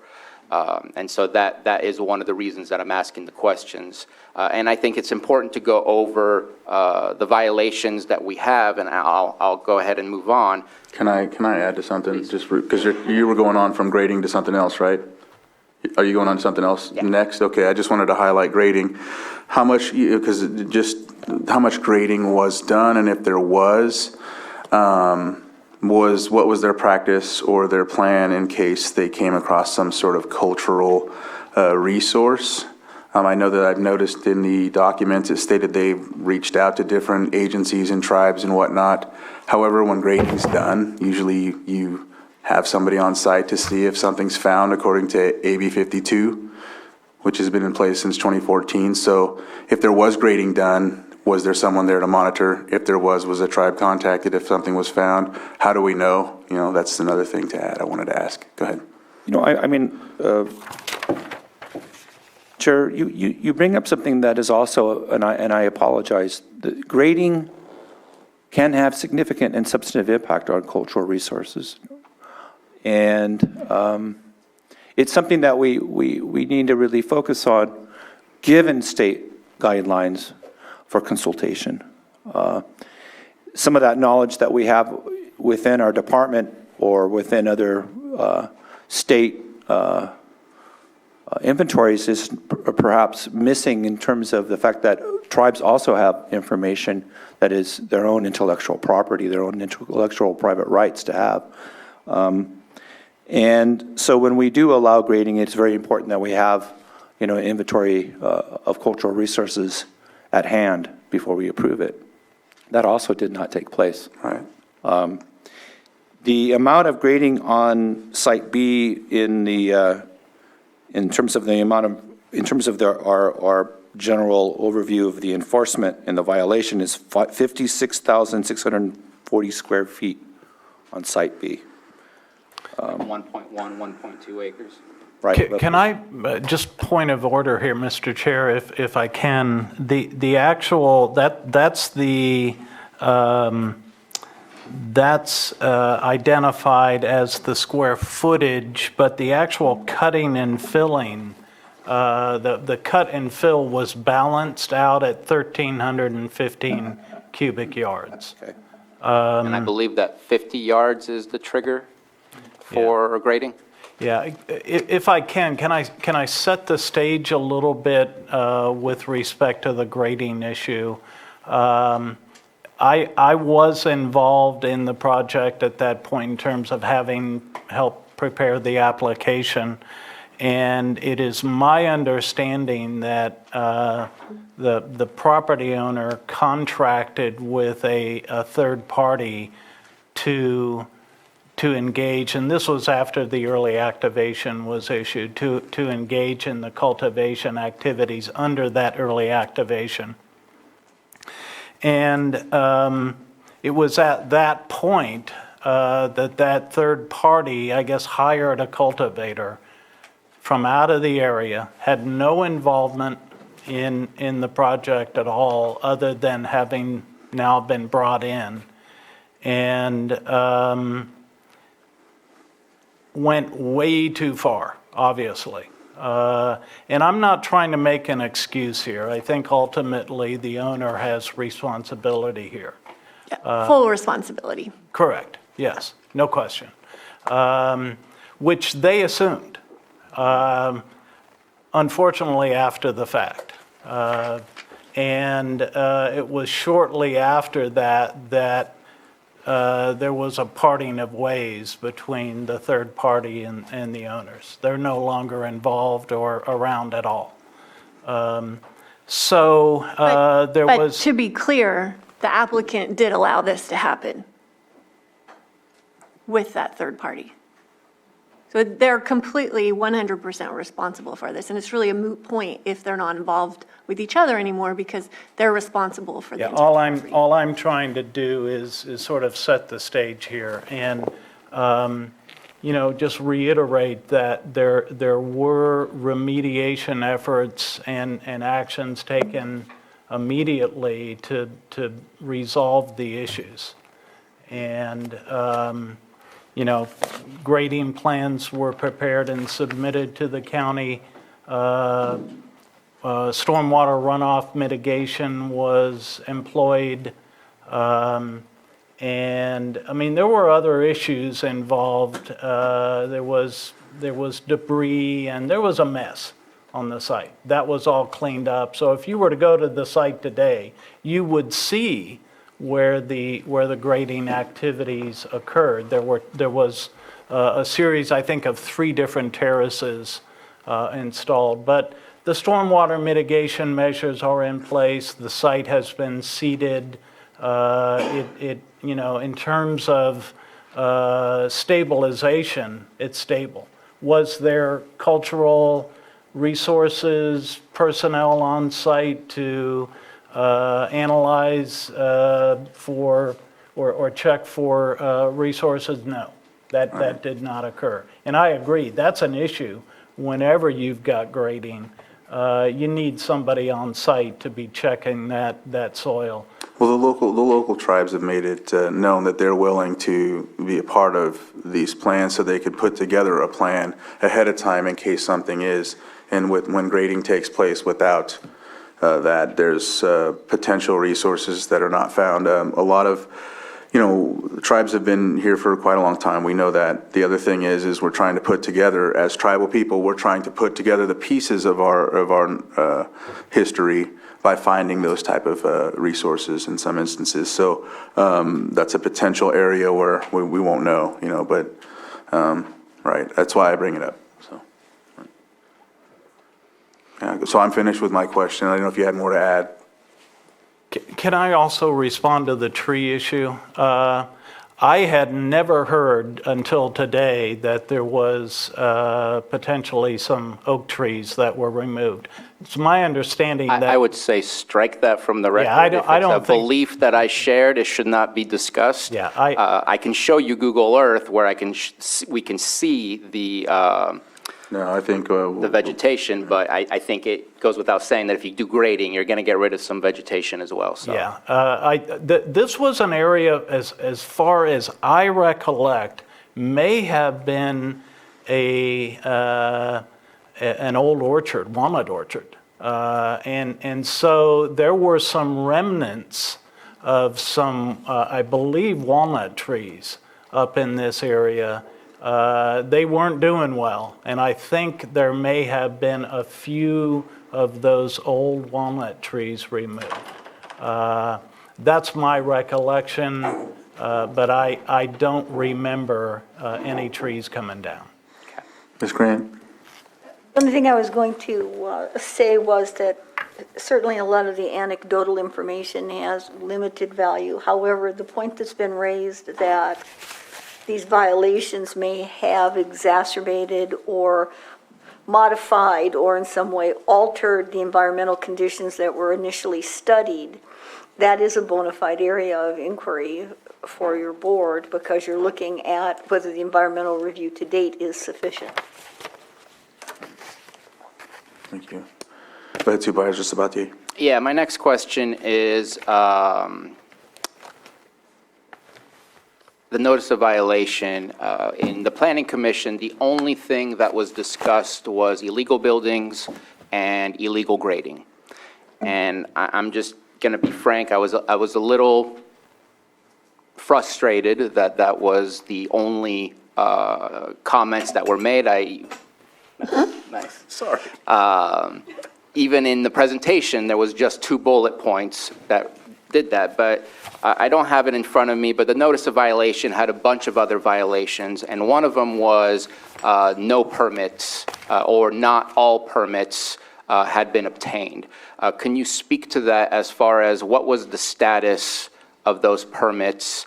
I know that they had the early activation, but they also need, I believe, Fish and Wildlife needs to say yes. Or I don't know if it's a permit or not, but I know there's not just a state license, and I'm sure some of these consultants can let me know better. What was the status for the other permits as far as state permits? Well, remember the EA is focused on, early activation. Its foundation is that there's no environmental effect. Essentially. And it goes hand in hand with the CEQA process. So ideally, the EA is, you go with the EA and then you're going to go through the CEQA review process. Do your studies, get your initial study, et cetera, go through the review with staff and the Planning Commission. And so when the violation occurred, the EA was revoked, because there were obvious impacts on site, the grading, things left unsaid, as you've mentioned as well, including the cultural resource issue was not mentioned in that violation, in the stop order. And it comes to a halt. You're asked, according to that particular stop order was, I think you had, the zoning enforcement agent gave the applicant 7 days to abate. In some cases, the applicant could be given 30 days for abatement, which means complete cleanup of the site. If there are plants in the ground, which we do not have any evidence, but there were plants perhaps above ground, if there are plants in the ground, abatement means removal, right? We don't know the specific details about the plants. They're in the public hearing. There is a note during the public comment period that somebody from the audience who gives testimony does note that there were plants on the site. We didn't have any photographs of the site specifically, but the Acela notice from our enforcement agent also notes that there were plants on site. Whether they were in the soil or not is unknown. So permitting comes to a stop with that violation. The applicant submits, as the consultant has noted for the applicant, a pretty thorough review of the cleanup or abatement effort with the BMPs to be employed. That works pretty closely with the staff at the county to approve those guidelines, and then it proceeds after the action, and the permit process continues through the secret review process. What we haven't done is gone to the site as a follow-up to see what does that site look like today. We have not done that. I have discussed that with our staff, and perhaps there is a need for that, but that has not occurred within the last year. Well, may I just make a correction? County staff, in fact, has been out to the site. They inspected the grading. They inspected, and it was Tracy Klein, it was Todd Elliott, and it was maybe Satur Ham. I can't remember now who the third. Wasn't that August 2021? Yeah, I mean, think I saw so something county about that. staff has been out to the site to confirm the grading and signed off on it. So they haven't been out recently, and in fact, I actually offered to Mr. McGinnis, I'd take him out last week, Sunday or over the weekend if he wanted to go out and look. The site is in very good condition now in terms of any problems or instability. It's been cleaned and it's stable. And nothing else has occurred with respect to cannabis at all. Can you speak for the applicant as far as state licensing and the 40,000 plants? There were plants on site, yes, and whether the number was 40,000, I don't know, but they were trucked in and they were on site. They were not planted in the ground. I believe they were in pots inside the hoop houses, which I believe the county at that time was requiring permits, and they didn't have permits for the hoop houses. So they were being taken off of trucks and put inside the hoop houses. What was the other part? The state licensing. I believe state licensing was being applied for, but was not received. That was a big issue with Cal Cannabis. They didn't have their state license. Do they have it now? No. They're working on it. It's pending what happens for the appeal. Okay. So I have an email here from Kevin Ponce, who's over at, used to be CDFA, now it's the DCC, the Department of Cannabis Control. It probably will change next year again. That says that March 2022 is the first time that they've ever heard from the applicant for applying for licenses, for state licenses. Yeah. That's actually my question is, when was that applied for? Recently? Yeah, is March when they applied for the license, the state license? For me, when I was involved, it would have been sometime the beginning of this year that they started the process, since it can take so long. Okay, but why wouldn't they start as soon as the planning commission hearing approved the project in November?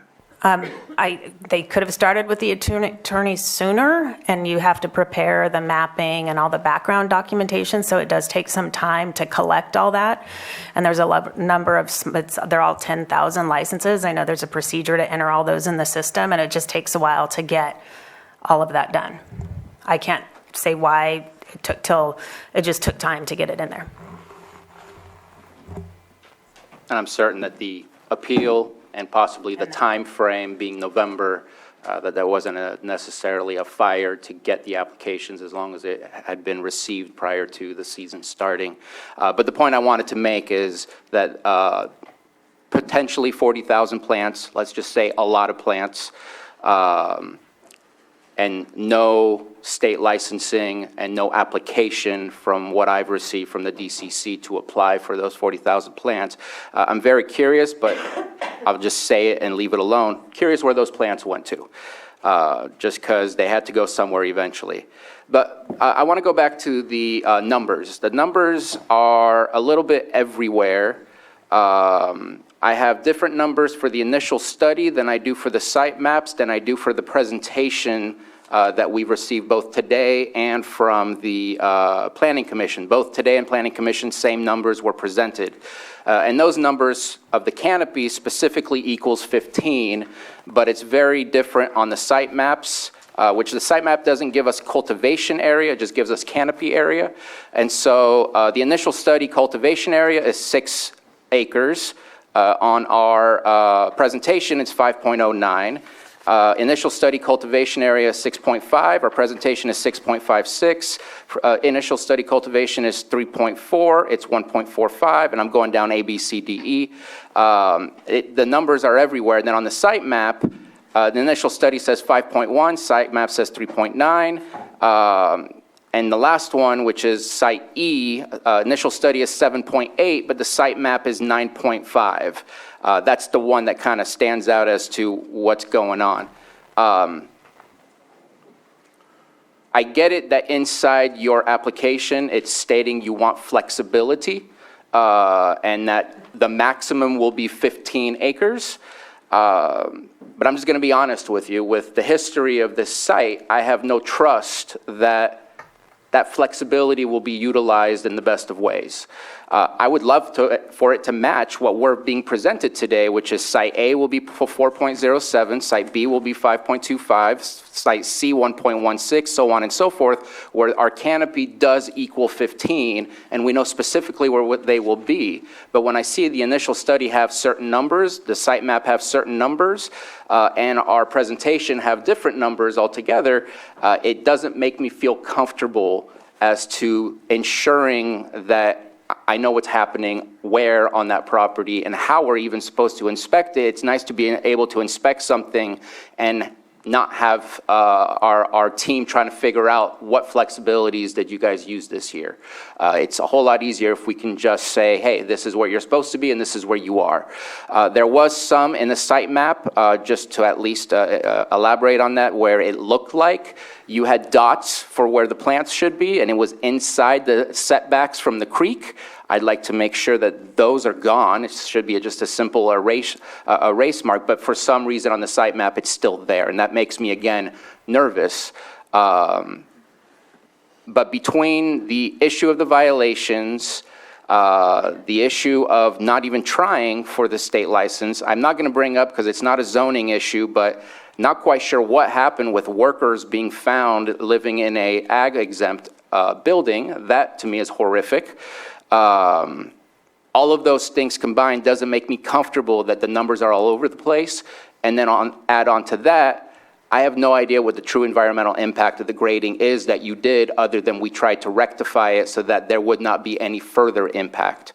Those are my main issues and my main reason for having concerns on this, and I want to wait further to have a conversation with the entire team rather than just 3 of us. Apologize that there's only 3 of us. That definitely was not at all our intention ever during our meetings. But I think we need to have everybody's voice on this and everyone's understanding on this. But I still have concerns, and I've expressed myself thoroughly on what those concerns are. All right. Are there any other comments from anyone? No? All right, so is there anything else to add, Mr. Knoll? Well, the only thing I would add is this, and by the way, your concerns were echoed by staff with respect to the confusion. We've had actually different versions of the site plans produced at different times, which is not unusual when you're working on a big project and things change. And that has resulted in some confusion.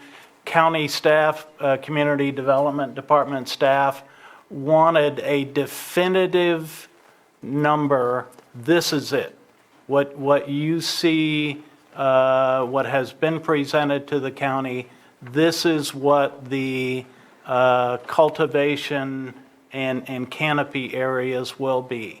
If there is a need to further revise the site plans and provide you with a level of confidence, we'll do that. And in my opinion, I think knowing that what the initial study is based on is still where those footprints are for site A through E would lead me to be more comfortable with the situation. Right now, because the numbers are all over the place, are you still within that same footprint? Are you not within that same footprint? I'd like for all of that to match, because to me, that's the way that it should work. I should be able to go from document to document and read the same thing, not shrink, grow, shrink, grow. That would make me feel better. I just want to weigh in for a moment. I think the cultivation areas should pretty much remain the same. It was just the amount of canopy within each of those cultivation areas, which have always been these, A through E as outlined on the map. And again, I can't say what iteration of the site plans you're looking at, but it was the cultivation areas should be fairly consistent. It's the canopy within the cultivation areas because staff wanted clarification of how that 15 acres was going to come about rather than having that flexibility. They wanted detail. And some are close and some are not. All right. Is there anyone else that you would like to speak on this before we move forward? I think Brad has been trying to raise his hand. I'm not sure. Brad Johnson? And there's a gentleman in the back. Okay. Okay. Then if you would like to come on the screen and there he is. Okay. Hi. Thank you again. My name is Brad Johnson. I'm a land use attorney for the applicant. I wanted to address just a couple of points. One of the points I wanted to raise is that although it seems confusing, I know, but under CEQA, when looking at what is known as the environmental baseline for purposes of performing CEQA analysis, it's the actual existing physical conditions, even where those physical conditions are the result of illegal activities. So I wanted to just kind of point that out because the environmental analysis was performed after the grading violations, after the abatement activities, and so necessarily those activities were part of the environmental baseline. And there is, just for case reference on that, there are numerous cases. One of the most, I think, directly on point is Riverwatch, the County of San Diego. That's 76 Cal. 4th, 1428. So that's just an established kind of concept under CEQA that the baseline takes into account even conditions that have been, that are the result of illegal activities. So it's not accurate to say that the ISM&D does not take that grading activity or the abatement activities into account. The second point I wanted to make is that... Can I interrupt you with a question real quick? In terms of, I'm pardon? Yes, we have a question. Can I ask you a question related to that before you continue? Sure. Wasn't the initial study done in October 2019 or August 2019? I thought it was somewhere in 2019, and I thought the grading took place sometime in 2020. The initial study wasn't circulated to the state clearinghouse until, I think, October 2021, if I'm not mistaken. But I believe the date of the initial study that was submitted to the CDD department was 2019. August 2019 or October 2019? Search that out. It's right here. Let me open it up. You can keep going.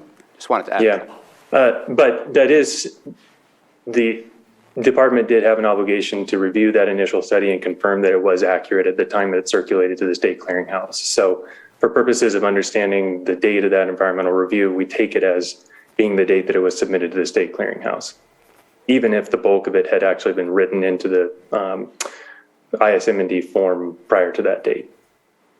So, and I stand corrected. It wasn't October 2020. It was October 2021. Yeah. So the next point is that in terms of the violation and the abatement issue, there was an extensive effort by the applicant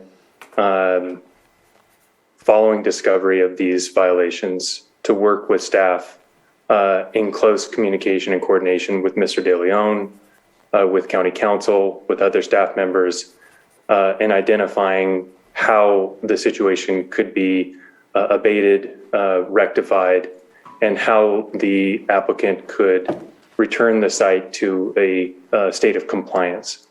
And the initial kind of thinking, the initial effort on that was to make sure that there was no long-term effect on the ability to obtain permits.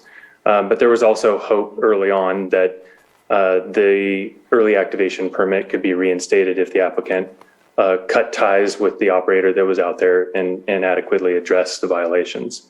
Ultimately, the department, I think correctly, made the decision that the early activation permit would not be reinstated.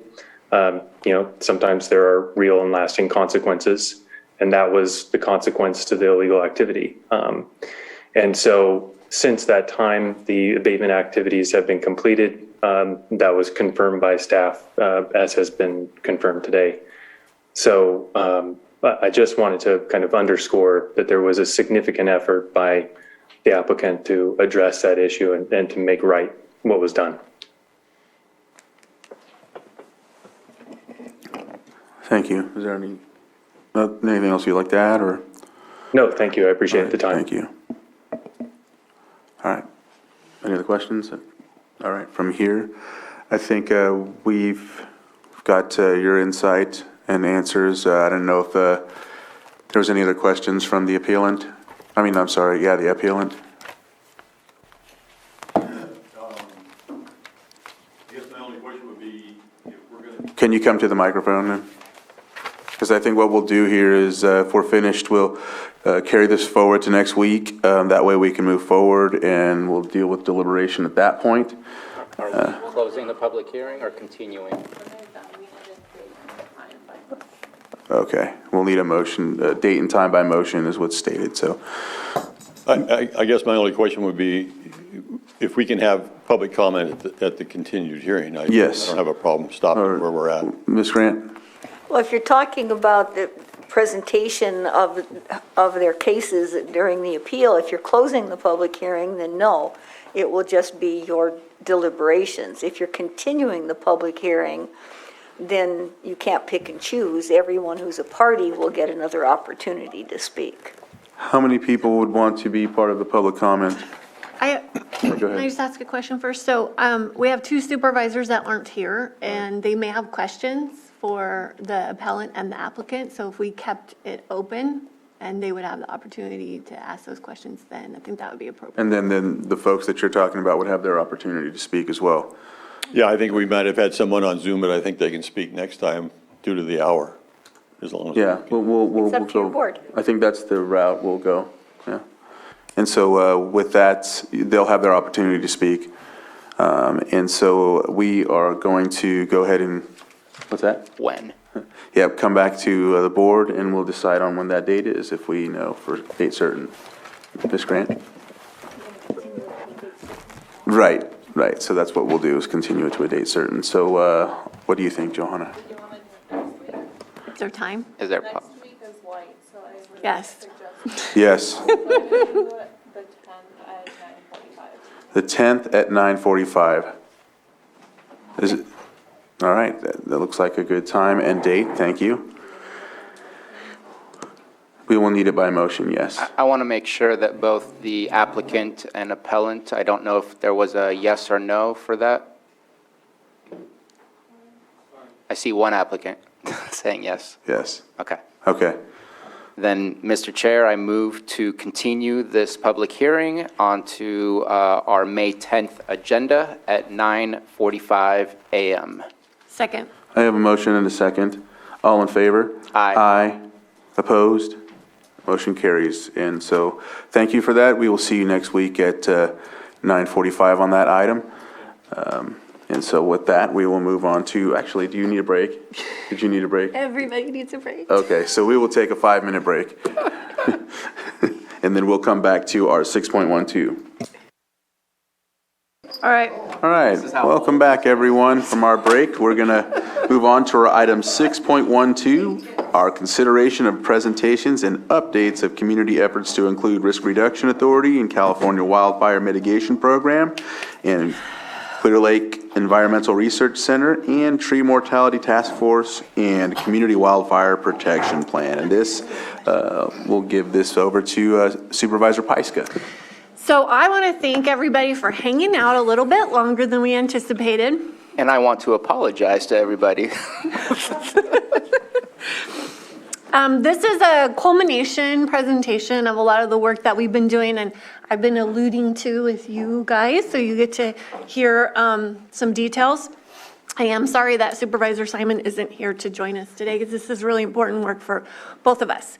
So we have several presentations packed into 6.12, but we're going to start with our Risk Reduction Authority presentation, which, she has a little technical problem.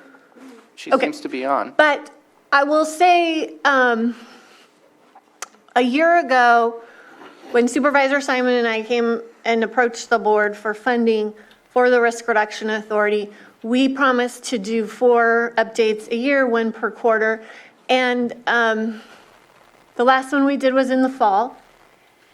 I would like to have consensus that we just continue to every 6 months, because the work that we're doing is really long-term planning work, and quarterly is a little too frequent to give adequate updates. So if we kind of do like, this is a perfect timing because it's Community Wildfire Preparedness Week. It's a great time to get, in the mindset of fire season, and the burn ban has been put in place, and then follow up again in the fall with the work that we've done over the summer. So good with that? With that, Supervisor Sabatier? And I think that the work that you and Supervisor Simon are doing are much more long-term plans, and every quarter asking you to give us an update. We don't want to force you to say something just because you have to. I think that a planning for what's coming up and then like a debriefing of what may have occurred every 6 months is perfectly fine for me. Okay, Appreciate great. that. And we have a couple of members here today with our fire chiefs. So I will pass it over to Tammy Alexei, who is our Risk Reduction Authority Coordinator through NCO. So she's going to do a presentation on everything we've been working on. Maybe she is having technical Well, that's what, I difficulties. got the text. She's having technical challenges, but sorted out.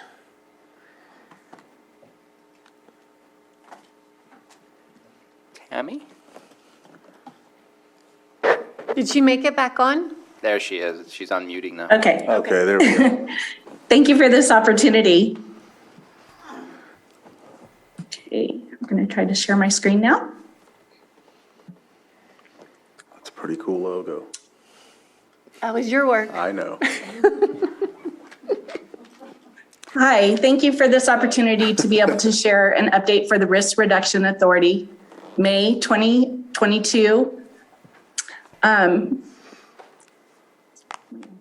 So since in the last 6 months, the Board of Directors has increased from an 8 board member to a 15 board member. We have increased with adding the cities of Clear Lake and Lakeport, also the water districts and tribal groups. We have come together to have a CMAT reporting committee that is working on a 3-part workshop coming up in June to address the outcomes of the CMAT report that was done last May. We are also have formed a grants best fit team, which is, it was formed because of the fact that the 4 of Lake County organizations or agencies were all working on 1 grant, and there were only going to be 5 grants granted within the whole state of California. So we decided that we better do something so that we can at least try to be one of the participants for those grants.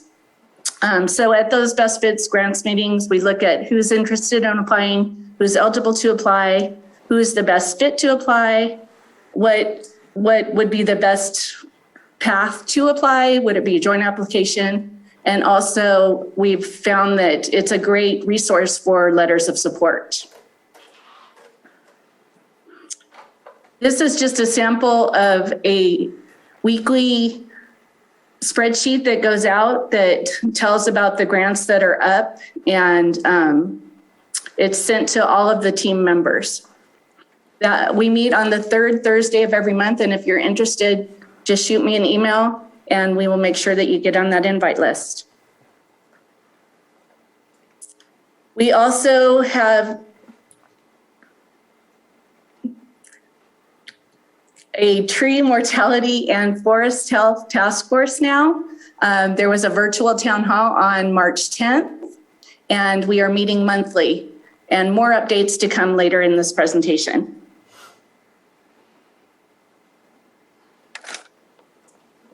And now for my favorite part. We had an AmeriCorps team here, NCCC AmeriCorps team that was here for 2 months. And these are just some of the statistics that they brought to the county. 1,263 Ready for Everything engagements in 15 neighborhoods around the county. These engagements were done, they took out the orange backpacks, as many people saw, and were able to help people become more prepared. And because of that effort, thousands of people now know their zone. Do you know yours? Community.zonehaven.com if you don't. And last but not least, here is just some pictures of them getting their work done. The top left-hand corner, they're doing some work, some mitigation work up on Cobb. They were able to go to Calpine and tour Calpine. In the middle top, that's the team leader doing the canvassing that I was talking about, helping with CC4C to help beautify our area, helping to put covers on greenhouses. The top right, where the guy is looking kind of funny, he is actually getting low and go for Pedro presentation. Part of the Red Cross curriculum that's done in the schools that they did a couple of presentations for. Getting to the middle left-hand side, they were all CERT trained. They worked with hospice. The middle picture is Apples with AmeriCorps, an event that we did to try to just, when they first arrived, to introduce them to the communities. That was one of the presentations that with all the kids. Next was another mitigation photo. And then the bottom row at the castle. And then middle bottom row is the Tango Mike event. They helped out with that, and gardening, and much, much more. And last but not least, here is my contact information if you need to get a hold of me. And as I said, there's several others that are presenting after me that will go into more detail about some of the things that I mentioned. Thank you. Thank you. Thanks, Tammy. So I just want to touch on a couple of the things that she brought up. So we increased the membership, like she mentioned, and it, like, bringing more and more partners to the table and having these discussions means more synergy. And it's been really exciting at these last meetings over the last year as more and more people have come together with a lot more participation with tribal environmental leaders and bringing Tara in, and just a lot has been happening, and expanding those seats was really necessary part of that. So that's been exciting. The CMAC committee update, which she mentioned, last year a lot of us participated in that last May. It was a 2-week intensive program. And they gave us a report and they had recommendations. And so we're having 2 more workshops later in June to kind of follow up on those recommendations, continuing building out our collaborative with all of our stakeholders. So that's another exciting step forward. So we're just, we're building something important and valuable, and the building process is just as valuable as the end process, because that's how we're getting the commitments from everybody around, getting everybody's input. So if we reach out to you, I think we're looking for about 40 stakeholders to join the workshops in June. Please take advantage of that, because that's just going to move us further and further forward. And then the Best Fits grants, we were doing it every other week for a while because there were so many groups going after grants.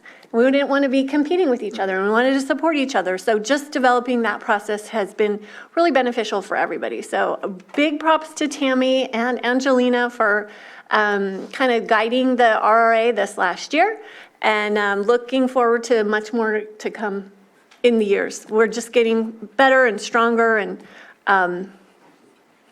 broader. Right. So the next presentation is the California Wildfire Mitigation Program.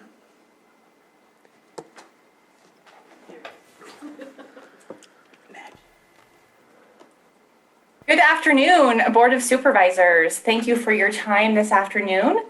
My name is Robin Barra, and I'm the Director of Community Projects at North Coast Opportunities. And I'm here today to talk to you about the California Wildfire Mitigation Program, or the Lake County Home Hardening Initiative. And I know it's been a long afternoon for you all, but this is a really exciting project that's going to bring millions of dollars into our community to support local home hardening efforts. Before I jump into the presentation, please let me explain to you that this project is very much in its infancy stage, but it's such a big and exciting project that we wanted to be here today to let you know some of the things that have been happening so far. Next slide, please. So, Lake County was selected as one of 3 demonstration communities by Cal OES and Cal Fire after conducting a statewide analysis including fire risk, climate change risk factors, and census data. NCO was then selected as the program operator due to our experience with the RRA, wildfire recovery, mitigation, and preparedness, as well as our experience running construction programs. In December, a group of representatives from Cal OES and Cal Fire visited Lake County and joined Supervisor Simon and Paiska and representatives from NCO for a field visit. And you can see that photo in the top right corner there. Several Lake County's neighborhoods were toured and evaluated, and Kelseyville Riviera was deemed the best fit for this pilot project. The reason why the Riviera, or the RIV, was chosen is because it met some key criteria. So number 1, the housing density in the Riviera is optimal for achieving the cluster resiliency strategy we are aiming to achieve. When one home is hardened, all surrounding properties benefit. Hardening homes in close proximity to one another is key to maximizing the benefits of our hardening efforts. 2, we anticipate the population will meet the low to moderate income threshold. At least 70% of approved home sites must be at or below moderate income. 3, homes in this area are more likely to support the types of retrofit measures the program will support. Most of the homes in this neighborhood were constructed within a relatively narrow time frame, meaning upgrades would be similar across properties. And 4, we anticipate strong homeowner participation due to the ongoing work of the HOA and their current focus on defensible space for residents. As we learn and build out the framework for this pilot project, we are hopeful to expand this project to other areas within the county. Other areas in Lake County could be eligible once the program has been fully developed. Our commitment is to complete 25 homes in year 1, 100 homes in year 2, and 375 homes in year 3 for a total of 500 homes. Because we were chosen as a demonstration community, we are receiving considerable support from our state partners at Cal OES, and we are very grateful for them. This support includes help while we developed our HMGP sub-application for FEMA, as well as a robust and comprehensive training package. Next slide, please. Our program is designed to be efficient, making it as easy as possible for homeowners while really targeting vulnerable populations within the project area. Here are some of the key features that really set this program apart. The intention is to provide service on behalf of homeowners who might otherwise be unable to safeguard their home due to capacity issues. This could be financial, physical, social, even emotional. Case management will be a critical component of this process from the beginning. Homeowners will have no guesswork as to which measures to perform. Our team will provide a home assessment which will inform which measures can be eligible. Homeowners do not need to coordinate with contractors. No negotiating on scope of work, on pricing. Our team will do all the contractor coordination and management. We may provide up to $40,000 to perform site work on eligible structures. Homeowners will not need to come up with cash and wait for reimbursement or rebate for a portion of the work. And the cost share for homeowners at or below moderate income will be zero. Next slide, please. So I kindly remind you that we are in the very, very early stages of this project. But here is how we project the local life cycle to look. So it starts with homeowner outreach to the Kelseyville Riviera. Hopefully, we get a good amount of applications back, and we can approve those applications fairly quickly. Once applications are approved, that will then trigger the home assessment. Home assessors will be on staff with NCO, and they will be trained to use an application designed by CAL FIRE. They will go to the home site, use this app, and through that app, they will do the home assessment, which will then trigger a site-specific scope of work, which will also alert us to any potential environmental health concerns. Once that scope of work is finalized, we can create a contract with our procured construction contractor and begin site work. Site work goes underway. It hopefully goes well. It's finished. NCO with the contractor and homeowner go back out to the site, confirm that everything was completed according to the scope of work. We do a final walkthrough and a closeout. And the last piece of it will be a homeowner maintenance agreement. So when the work is complete, we are asking every homeowner to sign a 20-year commitment that they will maintain the measures we have completed. Next slide, please. Cost share. What is this going to cost our homeowners? That is always the big question. So working with the median income of $70,700, a family of four, if you look at that pink moderate income column, a family of four making $84,850 or less would have zero cost share. So again, up to $40,000 in approved measures at no cost to the homeowner. If that family of four falls between $84,850 and $141,400, they would have a 10% cost share. So $4,000 should we expend it all, expend the full $40,000. If they're above that $141,400, they would have a 25% cost share. What's important to note here is the priority focus is to target and support those homeowners at or below moderate income, so that pink column. We're working to achieve a threshold of 70%, meaning at least 70% of our approved home sites must be at or below moderate income. Next slide, please. Homeowner eligibility. So step one, you have to live, the home has to be within the Kelseyville Riviera jurisdiction. Stick-built homes and mobile homes are eligible. It does not have to be the homeowner's primary residence. Homeowners can apply for more than one home in the project area. They do not have to be a U.S. citizen. They must provide proof of property ownership, prior year tax returns, and identity documentation. And income eligibility is dependent on the homeowner's income, not the renter, not whoever is residing there, but the income of the homeowner. Next slide, please.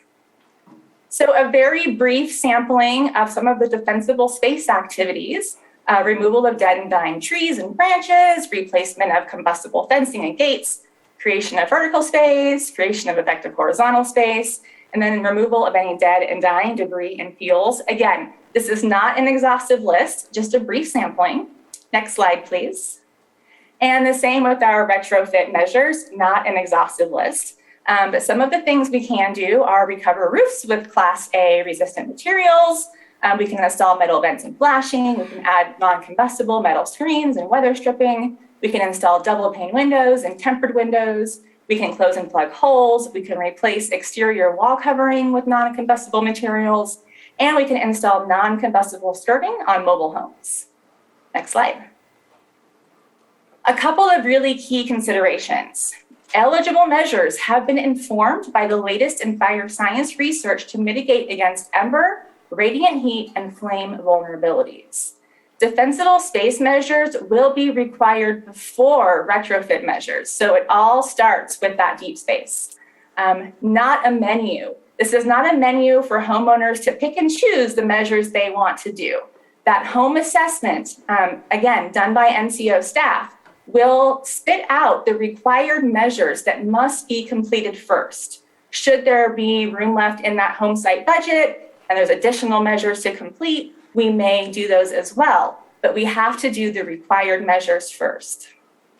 Some potential barriers.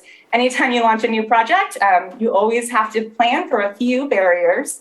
And one of those is going to be managing homeowner expectations. That starts with a really robust communication strategy throughout the Kelseyville Riviera. There could be measures requiring a building permit, which can't be issued. We don't know that yet. There could be unknown delays with environmental clearance. And then there could be homeowners who are potentially unwilling to perform some of the measures. So we are looking into those barriers and figuring out the best strategies to overcome them as we move forward. Next slide, please. Current status of the project. So we know that NCO will serve as the program operator. We have submitted our hazard mitigation subgrant to FEMA, which combines with our hard and soft costs a total budget of about $22 million. Pretty exciting. And just as exciting is Cal OES is providing the match requirement for us, which comes in at about $5.5 million. We have applied for and we've been awarded an advanced grant that's about $230,000 to continue our planning efforts, build out our project team, and create a communication strategy, and then of course complete our trainings. It's important to note that the project is not fully funded by FEMA yet. We are funded through that advanced grant, but we cannot earn our full award until we get through the environmental clearance stage, which is where we're at now. The good news is that FEMA is really supportive of the project, so much so that they have awarded Cal OES those advanced funds, which in turn Cal OES has subgranted to us. So we are in good shape and things do look very positive, but I want to be very clear that the project is not fully funded quite yet. Next slide. Next steps. So over the next few months, NCO will continue our planning efforts with Cal OES and project partners. That includes the onboarding of key project staff. We're writing job descriptions, we're hiring, we're getting people placed. We do have a couple of staff people already placed. We're also securing adequate equipment. That's not really easy right now with all the supply chain issues we're facing. We have to make sure we have the proper tools for our home assessments and other equipment. We're currently training project staff on various items, namely how to review and process applications, complete those home assessments, and use technology specifically designed for the program. Very soon, we'll start procuring key resources, like our subject matter experts, to ensure compliance with environmental and historic preservation project conditions for each home site. We will soon begin procuring contractors. We want them ready to perform that work as soon as our FEMA funds arrive. And we are developing, or in the beginning stages of developing, outreach materials and coordinating the launch in Kelseyville Riviera. Next slide. So this is what we project our first year timeline to look like. Through winter and into spring, we've been building capacity at the local level, writing those grants, getting our partners in place. We hope that by late summer, we can open our application portal and begin accepting homeowner applications. We hope that we'll be awarded our FEMA funds by fall, and we can begin swinging hammers and actually doing the exciting work we all want to see. And then this time next year, we'll begin scaling up, onboarding more project staff, ensuring that we have everything in place to meet our second year goals. All of that being said, there's a couple of things to note. This timeline is really contingent upon FEMA. We don't know when that award will arrive. We think it will arrive in the fall. We're hopeful it will. But what's important for you to know is that we cannot break ground. We can't swing hammers. We can't move the dirt around until that FEMA funds are awarded. So we're really at the mercy of them in that way. And that being said, we want to strategically open our application system in a way that doesn't lose momentum. If we open that application portal too soon and our homeowners are sitting around waiting for months and months and months, that could impact the reputation of the project and we could lose momentum. So we're very strategically piecing together a timeline that will keep us moving as quickly as possible, but not get us too far ahead of the game, and that could, have a negative impact on the project. And so in closing, I will remind you that the project is a 3-year period, completing 500 homes, 25 homes in year 1, 100 in year 2, and 375 in year 3 in the Kelseyville Riviera project area. But the clock won't actually start until we have a better idea of when those FEMA funds will arrive. Next slide, and that is about it. Again, I'm Robin Barra, Director of Community Projects for NCO. This is the California Wildfire Mitigation Program, Lake County Home Hardening. Miranda Gardino is seated. She is project staff, and she's our project coordinator 3. Should you have questions that arise, feel free to hit us up at that Home Hardening and NCO Inc. email address. And I have a couple of wonderful partners here today from Cal OES. I believe we have Lisa, Jennifer, and JC. And we are ready to take your questions, should you have any. Thank you, Robin. As you can see, we're really excited about this program. This is an amazing opportunity that we were selected by Cal OES to pilot this program with 2 other counties. They've been holding our hands. We've been having weekly meetings since December. We're all committed to the success of this program. But we're realistic about how large this program is. So we want to make sure as we go along, we're being strategic and methodical. So that's why Robin laid out this timeline. And I would like to welcome our OES guests here if they have anything to add or if anybody has questions. I'll let Cal OES speak if they want to speak first. Good afternoon, Supervisors. This is Jen Hogan. I'm the Assistant Director for Hazard Mitigation at Cal OES. I don't know that I have anything to add to what Robin already shared. She did a great job of framing our project to date. I think in terms of setting the expectations with FEMA approval, I did just want to add, we have been working with our FEMA partners since September on the development of this program. They know that this is a priority and have been working in lockstep with us to develop this framework as well and to establish all of the environmental clearances. So we are confident that while Robin's correct, we can't do anything until we get our FEMA funding. We know that that is forthcoming very soon. So.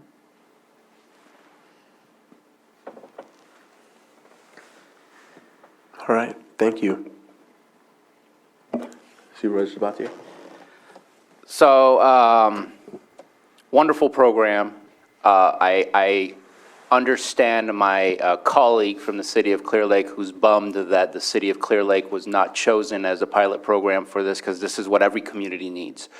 So my question is, what are because it's talking about moderate income in that area, 70,000. I want to check in, what's the equity that's built in to ensure that a good cross-section of that community is going to be assisted rather than those that have a higher level of ability to access these types of programs or higher level of ability to connect for those types of programs. Just want to make sure that there's an equity portion that's built in for this. Thanks, Supervisor. I'm going to ask J.C. Hyde, our Hazard Mitigation Branch Chief, to field that one. Hi, good afternoon, everyone. That's a really great question, and it's something that we are extremely concerned about, making equity a priority in this program. Our entire program has really been designed with the equity components in mind, that we are creating this program to assist low to moderate income homeowners. And so a couple of safeguards that have put in, we're requiring in our demonstration communities that at least 70% of the awardee, the homeowners who participate in this program are below that threshold. The reason that there is some wiggle room to include higher income folks is because we all know wildfire is contagious, and if you harden one home but you don't harden the home next to it, if that unhardened home catches fire, it could ultimately still spread to that hardened home. So because we know that some of these communities are mixed income, we want to make sure that we can get to that fully hardened state and that we provide incentives for those individuals who are maybe don't meet the low income thresholds. But we really do intend to focus this as much as possible on those low to moderate income families who don't have the resources to do this themselves. And that includes the streamlining efforts that Robin talked about earlier, such as cutting this program is not a reimbursement basis. The homeowners don't have to come out of pocket. The funding gets put straight to the contractors, really reducing that contractor burden, and then prioritizing those homeowners, particularly at the beginning of the program. We will strive to meet that 70% metric before we even start letting other folks into the program. I really appreciate that. I figured it says Cal in front of your agency's name that you wouldn't come up with anything like this without an equity portion to it. I just wanted to hear about it. I think it's important. I mean, on the vice versa, people who have access to resources can do the home hardening potentially on their own, or again, have easier access to these types of programs, but making sure that the others in between also have access. It goes both ways. And I think everyone in our communities are going to want to try and access this, and again, wanting to replicate this so that we can get it into other communities. So I think this is an enormous amount of money coming into our community that will be helpful in making sure that we're better protected. It's not 100%, but it's a better protection plan compared to what we've had before, and let's hope that FEMA gets us those funds. So we didn't do public comment for the first presentation or this one, and we have still a few more with this item. Do you want to separate it out and have public comment now or at the end, or? That's up to your board. There's no requirement that you do it at any time until the end before your board takes any action or gives direction as to the items. We'll do it that way then. Want to go through all of them? Right. Okay, that's fine. Sorry if I made a comment. No, it's great. We're excited. Okay, so then next, we are going to hear from clerk.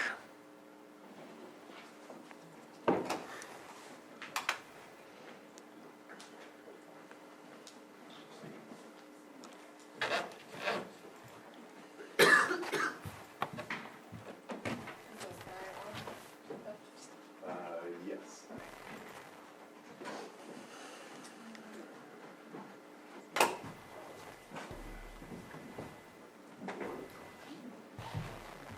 Good afternoon, everybody. I'm Will Evans.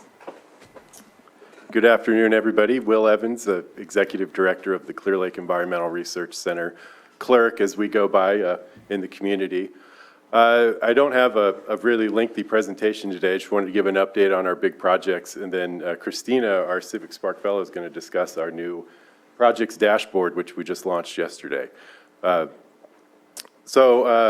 Starting about 2019, and just following up, I've updated this board, I think it was last spring sometime, about some of our grant projects. So just picking up from there, we've continued to strive to do landscape scale restoration projects, focusing on the vegetation management side of forest health and fire resilience. And I got to say, I'm pretty pumped about that last presentation, because one of the big concerns I have is that we spend a lot of time focusing on managing the vegetation and the fuel breaks, but at the end of the day, a lot of the best actions that can be taken are right there at your house by the individuals. So I'm glad to see we're kind of coalescing around all the options here and organizing to implement them.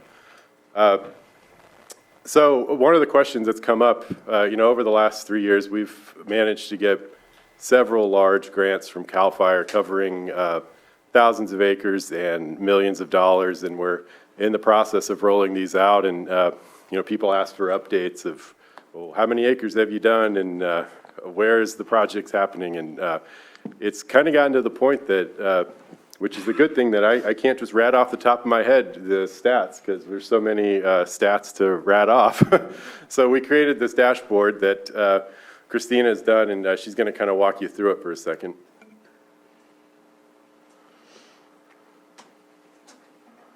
Yeah, so I just wanted to do a quick walkthrough to make sure that everybody knows how to use it. Can you give your first name and last name? Yes, my name's Christina Linder. So just to start, I want to point out, like right now the screen, it's kind of hard to see everything, so you can expand all of these different features over here. They're in the top right of each of these boxes, but I want to just start with this map to show how that works. So we have all of the project areas that clerk grants have covered, and you can move around and zoom in and search for different addresses up here. Look at the layer or look at the legend to see what the different colors mean, and they indicate different phases. It's a bit hard to read from here, but there's environmental review, implementation, and monitoring. And then over here, you can change the base map if you'd prefer to see it on like a street view instead of the imagery. But you can click each of these project areas, and a pop-up will come up with the grant that that specific polygon or treatment area is a part of, the project name, the current phase, which again goes with the color, and then the acreage, the project type, and the project activity. And so each of these treatment areas all have a pop-up like that. And then the one exception that's a little bit different is this large area, which is the South Lake Fire Safe Council boundary where the chipping program goes on that clerk is helping fund. So that shows that I think it's 930 acres or so, or 950 within this area. So that's the map. And then just to give a bit more context of the phase descriptions, you can go to this tab over here and you can read about what each of those phases mean. And then one other feature too is if you scroll over, like the bar graph, there's pop-ups that come up here that show more specific acreage and the grant types that cover this acreage over here for the project type breakdowns. And then here too, you can scroll through the different progresses of the grants. So here's the fire prevention grant progress, the forest health grant progress, and the Harbin Hot Springs grant progress. And then over here as well, you can see the total acres included in grants, the total monitored acres, the total acres being implemented, and then the acres that are currently under environmental review. So I think that's everything. And then we plan on sort of updating all of this information as we update our data sets and everything. And then we also hope to make it more accessible to mobile devices as well. Yeah, so this is still very much the preliminary phase. We just launched this yesterday, and if anybody wants to take a look, you can get to it on the clerk website, clerk.co, that's clerc.co. And one of the bugs we noticed right off, it does not load very well on mobile devices. So the best way to see it is on your desktop computer at home. One of the things I did want to highlight, a couple of our projects we've completed in the last 12 months, which this always being Wildfire Preparedness Week, I always like to look at what we've done to prepare, and it kind of makes me feel a little bit better. So kind of picking up on where the previous presentation discussed, the home hardening program is going to occur in this neighborhood here.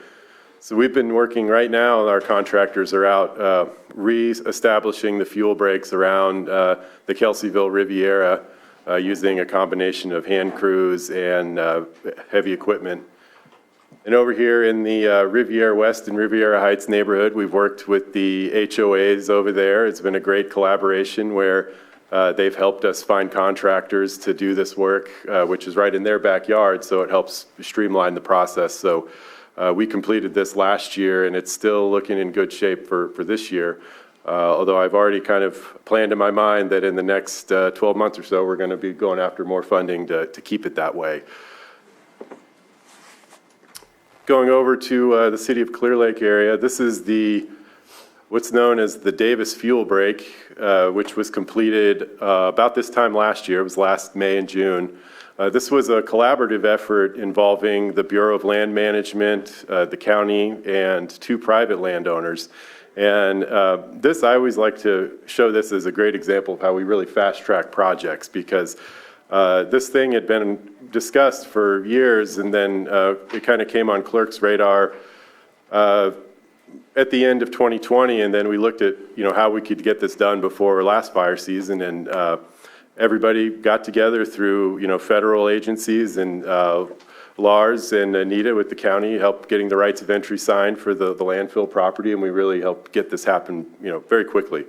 So I've been pleased with that and impressed. And I think several of the officials at the state BLM office are pretty pleased as well. Another area where we're doing a ton of work that's kind of just started is up in the hills above Lucerne. A lot of these red areas, this is with our forest health grant that was awarded last year, but we actually put the application together in 2019. So it got delayed for a year because of the pandemic, but we're still very much committed to doing the project, and currently it's in environmental review, so we've been doing botanical surveys and owl surveys and cultural resource review, and targeted to have that done by September timeframe, and then hopefully this work can start on the ground maybe at the tail end of this fire season. A couple other project areas. This is over in West Scotts Valley. This is known as the West Scotts Valley Fuel Break. It's a series of fuel breaks that were cut during the river fire in 2018, and then we worked with a landowner to maintain those last summer, so those have been reestablished. We also have some work planned under the Forest Health Grant in the Benmore Valley area. And then one of the main focuses of the last couple of months with us has been dealing with the tree mortality on the Cobb Mountain area. So the orange areas are our fire prevention grant, Fox Drive area, hazard tree abatement project. So up to this point, I think we've taken out about 300 trees in this area, and then we've contracted to take out another 300 trees here on Siegler Mountain that are all around the communication facility on top of the mountain. So working to deal with removal of the trees that have died all over the county the last year or so. It's been real sad to watch, but I've been thankful that we have some funding to help address that and help make us a little safer for this fire season. And then the last project I want to highlight is one that we've just completed, and we can check it off as done, which this is the Harbin Hot Springs Forest Health Grant, originally applied for in 2017. And then we spent about 3 years doing the work on and off through different pandemics and things, and we finally wrapped it up and have a closed out grant with CAL FIRE as of last month. So that one totals, I think, 991 acres there. So, and multiples of these project areas are included in the Community Wildfire Protection Plan. So that was kind of how we steered our work and decided where we were going to do it. Was kind of looking at these documents and things the community has known for years. Just take that and pick it up and run with it. So that is all we have. If anyone has any questions, we're happy to field them. Or save it for the end, if that's what we're doing. Doesn't matter to me. Might get mucky with all the questions at the end, but. Just a quick question. Since you've already taken trees out, and this is definitely a tree mortality question as well, what are you doing with the trees that you're taking out? Is there a specific location for biomass? We'll get to that. Okay. All right. Never mind. All right. We're going to have the questions at the end, so we'll make sure to call you. Have to go pretty soon. Okay. All right. So. Well, thank you so much, Clerk. It just amazes me how much we've been able to do as a collaborative. And that's why all these items are together in the same item, because this is everything that the Risk Reduction Authority is supporting, right? What we learned in the CMAT last year is that we're the support piece for all of this work. And so, we're talking about a lot of different things, but everything here is supported through the RRA and all the partners and all the stakeholders. And so I want to thank you so much. I'm going to thank you with the proclamation, but I cannot show my gratitude enough for all of you. Thanks, we really appreciate it. And one of the things I have to say is our community has gotten so good at responding to fires when they happen. And I'm excited to see that we're starting to get that same level of coordination with dealing with the fires before they happen, which is really where we need to be. So exciting times for sure. All right, Thank you, next we have a two-part presentation for the Tree Mortality Task Force. So Dr. Mike Jones is going to present first, and then I have a few slides after where we'll kind of talk on the issue that you brought up. I figured that might be a little huge question, but it was right there. It's right there.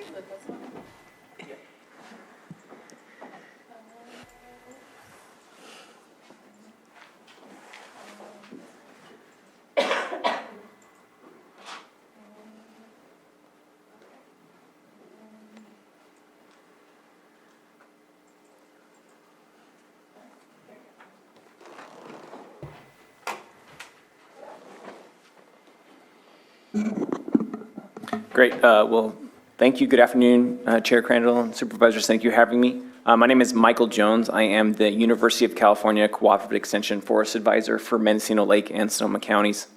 I'm also one of the founding members of the Lake County Prescribed Burn Association. So if we have time to talk about what we're doing there as well, at some point I'd like to mention that too.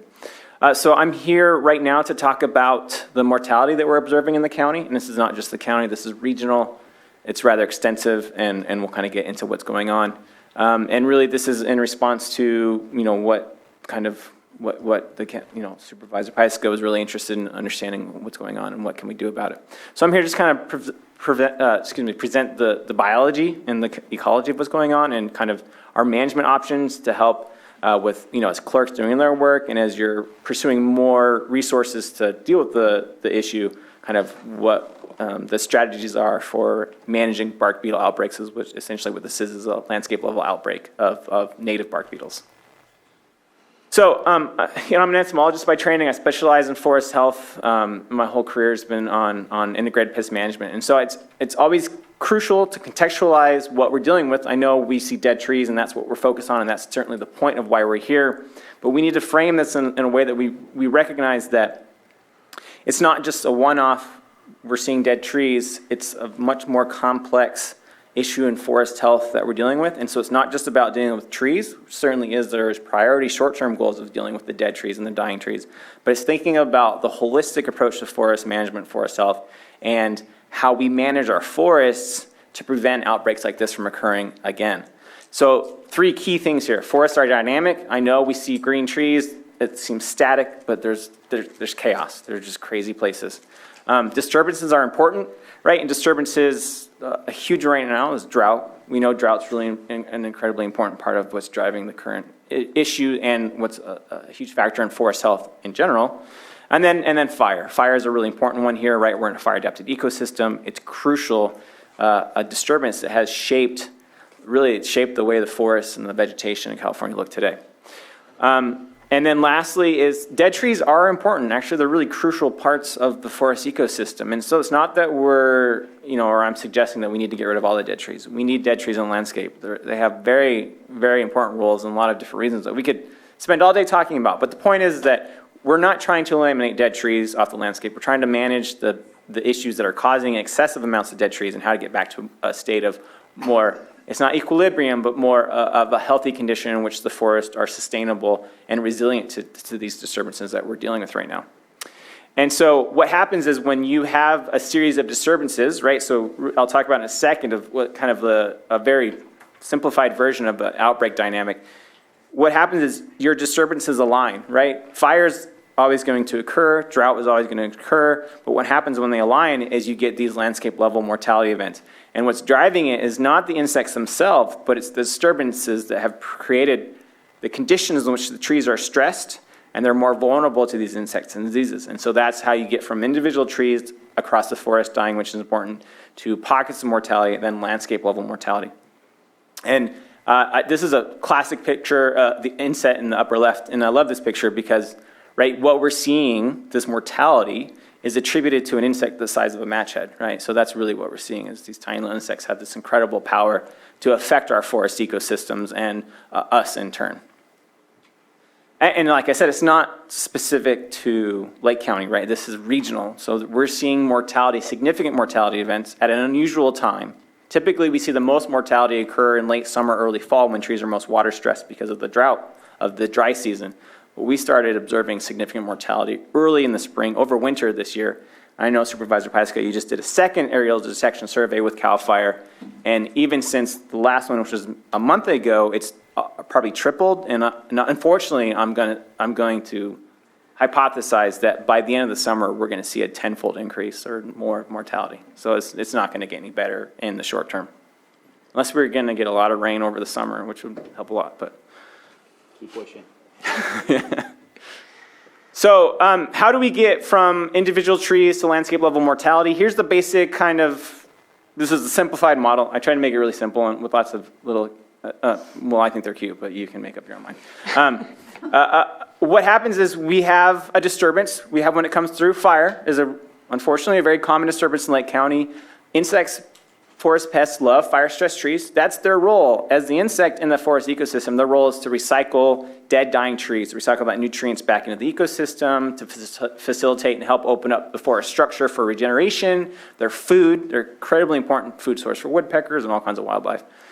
They create habitat trees, all kinds of fun stuff. But so anyway, the insects are doing their job. They're culling out, removing dead, dying trees from the forest, recycling those nutrients.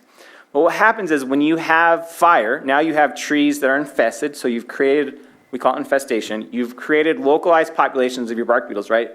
I won't go into this too deep, but bark beetles are, individually are not a serious threat. It's because they attack in, they call it mass attack. They attack in numbers, and they feed on trees in numbers. Now you're increasing your localized bark beetle populations. When you have drought stress, now you've created trees that otherwise in unhealthy situations would be resilient to the bark beetles that are attacking your fire stress trees. But because we're in drought stress and a lot of other predisposing conditions, historically poor forest management practices, absence of fire, suppression of fire, poor land management or no management, we've created really stressed, unhealthy forest conditions, and now the bark beetles are spreading to those drought stress trees. And now exponential growth, every female lays 30 eggs, half of those are females. You have thousands of beetles infesting a single tree. You can see the numbers add up very quickly.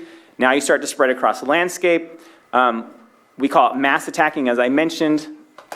Here you see these are called pitch tubes. That's the main defense of conifers, is the water in their phloem. They literally use it to push with their sap the bark beetles out of the tree. That's why when they're drought stressed, they're more susceptible to insects, because their main mechanism of defense is physical expulsion from the tree. So when a bark beetle attacks a healthy tree, it gets literally encased and pushed out of the tree by the sap. But when they're not producing sap, the bark beetles can easily attack. And then they call in all their friends and they mass attack. And so you see these mass attack pitch tubes. So, I have a question. Yeah. With the warmer weather, are you seeing more life cycles than?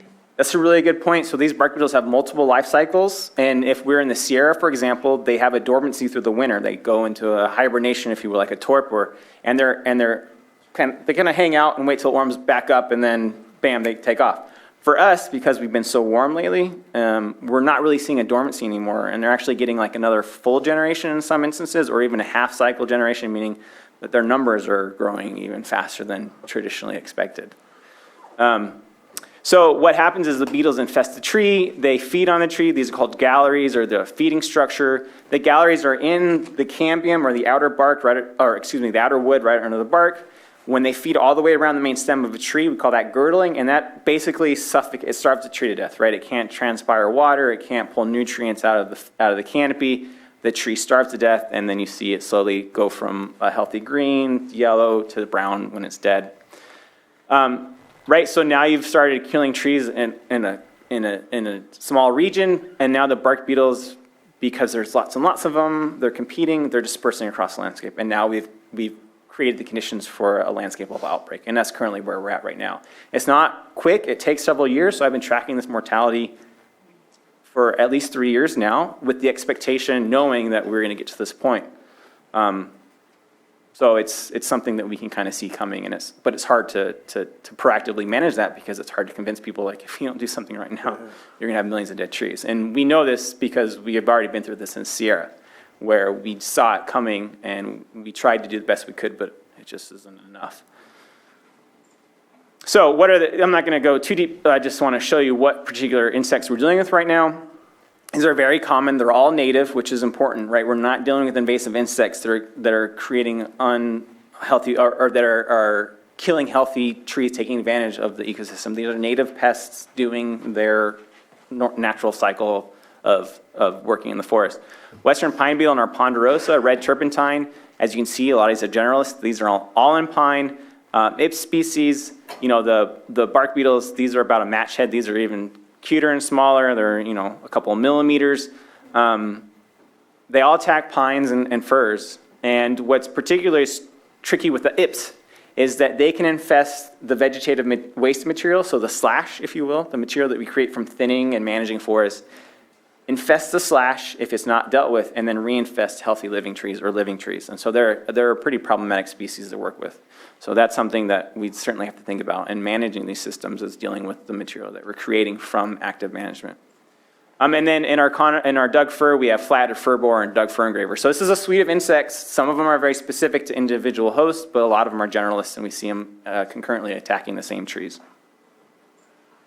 So how do we manage for bark beetles? Unfortunately, with the current infestation, it's going to run its course. And what I mean by that is there's not really anything we can do at this point, right? Their numbers are exponential. There's millions of them on the landscape. There's millions of stress trees. They're just going to run their course until environmental conditions become more favorable, meaning we have good precipitation.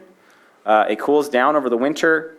They run out of host material, which is very commonly what happened with the Sierra infestation. Is we had a nice return of precipitation. The drought kind of ended, and they literally killed most of the trees that they were feeding on.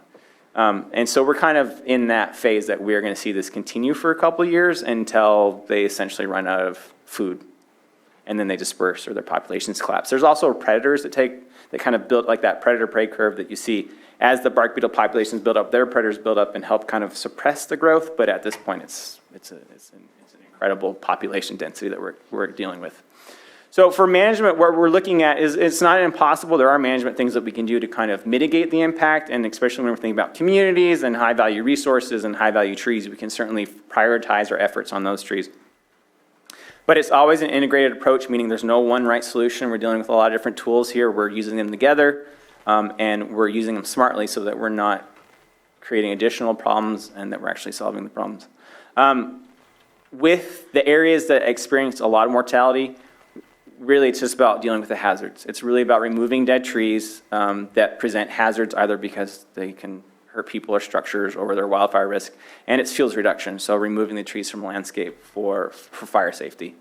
When we're talking about management of bark beetles themselves, so this is purely just managing a fuel and a risk, right? This is not about removing dead trees. This isn't about controlling the bark beetle populations.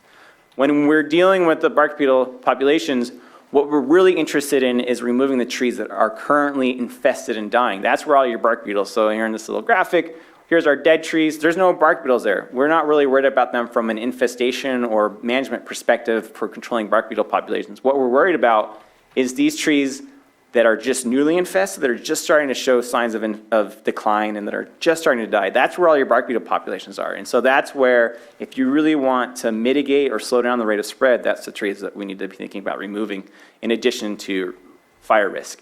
We can't remove all the trees off the landscape. There's just going to be dead trees out there. So maybe we have to strategize where we remove dead trees, like I mentioned, when they present risk, but maybe focus a lot of effort too on trying to cull out or reduce bark beetle populations to help, kind of mitigate the impacts that we're going to continue to experience. And so it's a matter of getting these trees on the ground and also some of the trees on the edge of it. They kind of concentric rings spread out, and so kind of thinning and removing those trees really helps to control local populations. But this is just, this kind of mortality there's not a lot in this stage in these kinds of stands you can do. But when we have stands where bark beetles are not, the mortality is just the beginning and they're not established yet, we can do a lot more. We can thin, and that's really at the end of the day to prevent bark beetle outbreaks, to deal with current outbreaks is to improve the health of the system, right? So thinning trees to improve the vigor or make them more resilient, to try to make them a little bit more drought tolerant, to make them more resilient to fire damage. And so the idea is that we want to thin the forest. We have to manage the trees, reduce the vegetation, space trees out to reduce competition, and that's the best way to prevent bark beetle outbreaks. Again, it's really key that when you're in these systems, we have to manage the slash or the waste material they're producing, because they will create conditions that can infest healthy trees. Insecticides do work. They're typically for high-value trees because they're expensive and you can't really use the kind of insecticides you need for this. On the landscape level, there's potential impact. Can you describe, you've said it multiple times, high-value trees? Whatever, if you're in a community or if you have a task force working on this, it's the decision of the community to what a high-value tree is. So is it a big ponderosa pine next to your house that you have aesthetic value and you cherish? You're probably going to want to think about how you're going to protect that tree, as opposed to a tree on the landscape where maybe it's almost like you're an acceptable loss. Or a campground. Or a camp, or where a high-use area. If you cut all the trees down, no one's going to come. Changes the atmosphere. Parks, parks, campgrounds, anywhere where trees have important value from what we call a utilitarian perspective, right? Because we value it, it has some important justification for why we're treating that particular area. So insecticides do work. I'm not going to go into the differences, but they can be used. It's expensive. It has to be done by a certified applicator. It is an option. Pheromones, I wish I could have time to go on this. It's super cool. Bark beetles are really neat. They communicate. They produce pheromones that they talk to each other with. They actually click when they're in the trees. It's pretty awesome. But we've synthesized their communication chemicals, and we can disrupt their ability to communicate and feed on trees. However, our particular pests, we don't have any of those pheromones available, so it's not really an option for most of what we're dealing with. Again, when we talk about high-value trees, supplemental watering is a really important thing to do. For trees where that's not a solution, but an option, and where you have the resources to do that. We're in a drought stress. It's not something you can just put hundreds of gallons of water on a tree because you feel like it. You have to really think about whether that's a valuable use of that water. But it does work. If you reduce the drought stress, you increase the vigor, and that tree is more resilient to that, to the bark beetles. After outbreaks where we have significant mortality events, you can think about planting non-susceptible hosts. So one thing that I've been talking with a lot of the Native Californians and the local tribes is, through fire suppression, we have basically an expansion and encroachment of conifers into what were historically hardwood forests. And so when we think about all the conifer mortality, are we going to replant conifer back into the systems? Or because we're planning for droughts to continue and we're thinking about climate change, maybe we're transitioning those back to oak woodlands or mixed hardwood forests. So thinking about planting your species, being smart about where you plant and where you do restoration with conifers is going to be really key in long-term management of these systems. Just because somebody mentioned it, I want to point out it's the conifers is the big one. Conifers are always the first ones that start dying with drought stress. But we're at a point in our current drought where the hardwoods are also being significantly affected. And I'm sure a lot of the folks here and y'all have seen oaks that look like they're not doing too hot. And there's a lot of stuff going on here, but a big one that I've noticed a lot is western oak bark beetle. It's a native. It likes drought-stressed oak trees. We have a lot of them. It vectors a disease called foamy bark canker, and so it's kind of popping up, and we're seeing more and more oak mortality. It prefers, it's very common in black oak and cherry live oak, which we have quite a bit of here, so that's something that we need to keep an eye on. The management is the same. We treat it the same way. They're bark beetles. We think the same way. Is that also the ambrosia beetle? We do not, so. Because I've heard that's in South County. Yeah, so that's the Mediterranean oak borer. Okay. That is a recently detected invasive insect that it likes the white oak, so we found it. We know for sure it's in valley oak. We found it in blue oak. Its epicenter is in northern Napa County, but it's definitely established and confirmed in Middletown, southern Lake County, as well as eastern Sonoma County. So it's something else to think about. That the trick is we're going to create a lot of biomass that we have to manage. That biomass moves around. It can move a lot of places. It can go very far. When we're dealing with invasive insects, this is the time where we have to be really smart about how we're moving and where we're moving material, because we can spread and make issues worse. So it's really, I think it's key that we have to think about too, about how we're managing that material that we're producing.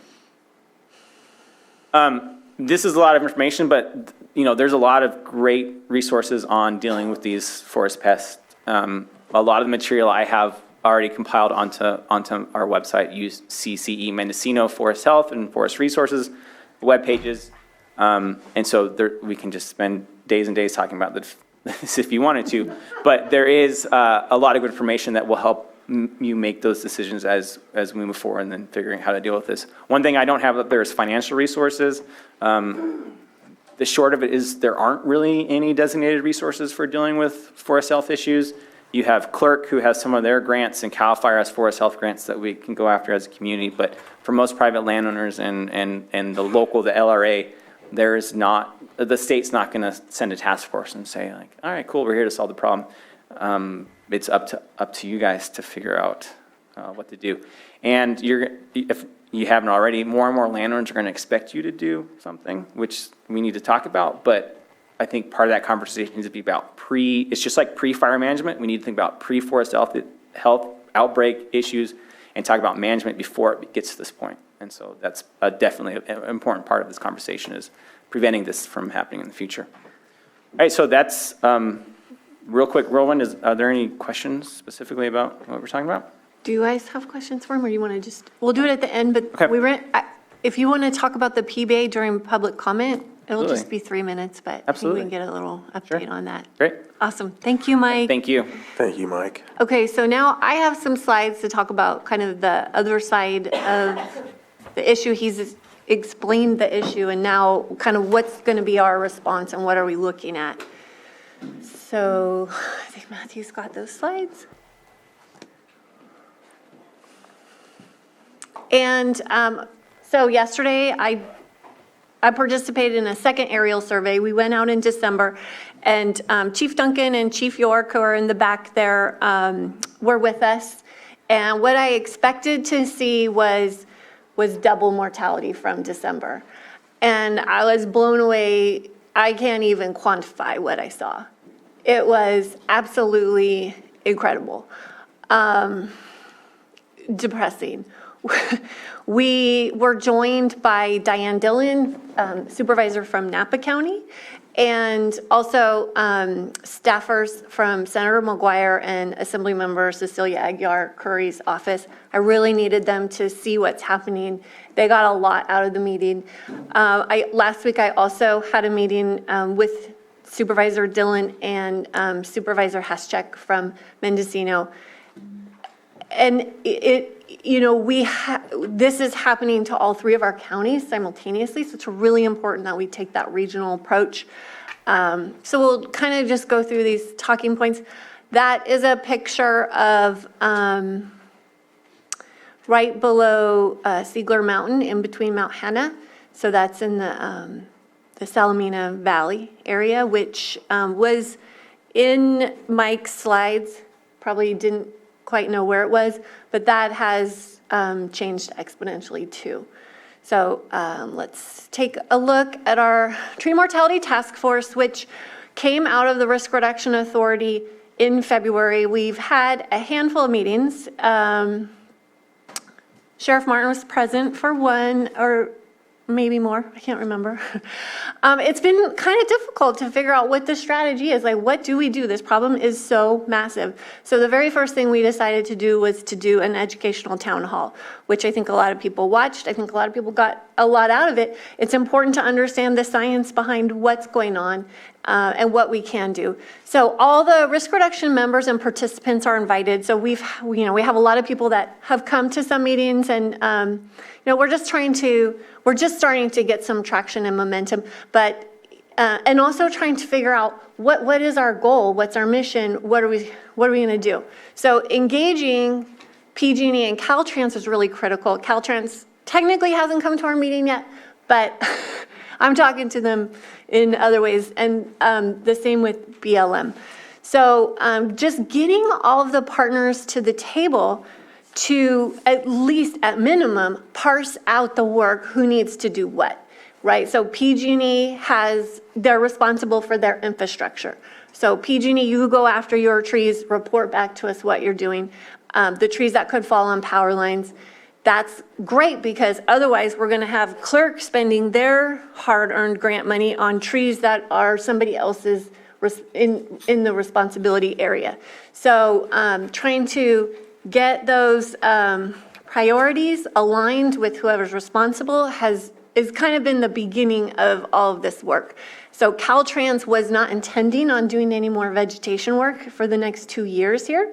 They were just wrapping up a program, and then they were going to go up to the northern counties and then circle back here later. And so now, because of this, they are out surveying, because, you know, it's changing almost daily with the trees. So it's important to just have them continually surveying, and then the next step is figuring out what their work plan is going to be. So starting from County of Lake, Supervisor Simon and I are attending those meetings.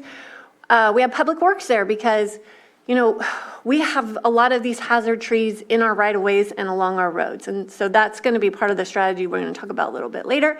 And we've had Sheriff Martin involved, CAL FIRE, of course, Mike Jones, and our Master Gardener, National Forest Service, USDA, NRCS, BLM. Tribes have been amazing, Clerk has been amazing, and then PG&E and Caltrans have been showing up on the regular. And so it's amazing to have this group come together and kind of just figure out how we're going to get through this. This is really for the long haul. This is, you know, we're in the very beginning stages of this. So next slide, please. Okay, so what is our strategy for public safety? As Mike said, we can't stop the trees from dying, but what we can do is harden our roadways and our evacuation routes. We can remove hazardous trees from communities, and we can build and maintain our fuel breaks. So in this picture, this is the slope of Mount Konocti to the south of Riviera West. And so you can see this picture I took in January. Much more tree death has occurred there, but that's the fuel break. That's separating all that mass from our community. So those are the steps that we need to be taking. So for hardening our roadways and evacuation routes, we have PG&E working, we have Caltrans working. Calpine, I've also been in communication with them. They're reaching out to their landowners where their roads go through and trying to coordinate that work being done for their roadways. And then Public Works is a strategy that we frankly need to develop. We do not have the capacity within our department, nor do we have the funds to do the work that needs to be done. So Director De Leon has done initial studies, come back to me, yep, thousands of trees in our right-of-ways that need to come down. So we haven't dialed into that part of it yet, but hopefully there'll be something coming back to us soon where we can have that discussion as a group. Removing hazardous trees from our communities. Clerk, they realigned their priorities to jump on a problem that could potentially have been catastrophic. So they shifted priorities. There was a big parcel in between two neighborhoods that was sort of the epicenter of this death. And that's where the 300 trees have been removed. They're going to be working with the homeowners in those areas, but first allowing PG&E to go through and get their trees down first, again, so we're not duplicating work and everybody can be very strategic with their funds.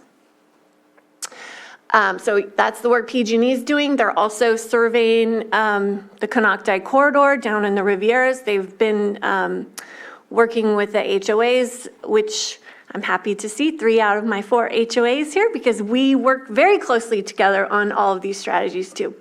So the next item under removing hazardous trees from communities is our zone of benefit. And as we've been having our meetings together, there are funds in the zone of benefit program, which within those HOAs, they voted to assess themselves $100, and there's money in those funds, and that has been used to abate properties, but now the focus is on getting those hazardous trees out. So we have code enforcement cooperating with the HOAs to identify those trees. I know clerk has already taken trees out of there too.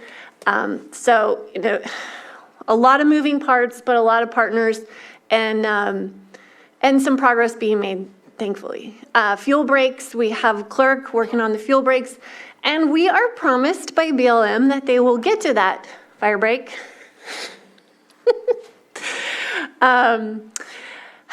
By Riviera Heights, and we'll see. But they're getting a lot of pressure from us. They're getting a lot of pressure from Congressman Thompson's office, and we're not going to let that pressure up because there is a tremendous amount of tree death that's happened in the Black Forest and in that BLM responsibility area. So next slide. So grants and funding opportunities, and this is for us. So this doesn't include the grants that clerk is going after, although that, you know, helps us as a collaborative and as a community. These are some of the things that we have gone after. Let's see, was it February? We went, the California Fire Safe Council, no, it was December. We applied for that grant. We were supposed to hear about it in February. That's for $380,000. And again, worked with the HOAs to get that application submitted through Public Works to address the hazardous trees and keep the roadways clear, and purchasing some equipment that will help with that too. But we still haven't heard about that grant. So I don't know. I've heard that they're also putting more funds into that account. So I'm not sure what's going on with that. We check regularly, and we're anxiously awaiting that. Now, we also put together the Prepare California Jumpstart grant, which Carol worked on with me. And originally, and we approved that application, it was for $1 million to Cal OES, to Jumpstart.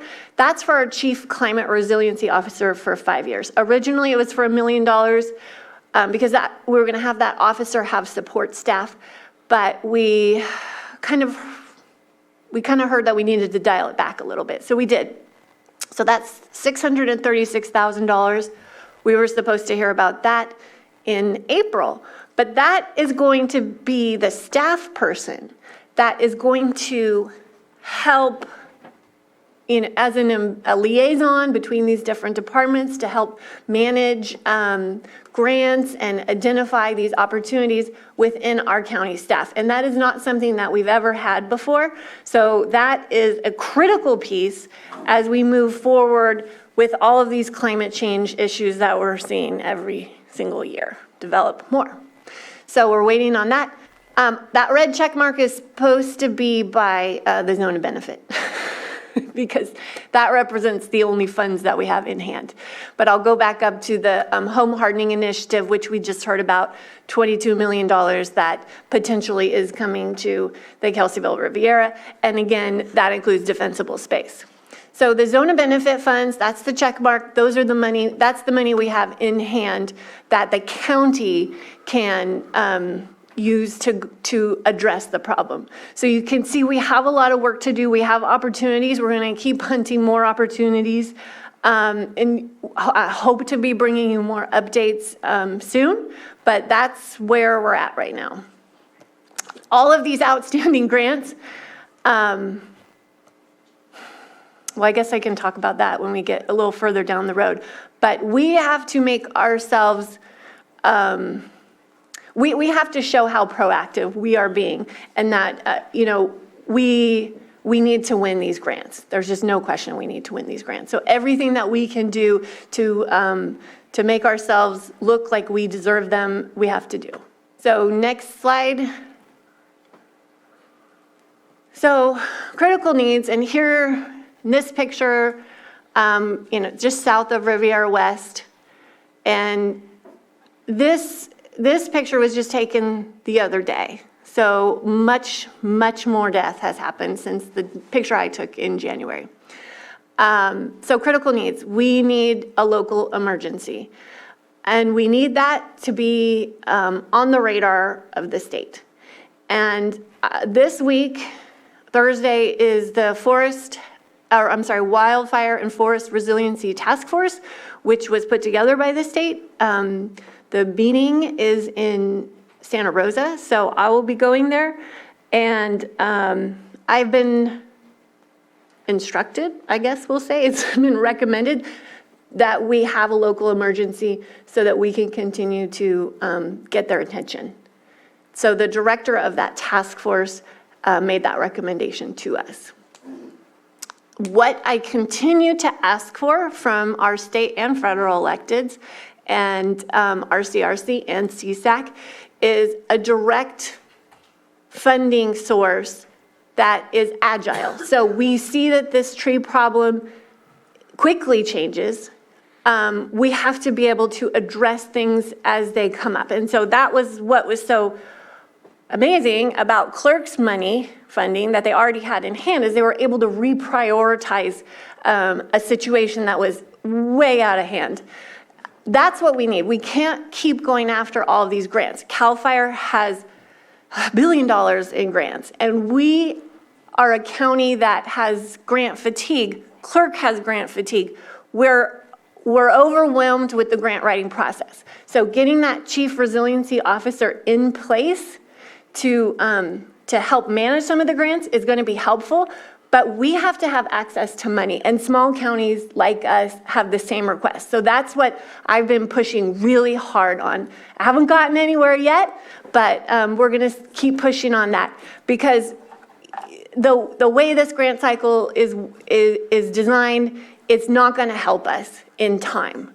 So so that's the funding pool that we need, and we need it to be agile. So we need the Chief Climate Resiliency Officer and the disposal site. I'm really glad you brought this up. And I'm going to say sites. I have the S up there. And a long-term strategy on how we dispose of all this vegetation. We have 300 trees laying on the ground. A lot of them are inaccessible and they can't be moved. But a good deal of them can be moved, and we have no place to move them. We have no county disposal site. We have, our biochar site is tied up in litigation. Hopefully that can be an option. But given what we're looking at and the years in front of us, we have to have multiple strategies in place. So CAL FIRE has a curtain burner coming to Cobb very soon. That's one thing that's going to help. And that's going to help because clerk doesn't have to pay exorbitant fees trucking those trees far away. They can just take it a few miles to the curtain burner. But that curtain burner has to be staffed. And we have to have it running 24/7 sometimes to dispose of those trees. But we have to have several options because and Chief York is here, and maybe he can speak a little bit later. He has experience with tree death in other counties, and this is something that we have to look at what's been done in the past and figure out what works for us, because trucking the vegetation out and logs out of our county is not an option. It's just going to be way too expensive. So figuring that out within our county has to be part of the strategy. And we're going to need funding for that. And we're going to need staff for that. If that's something the county is going to do, if the county is going to have one option and we're going to build relationships with other partners that are going to do it, but we need many disposal sites throughout the county. We need our public works and county easement strategy. We haven't built that yet, but that's what we need to build, and we need to figure out where that funding is going to come from. Homeowner assistance in heavily affected areas. So when you have one ponderosa next to your tree, it could be $1,000, $2,000 to take that tree down, depending on where it is and how difficult it is to access. If you live in an area where you have 10 ponderosas on your little quarter-acre lot, which is a lot, that's very standard in a lot of the Cobb community. We have people that just can't afford that. We have gray pines and knob cones in our HOAs. And I'm only speaking about my district because that's what I know. But from my flyover, this is countywide. Yeah.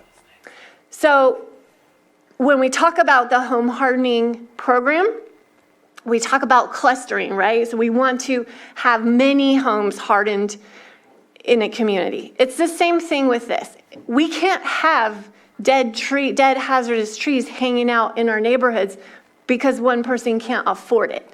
So, we're going to need that strategy in place of how do we help that, how do we help that homeowner get that tree down so it doesn't fall on the house and hurt somebody, be a hazard to the road, catch embers if there's a fire. A lot of reasons why we need to do that. And we can't possibly have safe communities if we have standing dead trees in them. So some sort of assistance program to figure that part out is another one of our critical needs.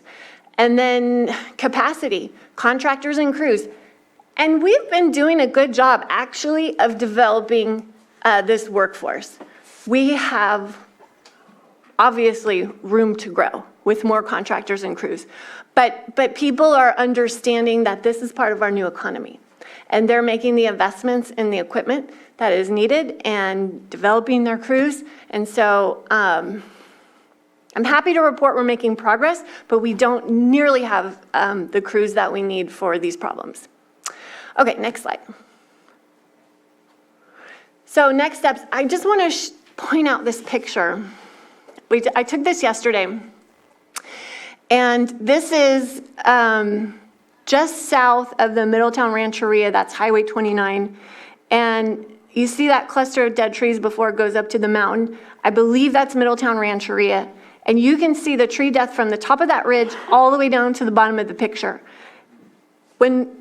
And Supervisor Simon has reported on this. Last summer on his rancheria, they had 100 dead trees. By the end of the summer, they had 1,200 dead trees. And it's growing exponentially, and look at how much it has spread. It's spread to the south side of the highway, and it goes all the way to Napa. So that's what we're looking at. And you can see that's a community. Those are homes. That is a highway. So we have a lot of work to do. So we're going to need the proclamation of a local emergency, which I've brought for a little bit later today. We could discuss that. Part of that is a strategy to get Lake County designated as a tree mortality designation. There is a list. The state has that list. They have not been adding counties to the list. It was developed 7-8 years ago when it was a big problem in the Sierras, Southern Sierras. And Lake County never met the threshold to be on that list. And so getting on the state's radar with the emergency proclamation and getting on that designation list is going to be really helpful as we continue to move forward, and we have such great needs that we just can't handle locally. And then continuing to build the regional approach with our friends in Napa and Mendocino County. I will say Supervisor Dillon had no idea that it was that bad. She had gotten calls from people in England talking about tree death, and her ag commissioner was starting to talk about it, but she was completely blown away. She had no idea how bad it was, because you can't really get a sense of it until you're in the air. So it's very eye-opening. I've encouraged Supervisor Haschak to do a survey of his county. And we're going to continue the surveys every 6 months to keep collecting the data. So engaging with the state, the Wildfire Forest Resilience Task Force, our federal partners, RCRC and CSAC, everybody there has experience with tree mortality, but it hasn't come up as an issue today. So and that's what I've been running up against for this past many months, is people are like, what? It's back? Oh, it's an issue again? So we've got to get everybody kind of thinking about it here in this area locally for us anyway. And then getting that public works strategy developed is obviously critical. We have to have safe roadways. We have to have safe evacuation routes. We have to harden our roadways and keep our communities safe. So that is my presentation. I think that's it. Yeah, that's it. And then the final piece of today's massive presentation, thank you for all of your patience, is our CWPP update, long awaited. It has been completed. It has been, I'm going to turn it over to Matthew, and we're going to talk about the next steps for that process. Thank you, Supervisor Pyska. Good afternoon, Supervisors. This is Matthew Rothstein, Deputy County Administrative Officer. As your board is aware, in recent years, the county has been working with Lake County Resource Conservation District and others to develop an updated Community Wildfire Protection Plan, or CWPP. Partners in this effort have included the Lake County Fire Safe Council, Lake County Community Risk Reduction Authority, Lake County Resource Conservation District, Clear Lake Environmental Research Center, or CLERC, Lake County's Fire Protection Districts, and members of the Lake County Fire Chiefs Association and others, including members of the public that have provided valuable comments. The Lake County Fuel Reduction and Prevention Priorities List and Action Plan, which are the project lists that Mr. Evans from Clerk referred to earlier, are central to the document, and we're deeply grateful to our fire chiefs and members of the public for their partnership in ensuring the needs of Lake County's communities are appropriately prioritized. Our partners have indicated inclusion of projects on these lists can also be critical to accessing state and federal funding opportunities. So broad-based input was really a matter of high priority. And some of you will recall at earlier stages of the plan and project priorities list development, feedback was gathered through a number of public meetings. And some of those were municipal advisory council meetings and other community groups. And you heard earlier from Christina, who is Clerk's current Civic Spark Fellow. Laurel Bard, who's now the Fire and Forestry Project Coordinator for Clerk, did an outstanding job as a Civic Spark Fellow engaging the community in spite of COVID-19 pandemic in helping to gather that list of priorities. And I'm also very excited now to report that the drafting work on the CWPP was completed Sunday, May 1st. This is a huge milestone and represents countless hours of work, much of which was undertaken by community members as volunteers. And I want to thank all who contributed to that thus far in any capacity. We look forward to celebrating the CWPP draft's publication soon and hosting a community workshop, very probably in connection with one of your board's upcoming meetings. Staff anticipates that we'll have a 30-day public comment period, and then your board will have the opportunity to approve and sign the final draft following integration of any needed changes. So we are very grateful with the partnership of the fire chiefs and others that the document has already been pretty thoroughly vetted as a result of that previous process, and we look forward to hearing further from the public. And Dr. Lyons, who has helped coordinate, Dr. Harry Lyons, who's helped coordinate Lake County Resource Conservation District's efforts, is also here in Zoom. So I wanted to offer Dr. Lyons an opportunity to comment further if you have some additional remarks. Thank you, Matthew. I just wanted to briefly express my delight on behalf of the Board of Directors of the Resource Conservation District, your Resource Conservation District. Our society is going to shuttle resources to take care of infrastructure and climate change. And when that money becomes available, you will have 4 words you'll be able to say. We have a plan. And it's delight. I want to thank you all for your patience. I've been stalling you ever since we started to put on masks. And so you've got the document, read it over, give us your input. Thank you so much, Matthew. And thank you to this fire community in the County of Lake, which is a phenomenal community and wonderful to work with.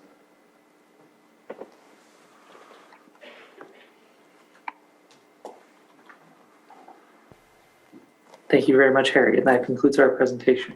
Thank you, Matthew, and thank you, Harry. Thank you for the presentation. I think this is very important. That CWPP, I remember when prior to you serving, that's one thing we were working on, especially during the COVID year where we weren't necessarily meeting as much. And yeah, it is a very big milestone. And Matthew, can you just elaborate a little bit more on what the commenting process is going to be? So we're going to have that hosted on our website, and how are people going to comment, and what's the period? Just kind of get into that a little deeper, please. Right, so, and that's still under development, that's why Okay. I didn't announce it at this time. But we'll be looking forward to announcing that soon and celebrating the publication. It actually is already available on our website. We did develop a page just to host it. It's at our Fire Safe Council landing page at the moment. So if you search Fire Safe Council on the County of Lake webpage, you can already review the plan, but we will be announcing the comment process and opportunities for people to contribute further, very, very, very soon. Okay, wonderful. And thank you, Harry. Thank you, Linda. Thank you to the fire chiefs for your input. This is a massive project that is finally getting to the finish line, and I'm just really grateful for all the participants. It's amazing to finally have a plan. And that's it for my presentation. I'll go ahead and open it up for public input. I know that there was some Oh, folks. did you have your pen's up? Yeah. Okay. Is there anybody in the public that'd like to come up and say something? Please come on up.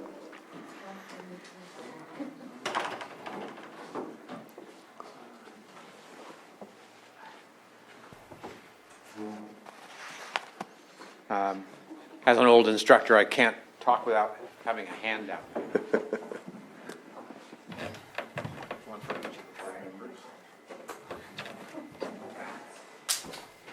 Good afternoon. My name is Phil Hartley, and I have the great pleasure of serving as the president of the board of directors for Riviera West, one of the three Rivieras. Along with Buckingham, we together constitute the largest population area in Lake County. And we all have a history of working very well together. Riviera West is a public, or an HOA governed by the laws of the state of California. We are actually, HOAs are incorporated, corporations in the state of California with their own body of law that directs how we have to conduct our business. We have about 225 homes in our community, another 200 and some non-developed lots, about 464 acres. Riviera West was Lake County's first FireWise community, and we've been a FireWise community approved each year since 2014. We have a very aggressive fire prevention program, a lot of cooperation from our people who live in the community, very, very supportive. Because of course they live there. We can see the trees, of course, from our homes. We can see the trees up on Mount Canocti, and as we drive past Kitts Corner and down Highway 29, we can see the trees all lined up all the way down to Lower Lake and beyond. And those trees they're scary when you look at that. But they pale in comparison to when all those trees are in the middle of your community. That becomes terrifying. Currently, we noticed on Riviera West, when this began to really take off, that by the end of summer last year, we noticed we had about 300 dead trees, all huge, tall pine trees. One of the interesting aspects of these trees is that 99% of the dead trees in my community are from two species only. And that's gray pines and knobcomb pines. Gray pines sometimes called digger pines. All of these trees are within 100 feet of a house. In fact, there's no house in Riviera West that's more than about 200 or 300 feet from a dead tree currently. We've made progress with great support from Clerk and Will Levin's leadership and understanding that HOAs can be treated as corporations that can be given responsibilities, can enter into contracts, can become subcontractors. We're able to sometimes get work done a lot faster because we have good relationships with our contractors, and we're used to doing this. This is something we do year-round every single year. So we've removed about 100 of those trees through funds from the sub-grant that we had from Clerk, through our own use of some of our own funds, and then from our homeowners. But this is an expensive process. The average cost of removing a tall pine tree right now is about $2,500 to $3,000. So if you have, 5, 6 trees on your property, you're looking at a cost to remove those trees that is in fact going to exceed the current retail value of your property. Fortunately, our property owners have mostly hung on to us through the program that Jessica mentioned, our special districts. We have a way of taking down trees for owners who've abandoned their properties or walked away from the properties. We have some funds to remove those trees. So we've taken down about 100 trees so far, but we have 200 other trees, that are stand there right in the middle of the community. We're not going to be able to do that alone. We're going to have outside assistance. I mean, if you think about the danger of some dead trees that are 5 miles away on top of a ridge someplace versus a bunch of dead trees that are 50 feet from your house. I mean, the scale of the emergency here is geometric. We have some hypotheses about these dead trees. I thought I would just share. It is interesting to us that they are all of from 2 species, and they are all about the same age. What we have surmised is that after the last great fire in our area, which is a long time ago, early 1960s, the area was reseeded with fast-growing pine species, which is great. The developer of Riviera West was able to sell lots of properties. Property used to just be chamise and mesquite and whatnot. And so he planted, a lot of fast-growing little pine trees. People came up, they saw cute little 7 and 8 foot pines all over the place, and so they bought the properties and so forth. And those are now 70 to 100 feet tall. And the thing they all share in common is their age. Trees, just like people, have life expectancies.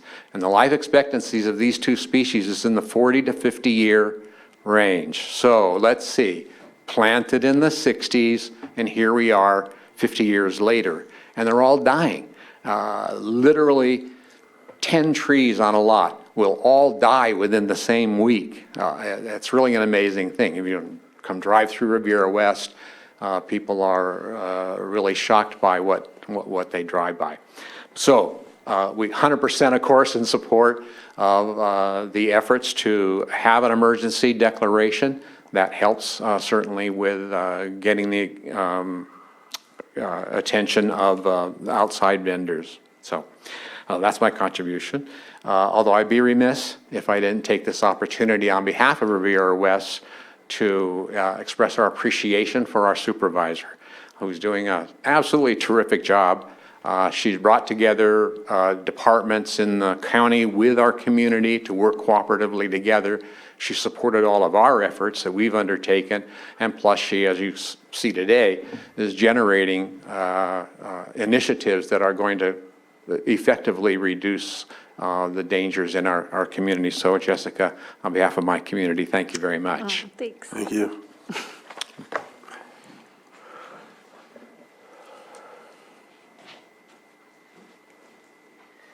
Hi, I'm Cindy Jassar. I'm the Executive Director of Calciaville Riviera. And I'm actually glad you waited for public comment because I was a little beside myself, tearing up and shaking. The proposition of having this program that Jessica and Robin introduced is just amazing and overwhelming, and now I see why Jessica kind of insisted that I be here today, because I really had no idea. And so I just wanted to thank Cal OES, Cal Fire, Jessica, and NCO. Our community definitely, we are concerned about the trees. We don't have quite the die-off that the other Rivieras have. But we're definitely working in coordination with them and supporting them to try to manage everything as much as possible.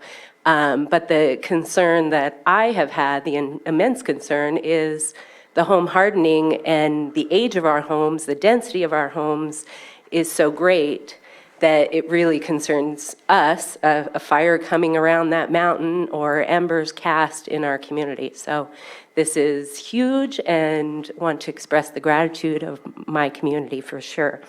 I've been there for 10 years, and so when this came up, I have literally have tons of people running through my head that I know, seniors, low-income individuals that have homes they haven't been able to manage. And some of those individuals, our fire program has been extremely aggressive, and they have not always been happy with me. It's kind of been a very thankless job, but to be able to give something, provide something back to them is just huge. And some of them have worked really hard to meet our expectations. And so having some kind of, assistance for them is just incredible. So just want to say thank you. I won't belabor the tree thing any further. Thank you, Cindy. When I was campaigning and I went door to door all through the Kelseyville Riviera, all I could think about was that all the homes looked just like my home that burned down. Everything about them, it broke my heart every time I went up to someone's stairs and knocked on the door and looked at the house and looked at the siding and looked at the deck and looked at the vents and the windows and the doors, and I was just like, oh my God. So my old home was built in the same era. Cal OES wanted to do this demonstration in a high-density area with homes that were all built around the same time. So it worked into exactly what they wanted for this pilot phase. So I'm so happy for the people of Kelseyville Riviera, and we're going to really need your HOA support for the success of this program. So I'm really looking forward to it. I'm so glad you're here. Thank you. My name's Kathy Andre, and I serve as president of the Riviera Heights Homeowners Association. And Phil just said a whole lot, but we're experiencing exactly the same thing that Riviera West is experiencing as far as tree mortality. Right now, we have probably about 100 dead trees within our association. In the last month, we've taken out 20 just around the perimeter of our clubhouse. There are dead trees throughout our subdivision, and they're costly. Phil is right. They're averaging about $2,500 a tree to take down, and it's incredibly stressful and difficult for our owners to pony up that kind of money, and they've been fabulous at working with us to do so. But we will need aid and financial assistance to be able to deal with this as this problem increases. I'm extremely grateful to Supervisor Pyska for presenting the proclamation for the dead tree and tree removal mitigation program, and Clerk, can't thank them enough for everything you guys have done. They have helped us remove 45 trees down our evacuation routes in Riviera Heights, another 45 in Riviera West. We've mitigated CAL FIRE breaks. We have a lot of mitigation programs going on in all 4 of the HOAs, and we're working really hard to support the fire efforts that are being done. I honestly and truly, from the bottom of my heart, thank Jessica Pyska, our supervisor, for really, really ramping up this entire program, and we're very grateful to the Board of Supervisors for your support in this. Thank you. Well, I just want to point out how proactive all 4 of those HOAs are in the area. We work together really well. You do so much to educate your community, to coordinate with your community, and to coordinate with code enforcement. So you're not slackers at all. But the fact that you're doing all of this work and we still don't have what it takes to solve the problem speaks volumes. And that's why we have to keep pushing for this. You're absolutely right. Thank you. All right. So did you want to, okay. Yeah. My name is Magdalena Valderrama. I am the program director for the Siegler Springs Community Redevelopment Association. We call ourselves SSCRA. I wanted to, there wasn't time earlier to pose the question to Cal OES and NCO about reaching the low-income homeowners that don't have computers. So how do they get to learn about that program, and how do they get to apply for that?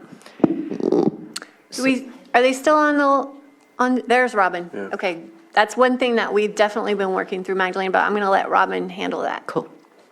I believe JC is here as well, but I'm happy to take this one. Great question, Magdalena. So we at NCO are used to working with vulnerable populations. It's a big part of what we do. So we're already looking at a campaign that will provide applications and materials in print, both English and Spanish. We anticipate canvassing through the Kelseyville Riviera itself, whether that's door to door, or putting, mailers or attending the HOA meetings, the board meetings. So lots of different strategies there. We are looking forward to a close partnership with the HOA, and if we could get into their newsletter regularly, for instance, that would be a really great way to make sure that we're reaching all of the homeowners. So again, we're in the really early phases of the project, but we do anticipate a strong partnership with the HOA and various types of communication outreach to reach all the people in the area. Thank you. Thanks. I also had a couple of statements to make. I like to think that the work that I do as a program director in my nonprofit is to sort of represent the voices of community members that are not part of an HOA or a property owners association. So I've been instrumental in establishing there are now 5 Firewise communities in Cobb area, and 2 in the making. And I do want to acknowledge Phil Hartley and Kathy Andre here, who got us started advising us on how to get our own Firewise communities started. So they're part of the pioneering work that's been done here. And then, thanks to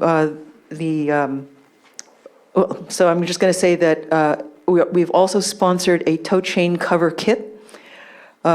We've had, in the past year, distributed 553 of these toe chain covers in 15 locations around the county, including Clear Lake, Middletown, Kelseyville, and Lakeport, all the main hardware stores, at 4 different events, and of course at the Cobb Resource Hub.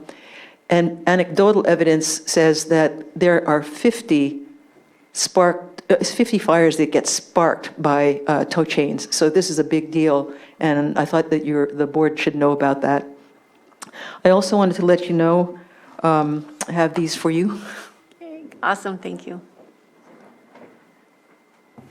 Magdalena, how many Firewise neighborhoods are we up to? I think we're at about 14, so that we're getting close to 17 now, actually, because there's another one in Upper Lake. There's another one in Buckingham Palace, I believe. It's in formation. And another one potentially in the Loch Lomond area. It's brand new. What I've just handed out to the Board of Supervisors is a copy of the Living with Wildfire in Lake County, California booklet. This was done under the auspices of the California Climate Investment Fund with CAL FIRE. And this is not your ordinary generic wildfire booklet. These people that you see on the cover are Lake County people. So when someone in Lake County looks through this booklet, they are seeing themselves and the locations that they love and live with. I'm working now with a few of the tribes to develop a supplement on cultural burning, because they are very important partners for this problem that we have.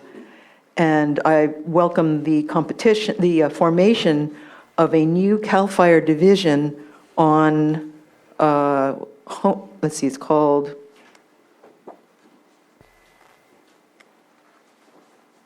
sorry, it was just announced this morning about community wildfire mitigation. It's a new division within the Office of the State Fire Marshal, so I'm hoping we'll be getting some more help from there. But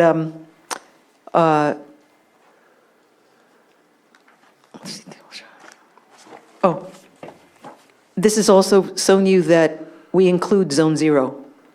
So that's new legislation that's come in and Forester Mike Jones is going to be attending a meeting tomorrow about the Zone 0. So that's your 0 to 5 feet away from your home. Every home is going to be required to, a new home is going to be required to meet that standard. And finally, I would just like to thank Supervisor Crandall as one of the first chairs at the Risk Reduction Authority, and Chairman Mook Simon, and you, Supervisor Pyska, because I never dreamed that when I started this work that it would balloon this much and really begin to make a difference in Lake County. Thank you. I knew it would. Once I let her take my seat, I knew it would from there. She was already doing the work, coming to the meeting, so. I'm sorry, I should have mentioned, these are all free to the public. They're available now at Mendo Mill, Kelseyville Lumber, Hardisters in Cobb, where else? A whole bunch of places. So keep your eye out for them. They're very striking. Thank you. Thank you. All right. I don't see any other public input. Is there any online, maybe? Can I just request some public input? Yeah. Mike, do you want to come up and just talk about the PBA? Oh, prescribed burning? Yeah. Yeah, hi, Michael Jones, UC Cooperative Extension. Also a founding member of the Lake County Prescribed Burn Association, and so I'm just really excited to announce that last Wednesday we had our first big burn, community burn. We did 20-acre grass burn up on Jerusalem Grade, so behind Hidden Valley. Well, we couldn't have done it without Chief Wink. He really stepped up and helped the host landowner get us into a place where we could burn with burn permits and working with air quality. And Chief York was also there. So CAL FIRE had a huge presence, and South Lake brought an engine, CAL FIRE brought an engine. We didn't need you guys, which was great, but it was cool to see them there. About 30 or 40 people showed up. A lot of people from within the community. Tara, who's a founding member, or Lindsay Daly representing Tara, and as well as Will and Clerk are also on the steering committee, and so everybody had representatives there, and it was a really great opportunity. So we're looking forward to, more opportunities, more involvement from folks. I know you're all invited, so hopefully we see you guys in the next one. We're actually still planning another burn later this year. We'll see how that goes, but we're trying. We're trying for another small burn. So it was really neat, and hopefully there's media there, so maybe it'll show up in a paper. There'll be some pictures. So, yeah, any questions about the PBA? I mean, I know we've talked about it before, but it was a perfect kind of example of what community burning can be. Right. I'm glad that we're doing that there's efforts into that.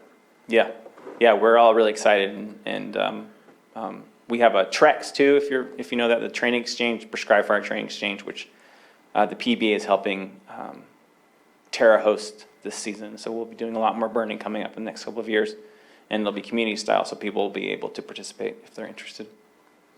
The pictures looked amazing. Good. So exciting. Yeah, it was successful. It was a great burn. Great, thank you. Yeah, all right, thanks. Good fire. Good fire. All right. Did you have any disposal questions? Did you have any other questions, Supervisor? No, suggestions. Suggestions? You want suggestions from? No. Oh, okay. Well, I was just going to say, because we have Chief York here, if you had questions about disposal. Okay. So I guess I'll close public input. And, oh, there is. Okay.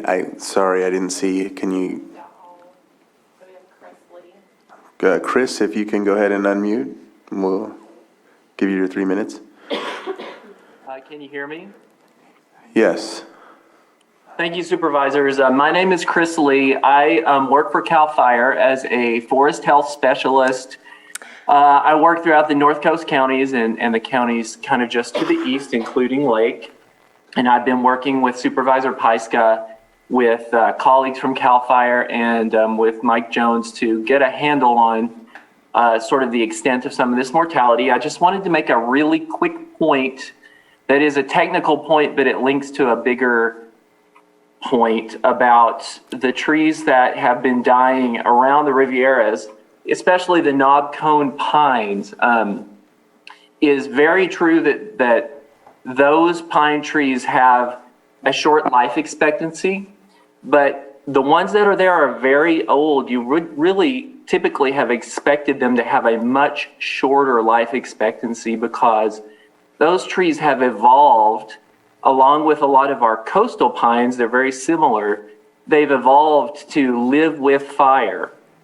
And what we would expect to happen is for those trees to burn up and then come back in a really, really dense thicket in the sort of way that you see in those neighborhoods and up the slopes of Mount Konocti. And the reason I think it's important to keep that in mind is because if we think about those trees as a relic of a one-time planting episode, then that leads us to see this as a one-time problem that can be solved.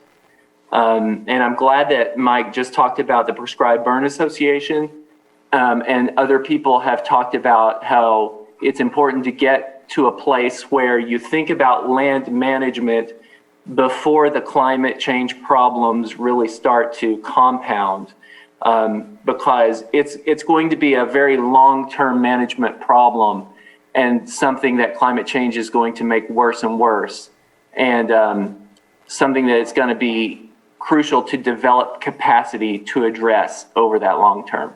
Thank you. Thank you. Thank you, Chris. And Chris and I have been working together. He participated in both flyovers, and then he came back in January, and we walked all around Mount Konocti. We went through Cobb, and he and his partner, Curtis Ewing, checked all the trees in your neighborhood and definitely found bugs and larvae. So I'm so grateful for the CAL FIRE support and the fact that we're able to have these resources available to us to collect the data, which is so important, right? We can't move forward without having this data. Johanna, do you have the next person? Christina, if you can unmute. State your name for the record, and you have 3 minutes.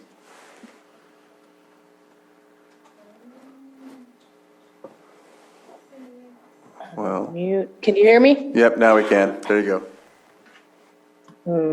We hear you. Can you hear me? Yes. Excellent. So Yes. Excellent.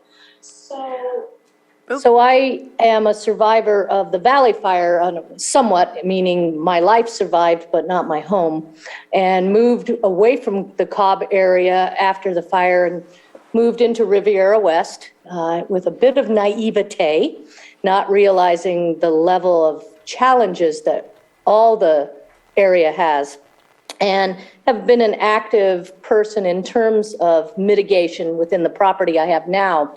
But even with that level of mitigation, taking out trees, removing bushes, clearing as much as humanly possible, my insurance went from $2,500 to $9,500 this session. And I just am wondering what the type of removal, fire-wise, and various other activities that I support, and am immensely grateful for the actions of the various persons within our community, how that might have an impact on the individual and the insurance challenges that the homeowners are now facing.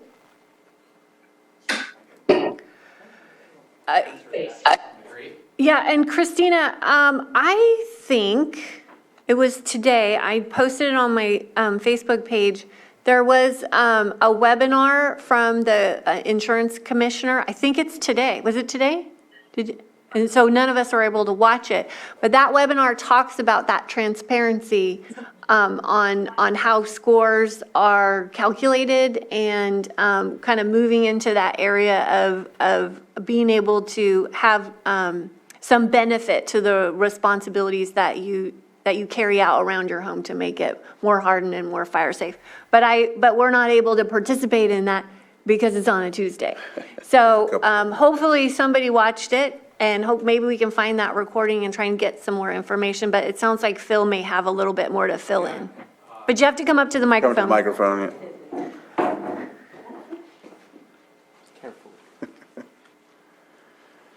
yeah. Our state commissioner of insurance, who tries to govern all of these so-called chartered, insurance companies who have a favored spot in California, was not able to get legislation that would accomplish just what you said, that is to create a transparent and objective system of rating homes for insurance.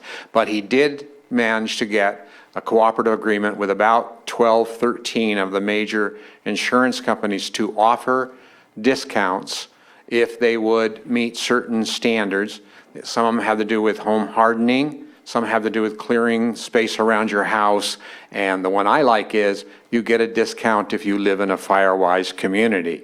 That information, Christina, you'll be getting in the mail in about 2 weeks when you get our annual mailing. We're sending it out to all of our people. But yes, we're making progress there. Progress is coming slow, but it is coming. And that webinar was today at 1 o'clock. So we'll have to see if we can get a copy of that recording. And is there another person with their hand up, or I think that's it? All right, so we'll go ahead. All right, there I is. don't know who that number is. Okay, if you want to unmute, there was one person that was on. If you can unmute, I'm not sure what phone number that is, but 6205. Oh, that's me, Bart Levinson. Okay, go ahead. Can you hear me? Yes. Thank you so much. I am wondering if it's possible to get that webinar onto the county's YouTube website so that we can all access it. Just wanted to make that request. All right. We'll see what we can do. Yeah. Thank you for that request. And Another one from Betsy. okay, Betsy Kahn.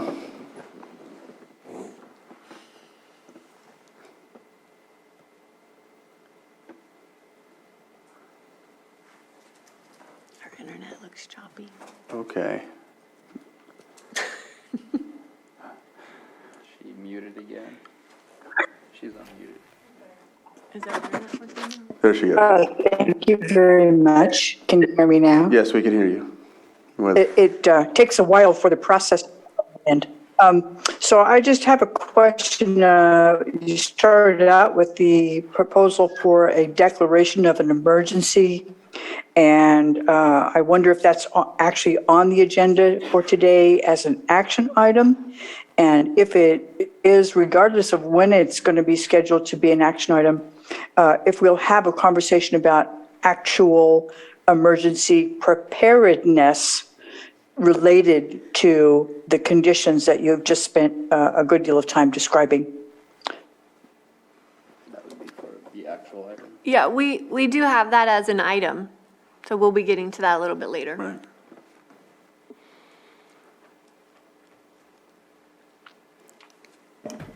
Okay, Magdalena. I was just asked to point out that the Living with Wildfire booklet includes a lot of information, specific information on creating defensible space and home hardening, and it does mention some information about insurance as well. Thank you for highlighting that. Are there any other hands up?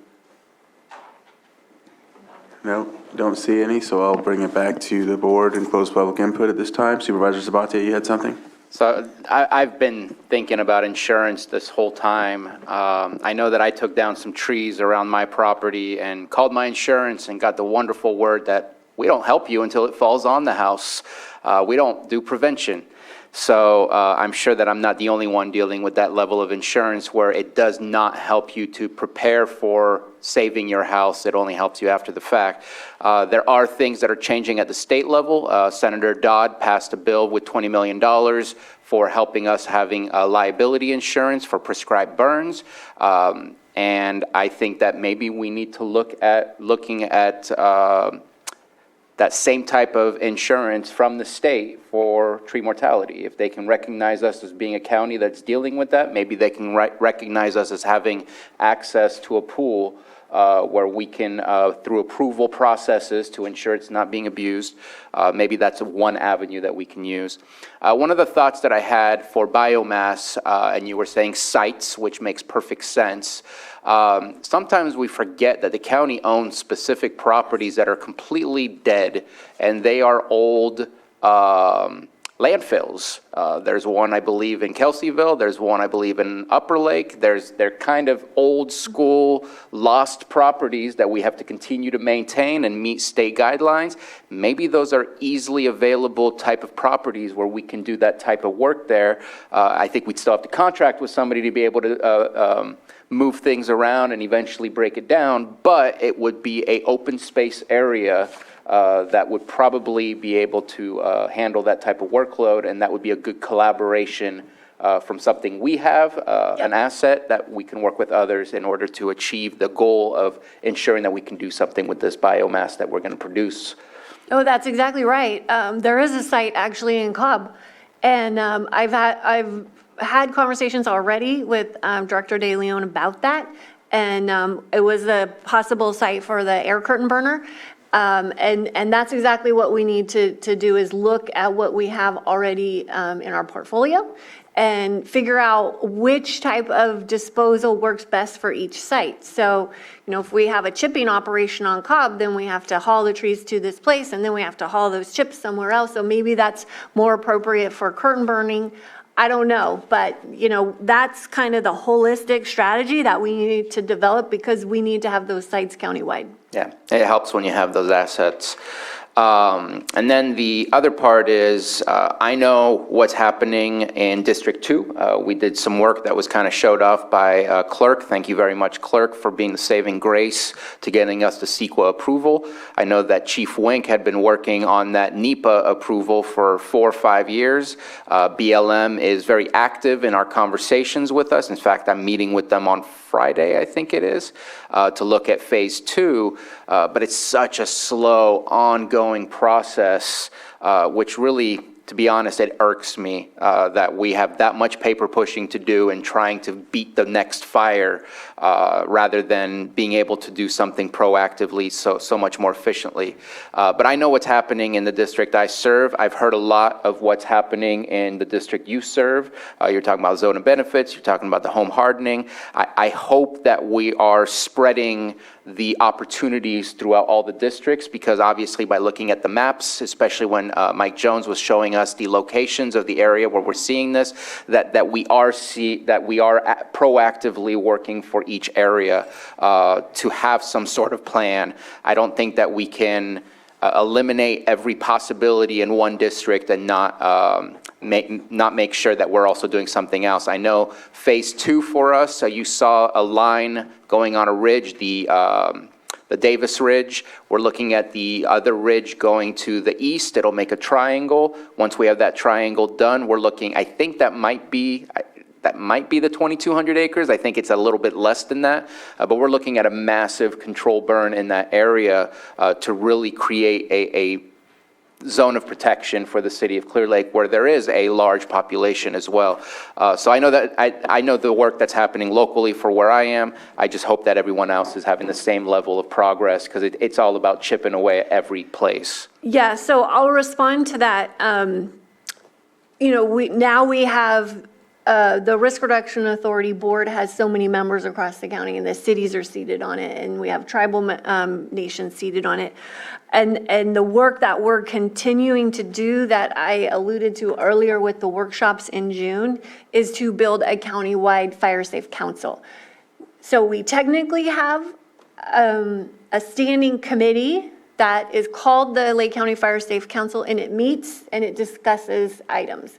But it doesn't have the foundation and the structure and the capacity to function the way that a fire safe council needs to. And so, we've got more workshops to do to continue to building this, but that is the priority, the long-term priority. I don't know when we're gonna get there. I'm trying as hard as I can.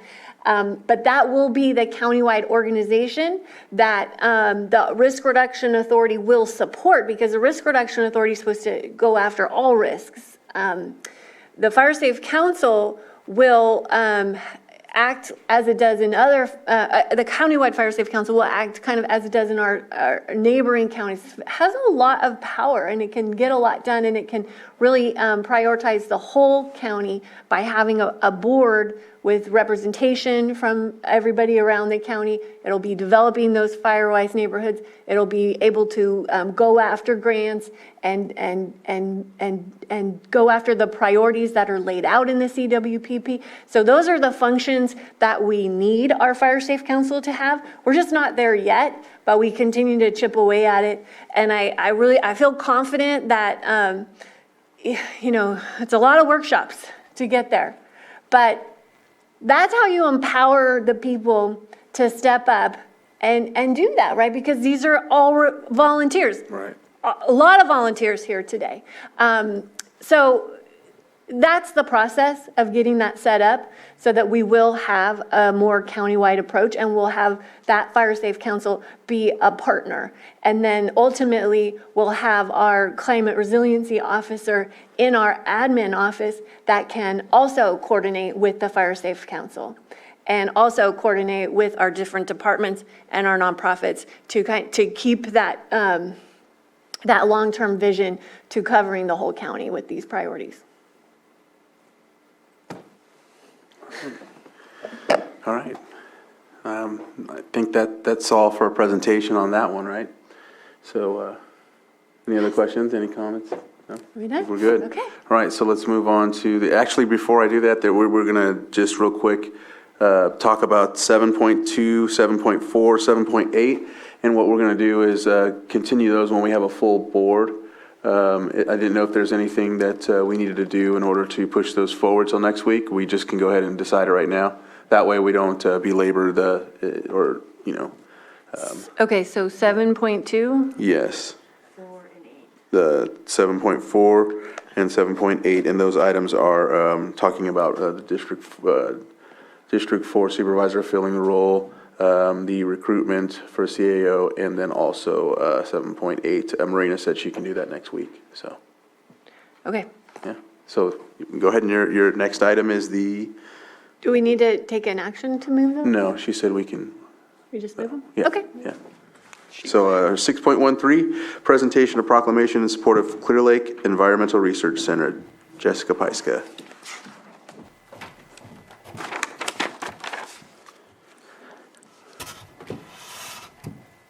Will, if you wanted to come up.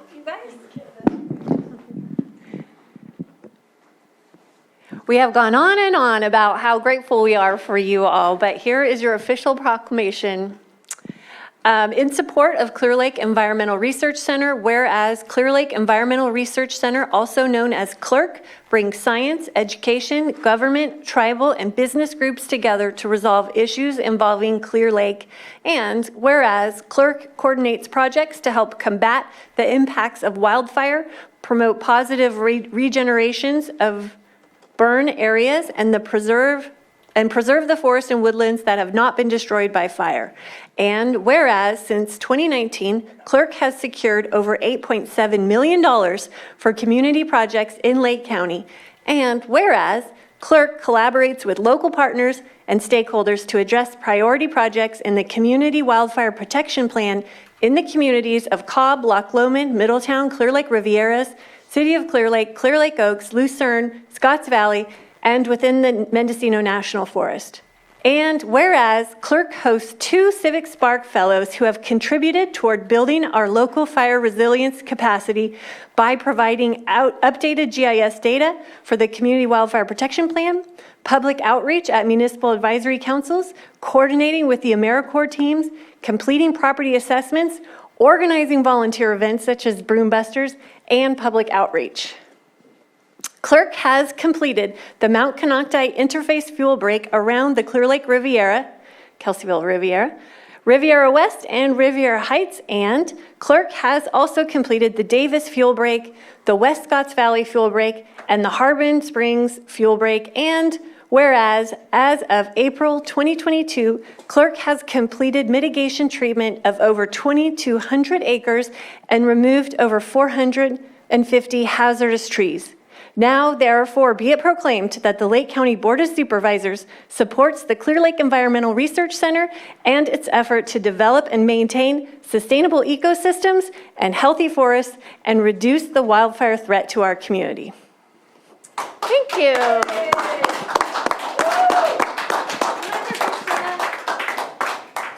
Where's everybody else? Working? They're all out working, yeah. That's fair. Do you have anything to say? Just thanks to everyone for the support, and this means a whole lot, especially hearing from all the people that paved the path for us to follow. A lot of ways our our work we do is just a continuation of all the work that's been done in the community. We're just trying to kick it up a notch. So thanks for everyone. Thanks to the board. Thanks for making this a priority. Thank you.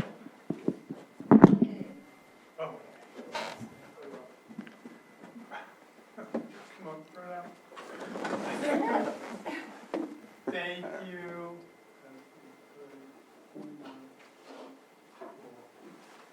Yeah.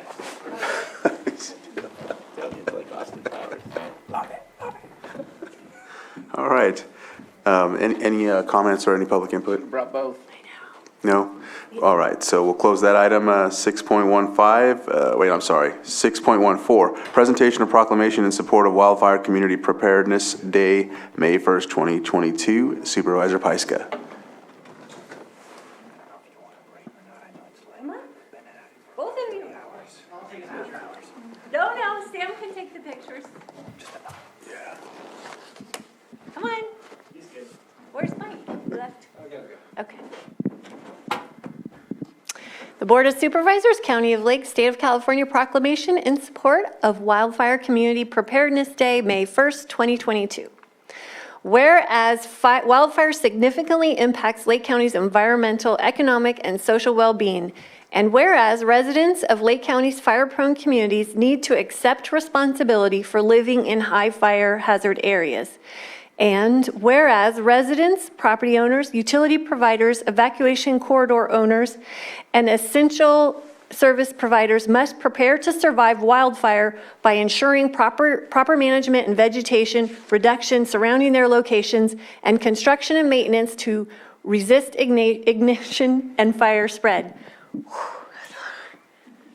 And whereas wildfire can occur during any month.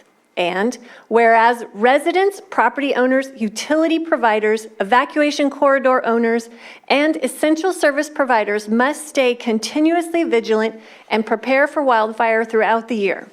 And now, therefore, be proclaimed that the Lake County Board of Supervisors supports the first day of May 2022 as Lake County Wildfire Awareness and Call to Action Day.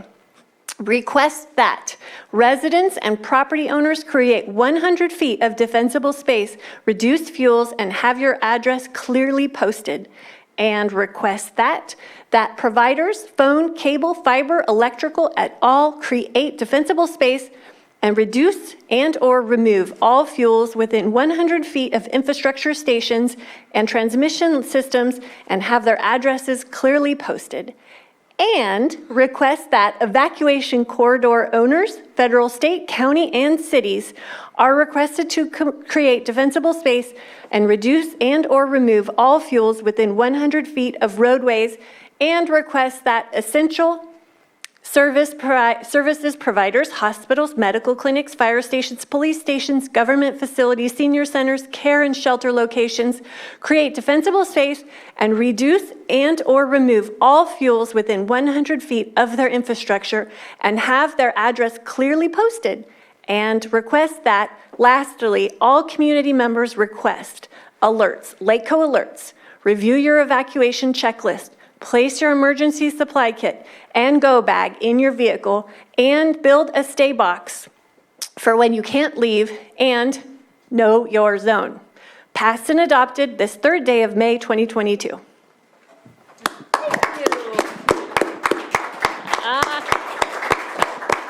Awesome. Well, thank you. Great proclamation. And while we're here, we have an audience. I got something for you. So, we, as the chief of South Lake County Fire Protection District, it is also my honor, in addition to accepting the proclamation, that Jessica Piska gets a badge that says Supervisor by the South Lake County Fire Protection District. So thank you for being our supervisor. Jessica is an amazing asset, a huge advocate, and I do want to present one more item, which is just a little more personal, and that is something that we have from the South Lake County Fire Protection District, but it is native to the Valley Fire survivors. So bear with me, this may be painful. So today, let me get this out too. This challenge coin is a unique coin specific to the communities that the South Lake County Fire Protection proudly serves and the devastating Valley Fire that we experienced in 2015. 2013, the fire district started by distributing challenge coins to our members with the Latin creed, Semper Vigila, which translates to always be alert, prepared, and faithful. The fire district has a second coin that is specific to the auxiliary group called the Fire Sirens, who raise money throughout the year to support emergency response efforts. Each of these coins also carries a symbol of the South Lake County Fire Protection District's 293 square miles. It was established in 1925. They are intended to capture the very essence of affiliation and instill the pride to those who carry them. With the Valley Fire, we needed to recognize members and non-members of the fire district for their leadership, dedication, and resilience. Also, heroic efforts during and after the fire. As we move into the recovery portion, we want you to remember those who have suffered in so many ways. We also want you to be proud of what you've accomplished with your resilience and never wavering dedication. Carry this with you as now you're an honorary member of the fire district, South Lake County Fire Protection District, Fire Chief, and Board of Directors.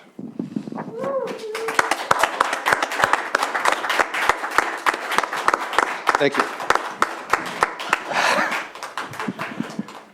I got my badge. She's got a badge. Oh, should I hold it? Yeah, hold yours.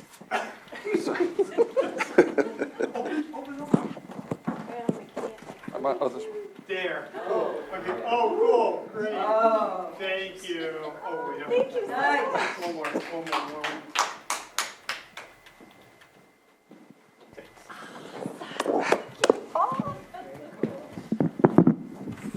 Thank you for that. That's pretty cool.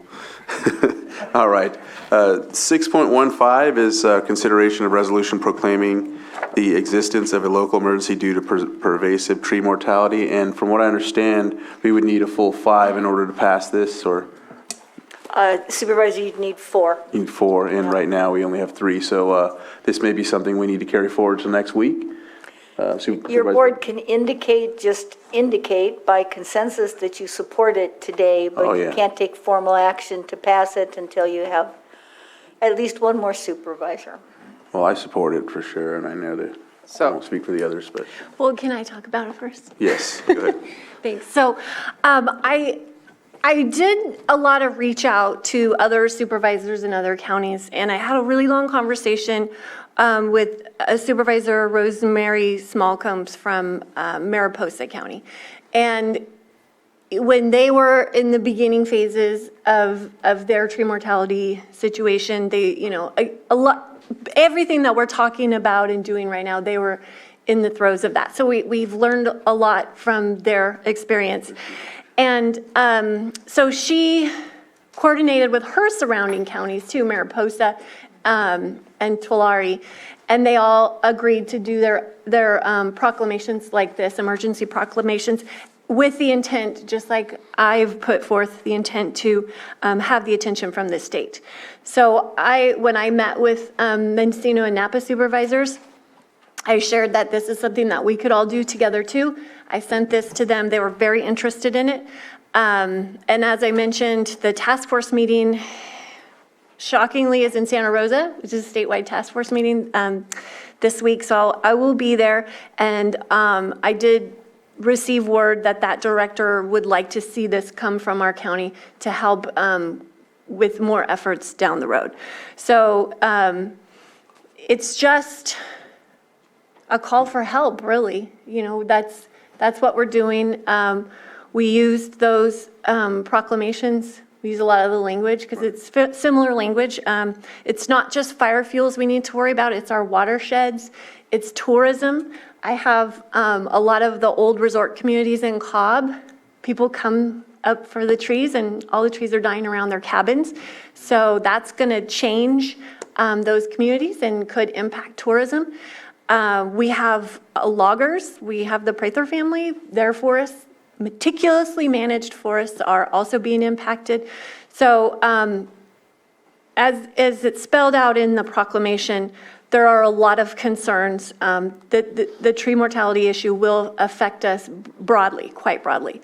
So that's the reason I put it together. I know Sheriff Martin is here. We had a lot of conversations about it, so I don't know if you want to add something, but that's why I bring it to you. And that's why I really wanted it passed today, so I could go there and say, we did it, we did it.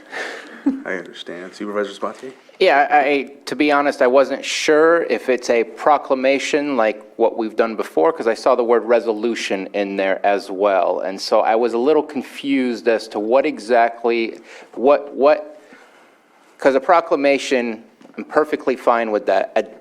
Our normal declaration, like we would of a local health emergency or a local emergency, at that point, I'm not certain that that would be the case, but because it said resolution, I wasn't sure. Are we doing it like a declaration, or are we doing it as a proclamation that just states declaration of the mental health like we did, not declaration, proclamation of mental health like we did earlier, or if this is more substantive? Ms. Grant? Maybe I'm not using the right word. This is a proclamation for the existence of a local emergency, and you declare a local emergency. You can change the words if you want to just say a proclamation supporting efforts to reduce the dangers of pervasive tree mortality. You can make those changes and pass it today. But to declare an emergency condition requires 4 votes of your 5-member board. Well, as I stated, I have no problem with the proclamation. With the declaration, I'm not 100% sure where I stand on that. I've had a few conversations. I know the state has a tree mortality state of emergency currently that is still active, I think from 2014. I don't know. Yes, it is a problem. Yes, it's something to solve. I'm not quite sure that this gains us what we're looking for. I'd have to figure it out more and do more research with the people that you said that have instructed you that this is something that is needed. So I would recommend that you call Stacy Heaton then, if you want to have a conversation with somebody. That's where I've gotten this recommendation from. From RCRC. From RCRC. Mm-hmm. So where do we go from here then? I think no matter what, it has to come back because there's 2 others and you could get your 4/5 easy. Or if I get more information and it sways me into the position of a yes, then you have all 5. But at this moment in time, Yeah, I think we'll just have to wait until next week. I don't know.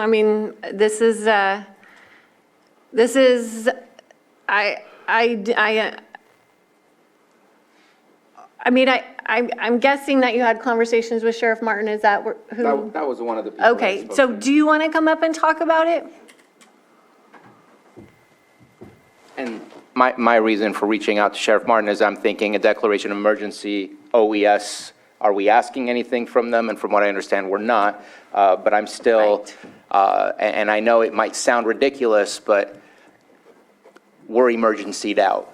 And unless it's absolutely necessary, which at this point I don't have enough information to say 100% it's necessary, I don't want to dilute it like Facebook has diluted the word friends.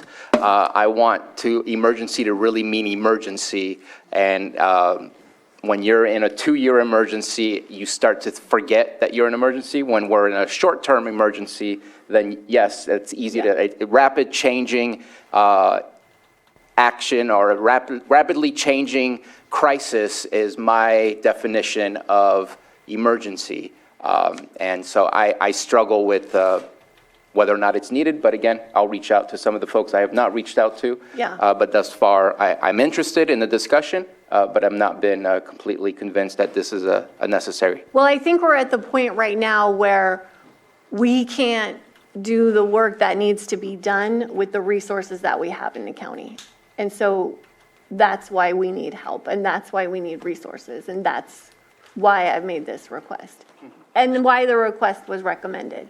So we'll let Sheriff Martin. Sheriff Martin. Sure. Pardon me, my allergies are really getting me, so my voice is scratchy, that's why. The ability to declare a local emergency by the governing body is outlined in California Emergency Services Act, Section 8630. Your governing body can declare an emergency on its own volition, and as County Council indicated, that will require a 4/5 vote. When thinking about what the purpose of declaring an emergency is, oftentimes we declare emergencies for exactly that reason, when the needs exceed the capability within the operational area. And so we've had discussions all the way back since February, I think, at least February, discussing what options are available. When these discussions started, I had reached out to Cal OES. I haven't spoken to anybody on that statewide task force. I haven't heard anything about that. So I'm not familiar with what the funding sources that they have might be available. But the team at Cal OES indicated that the governor's executive order and proclamation from Governor Brown still remains in effect, and that Lake County remains an eligible entity to apply for funding to address some of these issues, certainly not all the issues that were brought up in the presentation, but those funding sources would help maybe remove and identify the dead and dying trees that pose a threat to the local roadways and infrastructure. It certainly wouldn't reach out and help homeowners and individual HOAs with those resources or anywhere on private property, but those resources do exist. If we're talking about the reason for proclaiming an emergency, if the reason is to bring attention to it, that would certainly bring attention to it. I would imagine there might be other ways we could bring attention to it as well. But again, I'm not familiar with the funding sources that the statewide task force is referring to, so I can't speak on that. I can only speak on the funding source that's available through the 2015 CDAA proclamation, which the state indicated that we can apply for without declaring a local emergency. Yeah, and we have done, I know you've been talking to Susan, and we're trying to do that research, and that's why I say the public works strategy is going to come a little bit later once we figure out how that's going to work. That is going to require a 25% match. And if we're looking at thousands and thousands of trees, that's a big deal. The other things that are in the presentation, the disposal sites, when I was meeting with, Trevor yesterday from Senator McGuire's office, and he, having those discussions, like how much money are you going to need for these disposal sites? How much capacity are you going to need? So clearing the roadways and the easements is only one piece of it. Then what do you do with the trees? Then what do you do with the vegetation? So, so that's a part of it. But I think, as declaring this as a local emergency is necessary for us to get the resources to look at this holistically. And I guess I can send you a lot more pictures from my flyover. Sheriff Martin, did you have anything else? I don't. Oh, and I also am going to just bring up, when I was expecting to see double the tree mortality, and I can't even tell you, I can't even quantify what it was I saw. Mike Jones said today, by the end of summer, it's going to be tenfold greater than it is now. So when he gave his presentation about taking immediate action now, early, even though we're in a place where we're having mass swarms and mass kill and, growing exponentially, there are areas in our county that we can protect, and we can do that forest management in those areas that aren't affected right now. So, as I mentioned, a big strategy needs to be developed here. It's not just piecemealing, and we have a lot at stake. Ms. Grant? If you like, and I understand that you want to move forward with the emergency, but if you need something for your meetings that the board could approve right now with just a majority, you could do a proclamation declaring the danger to public health, safety, and welfare resulting from pervasive tree mortality. Whereas tree mortality creates a persistent and serious risk of harm, and whereas the Board of Supervisors may execute its constitutional police powers to protect public health, safety, and welfare and address the dangers resulting from pervasive tree mortality. Now, therefore, this board declares tree mortality as a threat to public health, safety, and welfare, and this board intends to exercise its police powers to access funding sources, collaborate with local and state organizations, and develop a course of action to protect the County of Lake and its residents from the risks created by pervasive tree mortality. We can pass that today. You could do that today if, Is that remind me, was that a proclamation or what? it can be a proclamation, it can be a resolution. I just scribbled it on the yellow pad. We can pass that as a resolution. Yes. Because it's not a official declaration Sure. of emergency. Okay, I'm happy with that. And I would be comfortable. I'm sorry, I don't mean to interrupt. That doesn't preclude you from moving Sure. forward with your emergency. We could still do Yes. that one probably next week then, but for the purposes of you having something for Thursday, right? Yes. Yeah, this does that. So, I mean, if you're fine with that, any public input, I should probably open up for more just in case. Do you see any? Yes.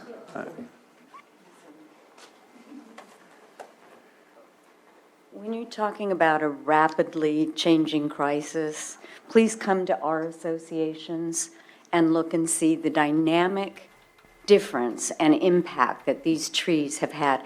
You can look at a piece of property and there's nothing wrong with it and all the trees look healthy, and 2 weeks later, 10 of them may be dead, 5 of them be dead. And these are trees that are gonna fall on homes. These are trees that are gonna kill people. These are trees that are gonna block evacuation routes when we're trying to get out and escape from a wildfire. This is the worst case scenario that you can imagine for our most densely populated subdivisions. And our insurance rates, everything that we're talking about here, this is a crisis. This is something that has to be dealt with right now. This is something that we can't wait and wait and wait and wait to deal with. This is our lives, our property, our community, our Board of Supervisors, and we need your help. We need it now. And this is a very, very, very critical, important crisis to address now, and I highly encourage you, please, to consider the proclamation that that Supervisor Pyska proposed today. At the next meeting, I highly encourage you to support the resolution that is before you at the moment. And again, people's lives depend on this. Our homes depend on this. Our survival depend on this. Our ability to remain Lake County citizens and own homes up here and be able to protect our homes up here depend on this. Your ability as supervisors, to support us, it depends on this also. Please, we desperately need your help. We desperately want to support all of your efforts, but we're in crisis mode, and we need this to happen now, and we need the funding. It is the funding that we do not have in this county to be able to address and cure these very, very imminent threats to our lives and our livelihood. So please, please, please consider this and hear what I'm saying. Thank you very much. I appreciate your time. Thank you. Did you give your name? I don't think yeah. I'm so sorry, I apologize. My name is Kathy Andre, and I proudly serve as president of the Riviera Heights Homeowners Association. And I would also like to say, just in a little pre-advance, that we are forming the Canocti Fire Safe Council in our area that is going to be an area that reaches the entire Soda Bay corridor and surrounding area. This is how serious we are. We have no way to evacuate out of our subdivisions and out of Soda Bay Road if those trees that are precariously hanging over our roads are not cleared. If we will not be able to evacuate, lives will be lost. And so we are taking every step that we can to do this. If these trees keep dying down on Soda Bay Road, you're going to have hundreds of people die. And I couldn't live with that. I'm sorry. I'm not made of that kind of strength. But we're doing every single thing that we can to help people learn how to mitigate their properties, do defensible space. We're trying everything we can to do this, but we need money. We need money, and we need your support, and we need it now. So thank you very much. Again, I appreciate it. Thank you. Thank you. Phil Hartley, Riviera West, what she said. Thank you. Yeah. And I'll just add, I showed you all the grants that we have outstanding that we have not heard back. We haven't been rejected, we haven't been accepted. But what we need is more attention so that we can tip these over and have them accepted and have those resources flowing in. Because right now we haven't been notified. We don't know what's happening, but we need that extra edge. And so you, did you have someone online, or actually, go ahead, Magdalena, you were going to go ahead. Magdalena Valderrama, Program Director of the Siegler Springs Community Redevelopment Association. So I just wanted to underscore a couple of things that were said here. I understand that the Cal OES has that program for CDA, I think it was called. This is a spike in that emergency. And the lifetime of a tree is so much longer than the lifetime of a human. So when you factor that perspective in, we're in trouble. We're just in trouble. We've had wildfire, people have been saying, oh, we're not going to have wildfire. Oh, yeah, the wildfire was a long time ago. But when that thing cracks, it just cracks. You've built up your fuel load. So it's not, and from my understanding from all the different classes that I've taken, all the different people that I've talked with, you have to have, as Jessica has been saying, and Supervisor Paiska has been saying, you have to have multiple strategies. It is an ecosystem. So you cannot just come at it from one direction. You have to come at it with all the resources you have. And Lake County is not known for tapping into all those resources. I think that we've got an amazing community. The community is just starting to wake up and do its part. We need the county to do its part. Thank you. Thank you. And is there someone on Zoom? Yeah, there's Betsy Kahn, and then phone 6205. So Betsy, if you can unmute, go ahead and we'll take your comment. Thank you. Jake unmuted me a while. So yes, I have followed the progress of Northern California ecosystems since 2003 with the Cedars fire in San Diego. The Sierras have suffered through all of this. All of the counties on the east side of the valley have been through this entire thing. I can't do more than to say what Kathy Andre has already expressed, Magdalena's already expressed, we've all expressed this. I want to thank Jessica, of course, because, she recognized this months ago. She mobilized all these resources months ago. We knew at the beginning of the year that we no longer have a fire season, and we do not have the capacity to have a fully developed, proactive, preventive Office of Emergency Services. We must get ahead receiving end of having to scramble because we didn't take care of the problem in advance. I really urge you.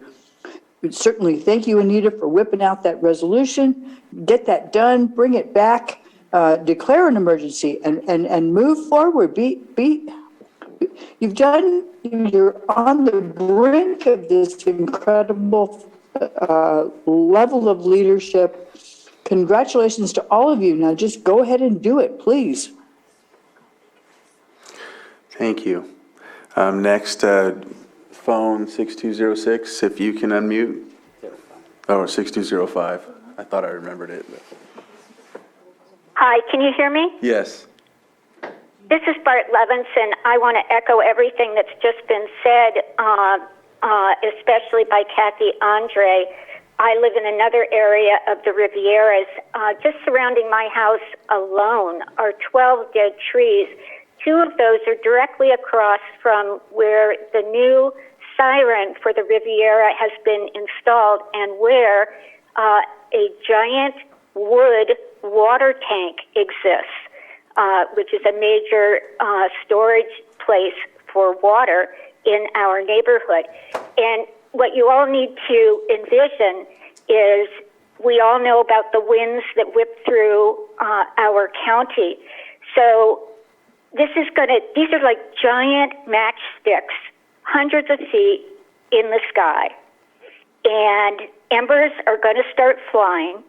If you can imagine one pine tree going up in flames, and then how quickly it's going to carry by the wind from tree to dead tree to dead tree to dead tree. And also, I want to ask all of you, as you're driving around the county, please look on the sides of the road. Look at how many leaning trees there are already. And Cindy is absolutely right that you will begin to notice how many are ready to fall in the roadway. And we will, Kathy, I meant to say Kathy, so many are going to just fall in the roadway and block our ability to even get out. And it can easily be seen now by all of us. We need this. Thank you. Are there any other you see online? No, nope. So close public input, bring it back to the board, and did you want to go and go with the verbiage that? I do. And Sheriff Martin and I have been having this conversation for months. It's not something that he feels that he wants to move forward to, but he did make the suggestion that our board could do it. And there is not any part of my district that is not heavily, severely impacted by this. And I saw it with my own eyes yesterday. We flew the entire district. It's more heavily impacted than any of the other places that we have seen. And there is nothing that I won't do to protect the constituents in my district. Well, I also know that it's. I went up in the hills behind Bartlett Springs and you take that road, and there's lots of dead trees. You have to bring a saw just in case they fall. So I get it. I understand. I feel like we're in a time of where for the past 150 years, a lot of policies, actions, and different initiatives were taken without the foresight of the future. And that's why we're in a time where we have so many emergencies, so many situations that we have to take care of because they've been standing for years. And the best thing we can do is just start taking care of them. So it's unfortunate that our ancestors didn't have a lot of foresight in some instances, but at the same time they were trying to do the best what they could. And so it's our job to make sure we don't push that forward. Well, and it's rapidly exacerbated by climate change, and that is not anything that we can deny. And that's why that's why I use the word agile in that funding request. There you go. Because things are changing so quickly that we have to be able to have the capability to respond. All right. Okay, so is it a resolution or a If you'd like, I can read a title if your board approves it. Yes. A resolution proclaiming the continuing threat to public health, safety, and welfare resulting from pervasive tree mortality in the county of Lake. I offer the resolution. Resolution's been offered. Okay. Who do we have? Supervisor Sabatier? Who's left? I know. Aye. Supervisor Pyska? Yes. And Supervisor Crandall? Aye. Thank you. All right. There we go. So next is our non-timed items, and Supervisor Sabatier would like to take a break, and I think we have a couple other things, but just wanted to echo one more thing that Susan had brought up.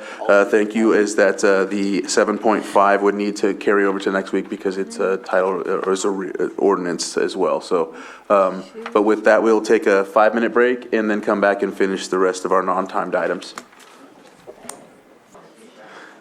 All right. Probably. Thank you. All right, so welcome back. We're back from our break, and we are going to go on to, since the sheriff is here, we'll go ahead and do his item. Let's see, where am I at here? Okay, 7.7. And hopefully it will be very quick. 7.7, notice of public hearing for June 7, 2022 regarding AB 481, California Government Code 7070, 7075, military equipment use, presentation and adoption of Sheriff's Office military equipment use policy. Sheriff Martin, go ahead. Yes, AB 481 was passed. It requires before the use or deployment or use or deployment of any military equipment as defined by the legislature, that the governing body of the law enforcement agency, city councils within a city, boards of supervisors within a county, be notified, as well as the public be notified 30 days in advance of the sheriff's office's policy on the use of military equipment. It requires that certain information be provided and made public, such as when the equipment was acquired, how much is in the possession of the agency, and what the uses for it will be. It requires that 30-day notification. This item is not the presentation. This item is just simply the public notice and the request that the Board of Supervisors agree that it will be placed on the June 7th agenda. And if that is so approved, then starting tomorrow, that policy will be made available on our public-facing website. Supervisor Sabatier? Is there any need for any other public notification, or does this cover and check that box entirely? This serves that purpose. All right. Mr. Chairman, Ms. Grant, go ahead. double checking. So no publication in the newspaper for a I don't public believe hearing? so. I don't believe so. Huh, I'll research and check again, but okay. when you look at me skeptically like that, I know. I'm Okay. scary looking when they do that, huh? yes, you are, Okay. even with the mask on. Thank you. I will double check, and if those public notifications are required, we'll make sure they happen before March 7th. All right. Are you seeking a motion of approval or just consensus? Consensus. Actually, it would be better to have a motion for the. I misspoke. Be better to have a motion. There's glad those she eyes said- again. Yeah. The time for the, For this, Anita, should we give it a time? Yes, you should give it a time because it's a public hearing. I told Mary Beth 10. Does that work? 10 works. Okay. Sorry. So I move to approve the public hearing on June 7th, 2022 at 10 a.m. regarding AB 481, California Government Code 7070-7075, military equipment use presentation and adoption of Sheriff's Office military equipment use policy. and before we take the vote, Second. Before we take the vote, I'll open it for public input. I didn't get a Oh. chance to do that. Not seeing any hands. I don't think you see any either. No. No, okay. So I'll bring it back to the board, and we have a motion and a second. Do I need to amend that and say, and publicly notify our newspapers if necessary? No? Okay. No, if it's a legal requirement, it's required Perfect. regardless. All right. Motion stands. All right, so I have a motion and a second. All in favor? Aye. Opposed? Motion carries. Thank you, Sheriff Martin. Thank you. All right. With that, we will go to our 7.6. Consideration of the award of bid number 22-10 for the courthouse roof replacement project in the amount of $791,000 to Best Contracting Services Incorporated, and authorize the chair to sign the agreement and notice of award. And this is public services. Lars, I see, Lars is already there. All right, go ahead, Lars. All right, good evening, Board. I appreciate you taking up this item. Should the board approve this, the 1 week that we have, rather than extending to next week, will allow us to issue a notice to proceed to the contractor and ensure that we don't lose that time sometime later this construction season. So on April 25th, the county through the admin office opened public bids for this project. 3 bids were received. There was a bid tabulation that was attached to this agenda item. The lowest responsible bidder was Best Contracting Services. There was a local workforce participation discount included in the specifications. None of the bidders included that or tagged onto that. So they all did not get a bid discount. And the project is fully funded in Budget Unit 1778. So happy to answer any questions. Supervisor Sabatier? Just real quick, is it 90 days that they have once that you've told them to start the work? I was looking for a specific timeline, didn't see it. Just quick question. No, it's if memory serves, and I'd have to dig through the specifications. It's a little bit longer than that, but I usually those timelines that we give them are very conservative in nature, so they do have some time. But rather than the main issue for this week, rather than carrying it over to next week, is that when we issue a notice to proceed, we can ensure that we get on their books. And we're not delaying any, we're not losing any time. Let's just put it that way. Thank you. Any other questions? Public But I can input? follow up. I'm sorry, just to come back to that. I'll follow up and get you the answer on the construction timeline. Perfect. All right, thanks, Lars. Is there anyone from the public that would like to say anything on Zoom? Nope. Not seeing that, I'll bring it back to the board. Move to approve the award of bid number 22-10 for the courthouse roof replacement project in the amount of $791,000 to Best Contracting Services, Inc., and authorize the chair to sign the agreement and notice of award. Second. So I have a motion and a second. All in favor? Aye. Opposed? Motion carries. Thank you, Lars, very much for that. Thank you for joining us for dinner. Yeah. Right. So with that, I think we have our 7.3, consideration of the following advisory board appointments, Child Care Planning Council. And it looks like we have, I'm not sure if there's for 2 positions or if they're to fill both positions, but. There are 4 vacancies. One is for discretionary, which is, I believe, Griffin is under the discretionary. And I forgot to look at Samantha Bond, public agency, and those are both open. Oh, okay. So it looks like we just have to appoint them. If there's not any other comments from the board. No? Public input? Nada. All right. Bring it back to board for action. Mr. Chair, I move that we appoint Samantha Bond to the Child Care Planning Council. And? Oh, are we doing them together? You can't just specify the seats each is going to fill. Samantha Baum is public agency. Okay, Samantha Bond as public agency seat and Gina Lyle Griffin as the discretionary seat. Second. So I have a motion and a second. All in favor? Aye. Opposed? And the motion carries. All right, so our calendars, we will start with Supervisor Pyska. Yeah. Oh. Okay. Get out of here. Well, I am also going to the candidates forum tonight, and I encourage both of you guys to follow me there so that you can see all the dead trees in the roadways. And then you'll have some thing to reflect on next week when we bring that conversation back. So tomorrow, I start my morning with TID, and I have a whole bunch of things to get caught up after that. Thursday, I will be in Santa Rosa for the Wildfire and Forest Resiliency Task Force. That's in person. Starts at 9:30 in the morning. And hoping to meet Secretary Crowfoot and tell him what's happening, as well as the executive director and the other staff that and volunteers that are on that task force, and plead our case for what's happening here. Friday morning, home hardening meeting. And then I have a Risk Reduction Authority Financial Committee meeting.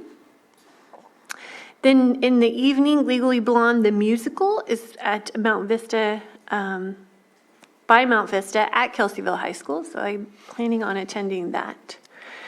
Saturday is a huge day. I'm so excited. Not as excited about when I got my badge, but I'm really excited there because it's the first time that we have a bike race coming back to Boggs Mountain. And this bike monkey race was famous before the fire. We had it in Boggs every year. It drew lots of people to our community. Boggs has always been a wonderful place to ride, and having those trails rebuilt. And this is the first of 2 races this month. It's just going to be a big emotional day, and I'm really looking forward to that. And then Sunday is Mother's Day. I usually go for a bike ride on Mother's Day, and now my kids are big enough to come with me, so I'm excited about that. And then Monday, I have my meeting with Susan, but it still says 1 o'clock on my calendar. Okay. Yes. And then back here on Tuesday. Thank you. Supervisor Sabatier? For time purposes, I'm going to forego a calendar report today. Oh. We can do that? What? Just kidding. You can just do that? Just tell us what you're doing. Lots of stuff. All right, so I'll start with last week. Of course, I went to the we had at the RCRC meeting, and I gave Supervisor Sabatier a handout, and I wanted to give this to you as well, Supervisor Pyska. This is one that talks about the ad hoc advisory committee. So when we have the next one, I'll let you know. And then this is also the cannabis ad hoc committee that they are putting together. They just voted on last week, and we have a seat on that as well. And so just letting you know that that meeting, we discussed, many of the things you talked about as well. And so it was really just looking at all of the initiatives for the bills and whatnot was one of the topics of discussion, but I won't get too far into that. Then, let's see, I had no, I didn't have that one. The CLOGBA, that's what it was. I went to that last week, and that's where Senator McGuire was there, and he gave a good presentation. I'm not sure if any of you seen it, but it was also covered in a local news source as well. So that went pretty well. A lot of questions asked, and it was good to see him there. Let's see. Today, if we can get it there in time, I guess we'll be going, we'll be following you to the candidates forum over in Adams Springs. Tomorrow I have a gender review. I think it's 8:30. 8:30, and then later on that I have East Region Town Hall, and then I have a CSA I need to make it to that I haven't been to in a while. Thursday, we have the press conference for, while you're going to your event in Santa Rosa, I'll cover that one for the schools and the sidewalk. We have a discussion, I think, Supervisor Sabatier and myself and a couple others talking about Potter Valley. Let's see, what's this one? No, that's not, okay. And then Monday, I don't have anything scheduled for Friday, but I usually try to do my catch up and prepare for town halls because the week after I'll have a town hall. So, Monday, my meeting with Susan, and then back here Tuesday for the Board of Supervisors meeting, and that's all I have. So with that, I think we've covered everything. Thank you for hanging in there with us, and we'll adjourn this meeting.